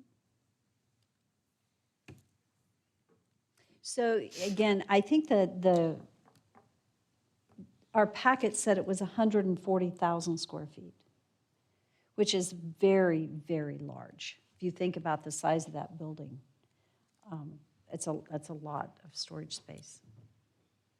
Anyway, so council, if you don't have any other questions for the applicant, for our applicant, whether it be John Wall or Daniel Sartiris, I don't know if I'm saying your last name correct. Do you have any closing comments before we close public hearing? Mayor, I I'm sorry. Oh, go ahead. Did you have a question for the applicant? No. Okay, so we're just a comment. So I'm going to close public hearing. If that's okay with council, we're going to ask for a motion, but we'll let them finish. Mayor, let me just Okay. ask one more thing.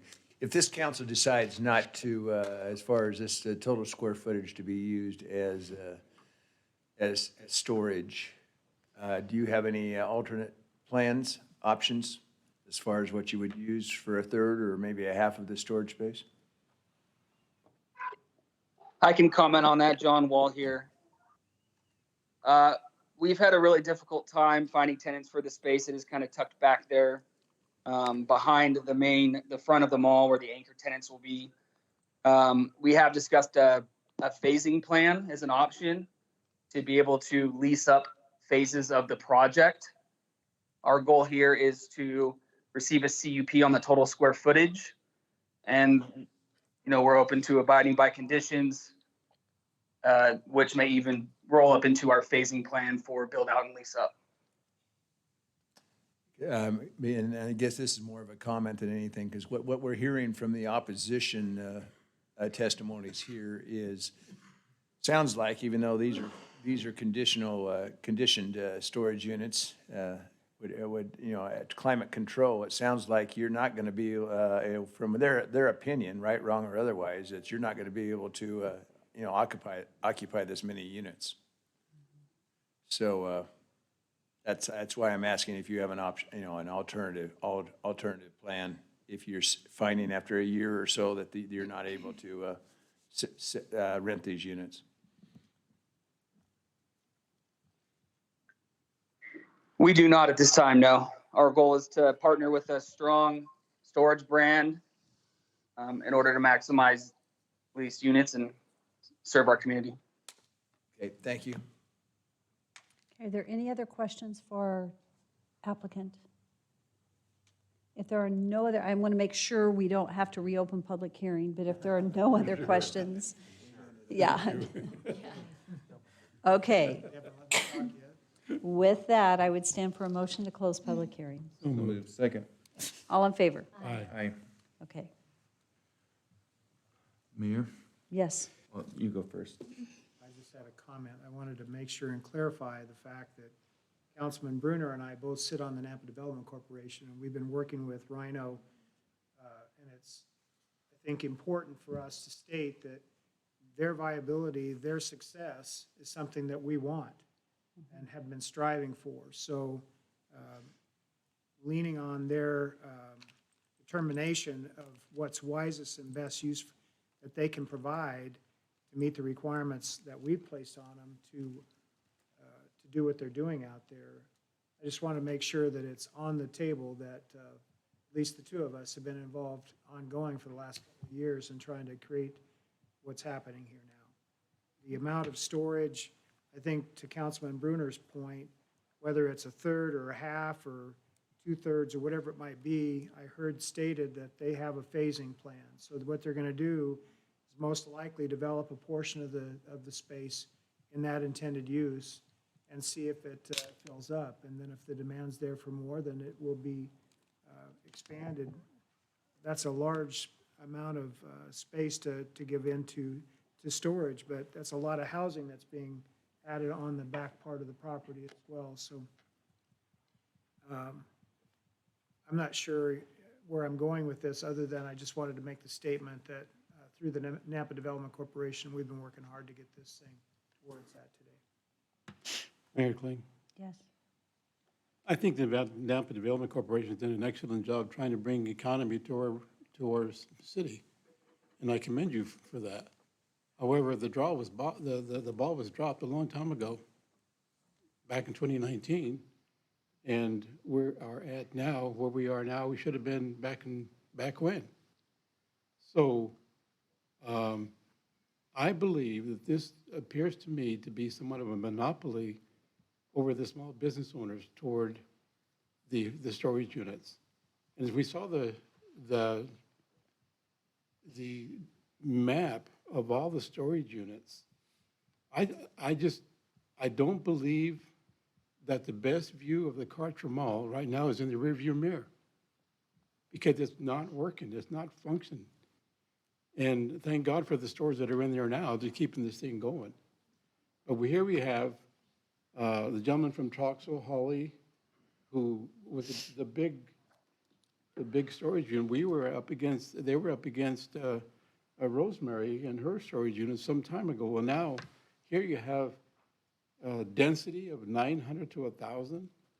Now we have a traffic issue, an impact to our community. Well, the impact to the community would be good if if Rhino had come through and completed what they said at the very beginning, which they haven't. They've changed it 3 times now. So the location, right, is where we are business-minded. There's other avenues to make Kartra what it used to be, but apparently we heard there was a COVID issue some time ago, so he couldn't come through with that. And so we'll talk about the effects of our community businesses right now in that area. I wonder if you put a Costco, people are going to come to it, and people are going to start branching out in other businesses just for that reason. What are they going to do here for storage units? I don't agree with this at all, and I just wonder, is there a better proposal for that area to make it better for our community? So I'm not going to support this at all. Mayor, can I ask, who dropped the ball? It wasn't you. It wasn't NDC. I think it was Rhino. You say 2 years ago, 2019, whatever, I mean, that's when COVID hit, and obviously it affected everything. So well, when you say that, it comes across as being a little callous, but. No, you misunderstood, Randy. What I said was NDC did their best to do what they could for our community. Yes, I agree with that. It wasn't NDC by any means, but what it was is because you guys were doing your jobs. What it was is that the Rhino had said at first, initially, they were going to come through with a whole new plan. In fact, we were all there. It hasn't happened yet. I believe they dropped the ball, Randy, not anyone else. Mayor? Yes. You done, Victor? Yes, sir.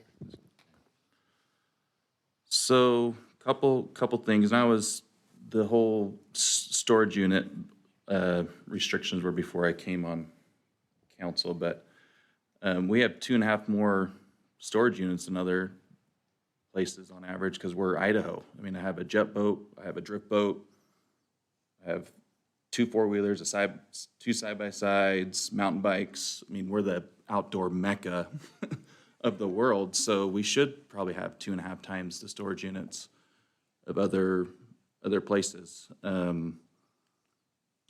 So I just wanted to make that that I'm an on-site chiropractor for Grizzlies Motors, and I mentioned this to this small business owner, and he thought it was terrible that there's a storage unit ban or whatever. And I understand where the mayor's coming from. We don't want it.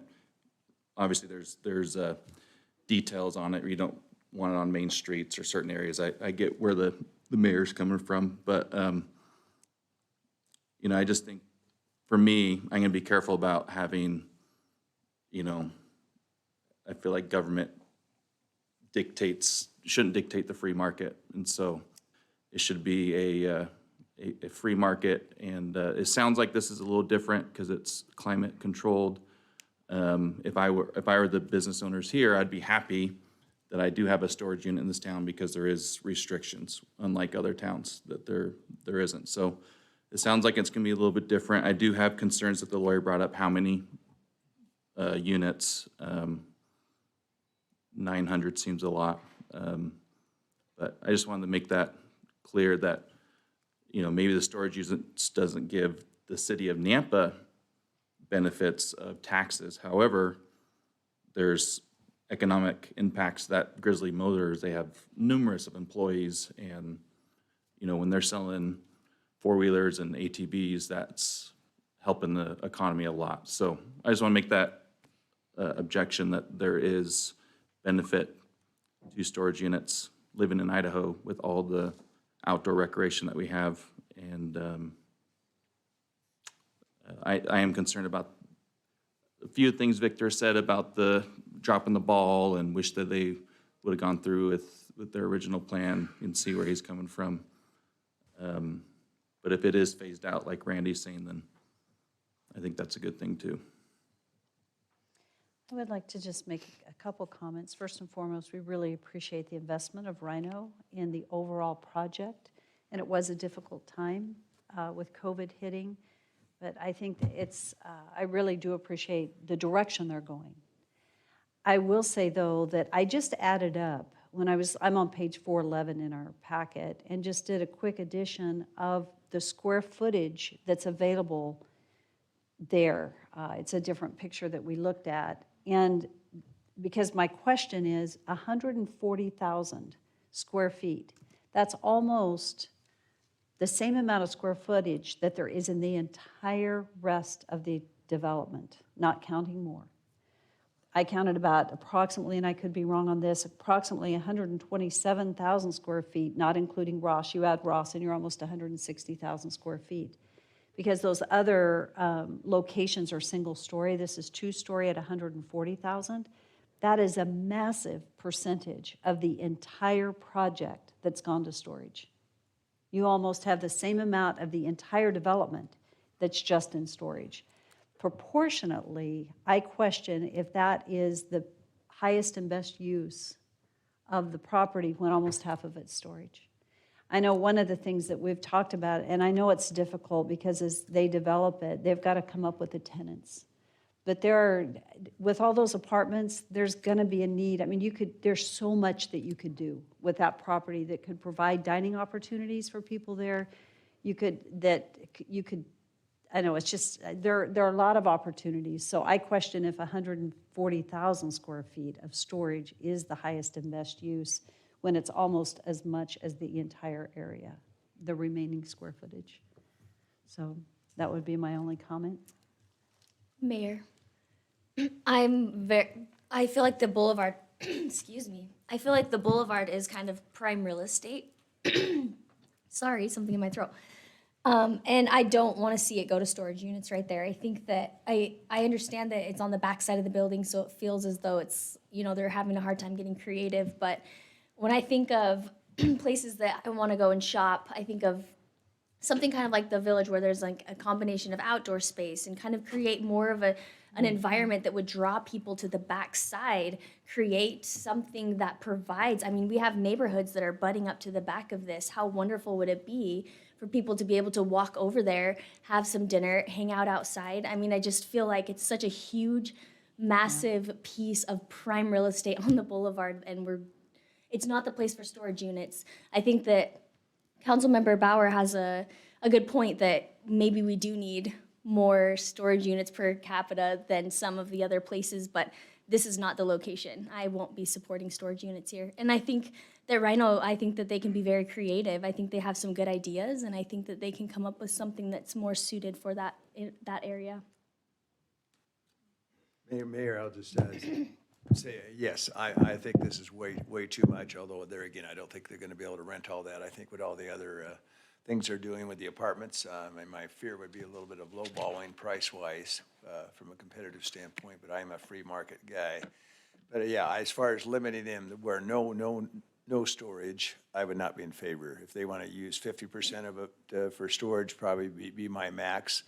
I mean, you can look at all the different places that have the kids indoor things and so on. I mean, I can see it, really being a place to take kids, whether, I don't go to a lot of those kids' places, but I think there's some in some of the other mall areas, and of course over in Meridian and over in Boise that seem to be doing very, very well. So maybe they have already looked into this.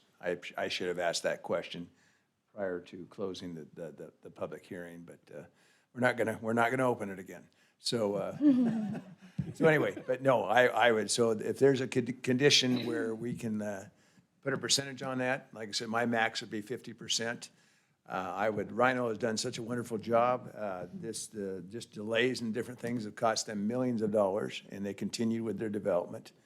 Even with, I don't know what it was, Randy. At one point it was $7, I think, to $10 million just because of delays in prices and supplies and so on. So I don't want, what they've done has just been amazing, and I don't want to limit that, but I think there needs to be a compromise here. Okay. Is there any further Mayor, discussion? I have a comment. Yes. Originally, when that project was, I heard about it coming to Nampa, it was told to me and proposed that it was going to be a village, and that was just exciting for Nampa, and I thought we need that kind of a space to bring people here. And now we're back to this space, and I understand that COVID took a big turn for everybody during that time. But what I'm concerned about is the tax base on that prime real estate. The tax base is very small for storage facilities versus what it could be for a restaurant space or retail. So I'm just want to make that comment. I'm concerned about our tax base. Mayor Kling, just a Yes. couple of final comments. As we talked this through a year ago, ideas were thrown out of daycare, of even a Montessori-type school set up within the portion of this building that would be able to work with the housing component. I know that they tried a lot of different avenues to try to, whether it's executive office space, I mean, there's different things that you could look at within a complex like this. But I don't know who mentioned it, the free market system, again, if they're gonna throw money at something that's not gonna pencil out for them, that's foolish behavior on their part, and I don't see that happening. So what they're trying to do, I believe, is make something happen. I don't agree that 140,000 square feet of storage is the way to go here either. I'd like to have seen, again, a daycare operation out of the backside of this building, other potential uses, and not all just storage itself. But I want them to be successful, so that's part of the dilemma that I have. The one thing I would say about storage is that it is low impact traffic-wise. I mean, a person comes maybe once in a month or maybe once every 3 months, so there's a lot less traffic being generated out of this type of development. But the tax base obviously is, like is mentioned, is not as high. So anyway, I'm kind of not sure. I'm glad to hear the comments of others. I just don't think closing the door on any storage is the right answer here. I think that 50% of the space that's being proposed is acceptable to me. I would agree with that too. Okay, so who's going to make a motion? Well, I'll make the motion. See where it goes. I move to deny the conditional use permit for multi-story conditioned storage at District 208 for conditional public storage units on 2 floors in the existing building in the BC zoning district at 1509 Calder Boulevard for Rhino Holdings, Nampa LLC, because of the project fails to comply with the density, traffic, impact, location, and affects our community in that area. Second. Okay, it's been moved and seconded to actually deny the conditional use permit as stated. Is there any discussion? I won't be supporting the motion, but it doesn't matter. We can just call for the vote. Okay, roll call. Brunner, No. Reynolds, Yes. Haverfield, No. Bauer, No. Jingula, Yes to deny. Rodriguez. Yes. Madam Mayor, will you please break the tie?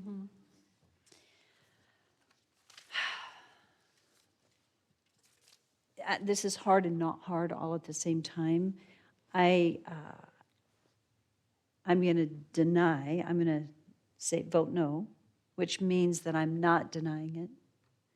I don't know that I'm not allowed to come back with a motion. The only reason I'm not denying it is because I think we need to come forward with an option of how to move forward. And so I'd like to see that we considerably reduce. I think we had a testimony earlier at 50,000 square feet was what had been suggested by one of our people testifying. Darrell Brunner mentioned half, which would be 70,000. I would not support any more than 70,000 square feet. I think that's still a lot of square footage. But we already approved the conditional use permit previously, and I don't feel like it would be in the best interest for the conditioned space. So the CUP needs to say it's strictly, there is not allowed any non-conditioned space. It's all conditioned space. And I would rather it see in the 50,000 square foot range because the total percentage is way too high in the full project. So I'd rather see a number like 50,000. But Yeah, I'd make a motion to split it in half and go with 60,000 square feet. okay, Perfect. So I'll make a motion if Victor would let me. Just a moment, just a moment. We already voted. and I broke the tie Yes. and the motion failed Right, okay. to deny it. Okay. So therefore, we can make a motion to move forward without fully denying the project. And that was me, and I know some people won't be happy with that, but I feel like it was already approved in the project. I think it's just way too much square footage, and I would ask that the motion include the clarification that it is conditioned space only. Mayor, I'll make the motion to approve the conditional use permit for a single or multi-story conditioned space not to exceed 60,000 square feet, conditioned storage at District 208 with other conditions of approval as stated in our packet. So it's 60,000 square feet max. Second. Can either be on one level or two. It's been moved and seconded. Is there any further discussion? Roll call. Rodriguez, No. Brunner, Yes. Jingula, No. Reynolds, Yes. Bauer, Yes. Haverfield. Yes. 4 in favor, 2 opposed, motion carries. Okay, that one's done. We've got one more public hearing, and this is 7.5. It's an action item. It's to authorize the allocation of $222,801.59 in CDBG funding for facility and park improvements to be carried out as part of the 2022 annual action plan. I hope this is not going to take an hour. Good night, guys. Thank you. Good night. I am not going to take an hour. Council, or Mayor, excuse me, Council, appreciate your time. I'll be quick on this. As you recall, we allocated funding previously. At the time, we allocated everything we thought was available. Some of the activities that are taking place this current fiscal year ended up coming in under budget. So while we had this still opportunity to put it into our next year's action plan, I thought we would try to load it into what is the public facility and park improvement project that we have currently identified in the 2022 action plan. We previously had $100,000 identified from prior funding that you already allocated. This additional 122,000 came up through those other projects coming in under budget, and between the last allocation and this allocation, we took in some program income, which allowed us to free up some additional grant funds. So that allowed us to put, if your council's willing, to put 122,000 to facility and park improvements, which will allow us to help make some of these ADA improvements in city-owned buildings, as well as ADA improvements around the city parks, as council deems fit in the next fiscal year. So if there's any other questions, it's a fairly straightforward, I guess, proposal, but if you have any questions, I'm happy to address any. I'm going to ask you a favor. Next time, would you make that font bigger? Yes, sorry. That little actually- font, it's like, I don't even think, I can't really read it. And so it makes it really difficult. I apologize, yeah, and on my screen, looks enormous, so the Yeah, office. I've got it, yeah, open here. Okay. So I'm trying to find it in our packet since I can't read it on the screen. Okay, that's better. Well, this one, maybe it's just This that last it's one had closer. a lot of words, and so I was trying to fit them in there. But this Yeah, one here okay. is it's a summary of what I just said, which we had additional funds available to put towards facility and park improvements. So What it is would increase. facility and park improvements? So- What exactly is that? That is a HUD expression of a category of expenditures that were all of the things that we would normally do with the money, as far as if we wanted to put a ramp outside or make an ADA improvement in utility building, that would fall under this sort of category of facility and park improvements. It's a general header for all of the eligible activities that can fall underneath it, and that would be park improvements and facility improvements for ADA accessibility. So are I've you sort of gonna named have it to- this. Are you going to have to come back again for how you use that money? Yes, absolutely. This is just putting it into there, and then as we identify buildings that need improvements to make them ADA accessible, we'll figure out a rough budget, we'll come back and ask to do a site-specific, a very specific activity. That's not a public hearing, though, is it? It shouldn't be, I mean, it's technically is already allocated to that line item. It would just be a matter of identifying a building to do the work in, so. Okay. Is there a reason why you probably needed to know now, before you moved forward, that you were allowed to use the funds before you could come back with a recommendation? Well, and this will all take place in the 2023 fiscal year. So I just wanted to make sure we had all the money available to us in our 2022 action plan. So again, it Okay. runs 1 year behind. So if I say 22 CDBG plan, it means 23 fiscal year. So I wanted to make sure we had all the money available to us to be expended in the next fiscal year. So are we anticipating this to possibly could this fund the ADA improvements at our parks? We have some restroom ADA compliance issues. Yes, Then utility billing, ADA could be funded with this? yes. Okay. That's my intent. We only had 100,000 previously allocated. When this became available, I thought it would be good to add to that so that we could try to take on a larger project. We know we have a couple that I think they've already identified as going to be quite an ADA immediate need that we could meet right away and not wait Okay. for the assessment to be completed. We already know they're not ADA Thank sort you. of friendly. But Thank you for answering all my questions. Council, do you have any questions? Nope. Okay, this is a public hearing, and my guess is There was no one that signed up to testify. Is there anyone here that had intended to testify this evening?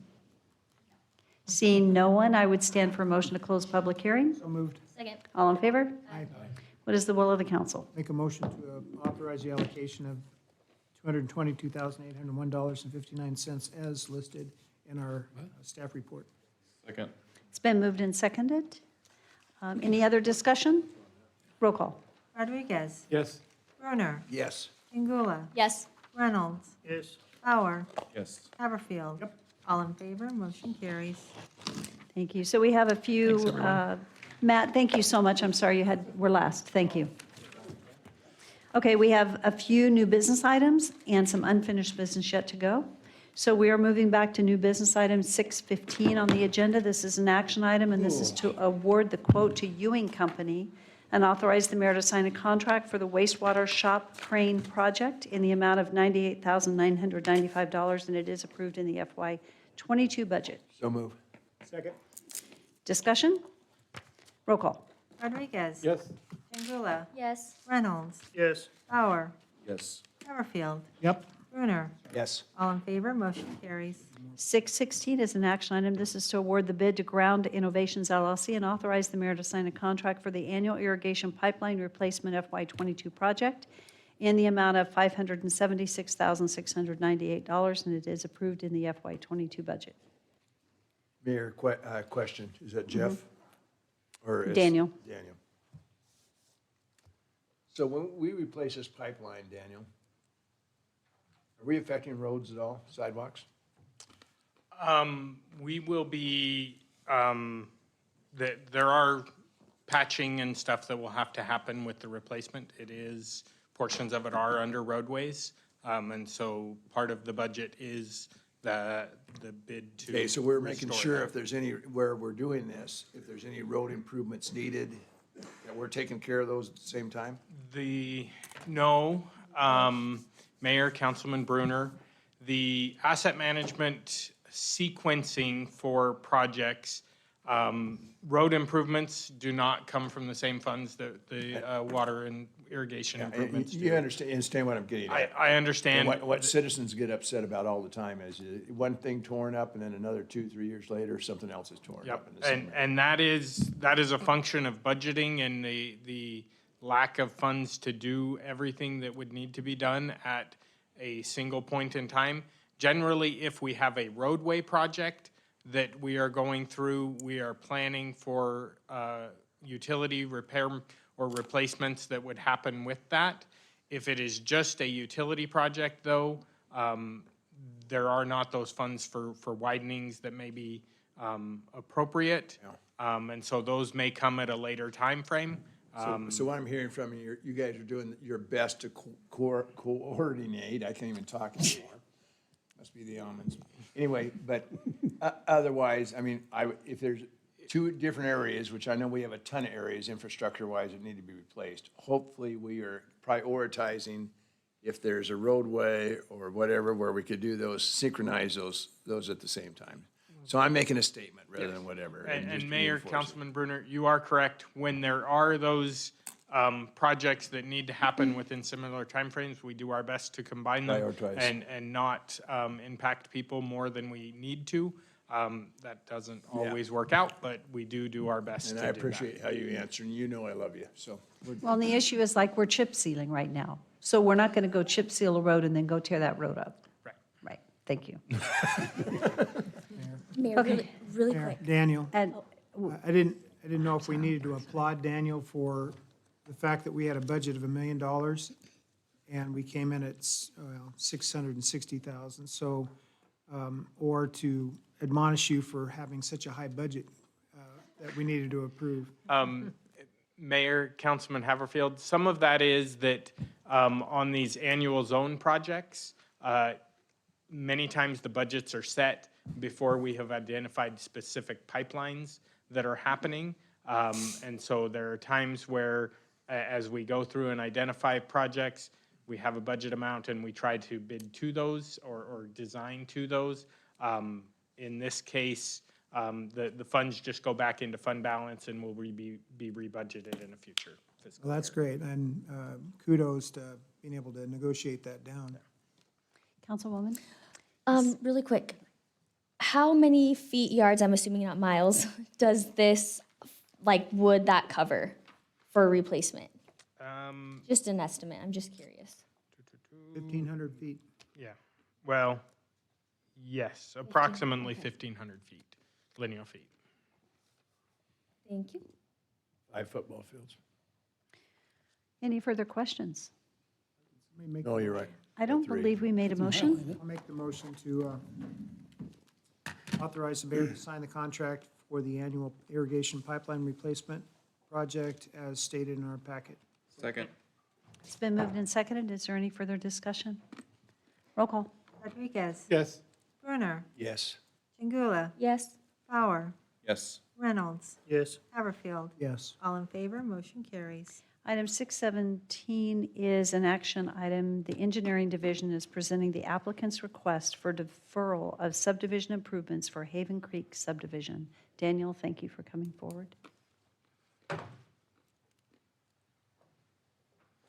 Mayor, council, the developers of the Haven Creek subdivision, it's a county development near the intersection of Lewis and Robinson Road. They are proposing a development there with approximately acre lots through Canyon County. As part of that, they approached us about city utilities, utilizing some city utilities for that. Unfortunately, the distance away from the city and the unavailability of sewer, that was not a viable option for the city's perspective for our being able to service that. They are proceeding with the county, and they have requested a deferral of the curb gutter sidewalk improvements for the development. We have reviewed that, and you have their letter in your packet talking about their different reasonings for requesting that. Staff has reviewed that and has recommended not to grant that waiver request. The development, as we've reviewed that, we feel that the development, it is appropriate to have a city feel to it, curb gutter sidewalk, because it will be ultimately in the city. That's their request. The applicant, I believe, is here. No? They're not still here, so. Margie's here. Well, So Mayor, I guess, under deferral, can't we still obligate that to happen? If that's the council's will, they can defer the improvements to a future time, and then at some point when it does come into the city council could require those to be installed at that time. That's your option. Yeah, I guess I'm leaning to, I personally am leaning towards that we defer it, and at the time, as long as we have accountability and we can obligate that happens at the time where it's connected and congruent to, yeah. And Mayor, Council, if that's your desire, we can require them to enter into a deferral agreement so that it's recorded against the properties, so anyone purchasing those properties is aware of that obligation in the future at some point. So that we can make that, make sure that buyers are aware. Yes. So Mayor, Daniel, would they have to put money in escrow then, or are you talking about there would be no money put aside at this point on their behalf? Mayor, Councilman Haverfield, the deferral agreements that the city enters into are an obligation for a future property owner, or if it's the current property owner at the time, to do those improvements. Generally, when those are called in, there's typically an option to do those improvements under a local improvement district to be financed that method. Though we have not called in a subdivision-wide deferral agreement within my tenure. So when they do want to come into the city, that's when that would kick in? That would be the appropriate time. The reality is the Nampa Highway District, who has jurisdiction in this area, they do not want to see these improvements because they do not want to have any responsibility for them. And so it does somewhat pit the Highway District and the city versus with the county commissioners making the final decision. To be clear, you want us to deny? That is the engineering division's recommendation. It's up to the council how to decide. So Mayor, if I may, what's the how close is sidewalk to this location? The closest city development is approximately 2 miles away. Otherwise, there's no sidewalk for 2 miles. Correct. Okay, what is the will of the council? I'll pull a Victor and throw a motion out on the table. I'm going to make a motion to uphold our planning staff's recommendation to deny the request for deferral as presented. I'll pull a Jacob and second that. It was already seconded, Oh, but never sorry. mind, Yeah. sorry.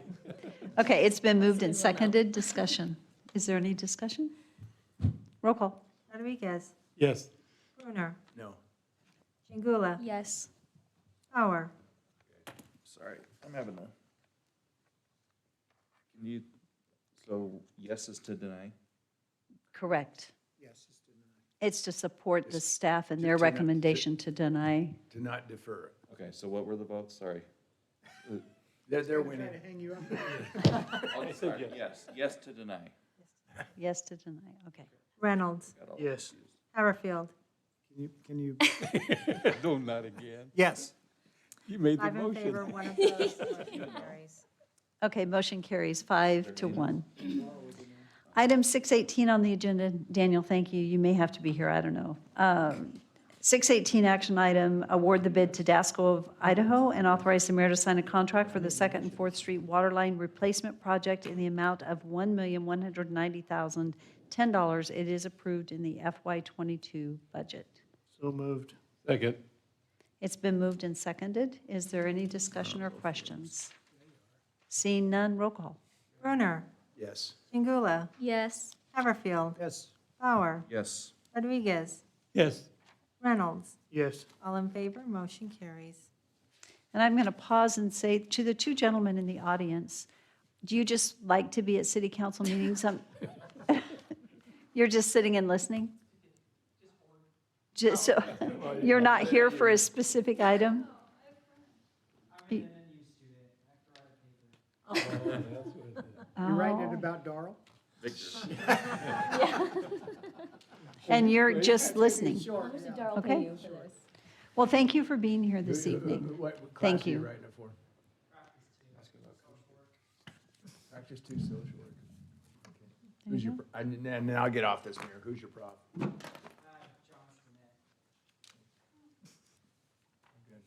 So the other gentleman sitting here, Eric Skoglund, is here. I think he got the short stick tonight, but is also waiting for the last item on the agenda and under new business, which is 619. This is an action item. This is by resolution. This is to authorize the Nampa Police Department to submit an application for the DOG Community-Oriented Policing Services Grant to fund one school resource officer for Elevate Academy for a total of $125,000 over 3 years. Mayor, I studied this with Chief Huff today and with Eric, and I'll definitely approve this. Make So- a motion to approve. Thank you. It's been moved. and motion? Yes, Second. moved and seconded. Is there any discussion? I just want to say that I also talked to Chief Huff about this, and I Okay. feel good about it, so. How many students? Oh, my God.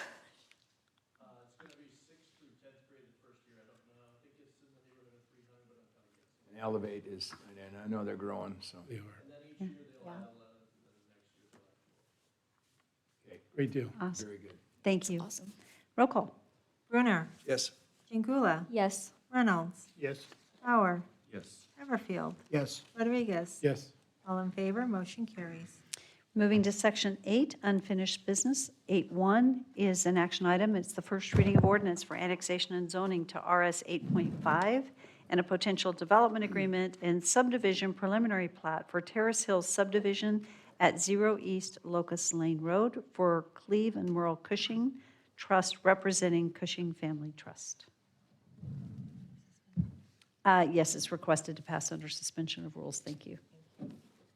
An ordinance of the City of Nampa, Idaho, determining that certain lands commonly known as 0 East Locust Lane, Nampa, Idaho, parcel number R288660100, comprising approximately 48.47 acres, more or less, lay contiguous to the limits of the City of Nampa, Canyon County, State of Idaho, and that said land should be annexed into the City of Nampa and be zoned RS 8.5, single-family residential, 8,500 square foot.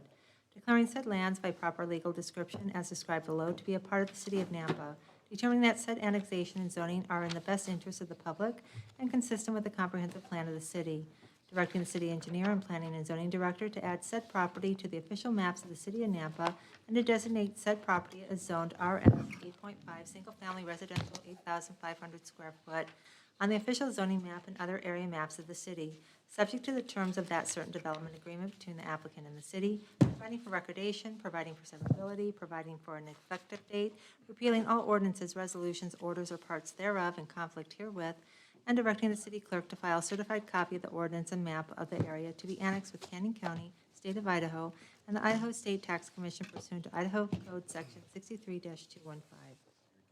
Mayor Kling, I'll make a motion to pass the ordinance as read under suspension of rules. A second? It's been moved and seconded. Discussion? Roll call. Brunner, Yes. Chingula, Yes. Reynolds, Yes. Bauer, Yes. Rodriguez, Yes. Haverfield. Yes. All in favor, motion carries. Item 8.2 on the agenda is an action item. This is the first reading of ordinance for annexation and zoning to BC for 4.5 acres, IL for 3.66 acres, RMH for 16.15 acres, and RS6 for 22.09 acres, all located within 4 parcels for the Trestle Creek subdivision. For Jane Scuggs, Jim State Planning representing Endurance Holdings, and it is requested to pass under suspension of rules. An ordinance of the City of Nampa, Idaho, determining that certain lands commonly known as 7755, 00, and 0 Youth Stick Road, Nampa, Idaho, county parcels R3078101100, R3078100000, R3078301100, and R3078300000, comprising approximately 46.4 acres, more or less, lay contiguous to the limits of the City of Nampa, Canyon County, State of Idaho, and that said land should be annexed into the city and portions of said land should be zoned as follows: BC, Community Business, 4.5 acres, IL, Light Industrial, 3.66 acres, RMH, Multiple Family Residential, 16.15 acres, and RS6, Single Family Residential, 6,000 square foot, 22.09 acres. Declaring said lands by proper legal description as described below to be a part of the City of Nampa, determining that said annexation and zoning are in the best interest of the public and consistent with the comprehensive plan of the city. Directing the city engineer and planning and zoning director to add said property to the official maps of the city and to designate portions of said property as BC Community Business, 4.5 acres, IL Light Industrial, 3.66 acres, RMH Multiple Family Residential, 16.15 acres, and RS6 Single Family Residential, 6,000 square foot, 22.09 acres, on the official zoning map and other area maps of the city, subject to the terms of that certain development agreement entered into between the applicant and the City of Nampa, providing for recordation, providing for severability, providing an effective date, repealing all ordinances, resolutions, and orders of parts thereof in conflict herewith, and directing the city clerk to file a certified copy of the ordinance and the map of the area to be annexed with Canyon County, State of Idaho, and the Idaho State Tax Commission pursuant to Idaho Code Section 63-215. Make a motion to pass the ordinance as read under suspension of rules. Is there a second? Second. Thank you, Dale. It's been moved and seconded. Discussion? Roll call. Rodriguez. Yes. Brunner. Yes. Chingula. Yes. Bauer. Yes. Reynolds. Yes. Haverfield. Yes. All in favor, motion carries. 8.3 is action item, first reading of ordinance and zoning map amendment to adjust the boundaries of the existing zoning districts in a number of areas. This is Elections Edge subdivision, and it is requested to pass under suspension of rules. An ordinance of the City of Nampa, Idaho to adjust boundaries of existing zoning district for certain lands commonly known as parcel numbers R3239201100, R3239200000, R32394010D0, R32394010C0, R32394010F0, R3293950120, and R3239500000, all addressed as 0 East Railroad Street, Nampa, to the following: RP Residential Professional to 4.31 acres, RS4 Single Family Residential 4,000 square foot to 5.2, 9.85, 19.46, 15.14, and 7.81 acres, RS6 Single Family Residential 6,000 square foot, and BC Community Business to 4.57 acres, from RS6 Single Family Residential 6,000 square foot to 10.81 acres, and RS7 Single Family Residential 7,000 square foot to 13.10 acres. Determining that said boundary adjustment is in the best interest of the citizens and consistent with the city's comprehensive plan, subject to the terms of that certain development agreement entered into between the applicant and the city of Napa, and directing the city engineer to alter the use and area map accordingly, providing for an effective date, and repealing all ordinances, rules, and regulations and parts thereof in conflict herewith. Anybody else want to make a motion? Okay. Make a motion to pass the ordinance as read under suspension of rules. Second. It's been moved and seconded. Is there any discussion? Roll call. Rodriguez? Yes. Turner? Yes. Chingula? Yes. Reynolds? Yes. Bauer? Yes. Haverfield? Yes. All in favor, motion carries. That concludes the action items in our meeting, our business items. However, we do have an executive session, and I would stand for a motion to adjourn into executive session So moved. Second. She needs to read that. to communicate, based on Idaho Code 742061F, to communicate with legal counsel for the public agency to discuss the legal ramifications of or legal options for pending litigation or controversies not yet being litigated but imminently likely to be litigated. So moved. Second. Roll call. Rodriguez? Rodriguez. Brunner? Yes. Haverfield? Yes. Bauer? Yes. Chingula? Yes. Reynolds? Yes.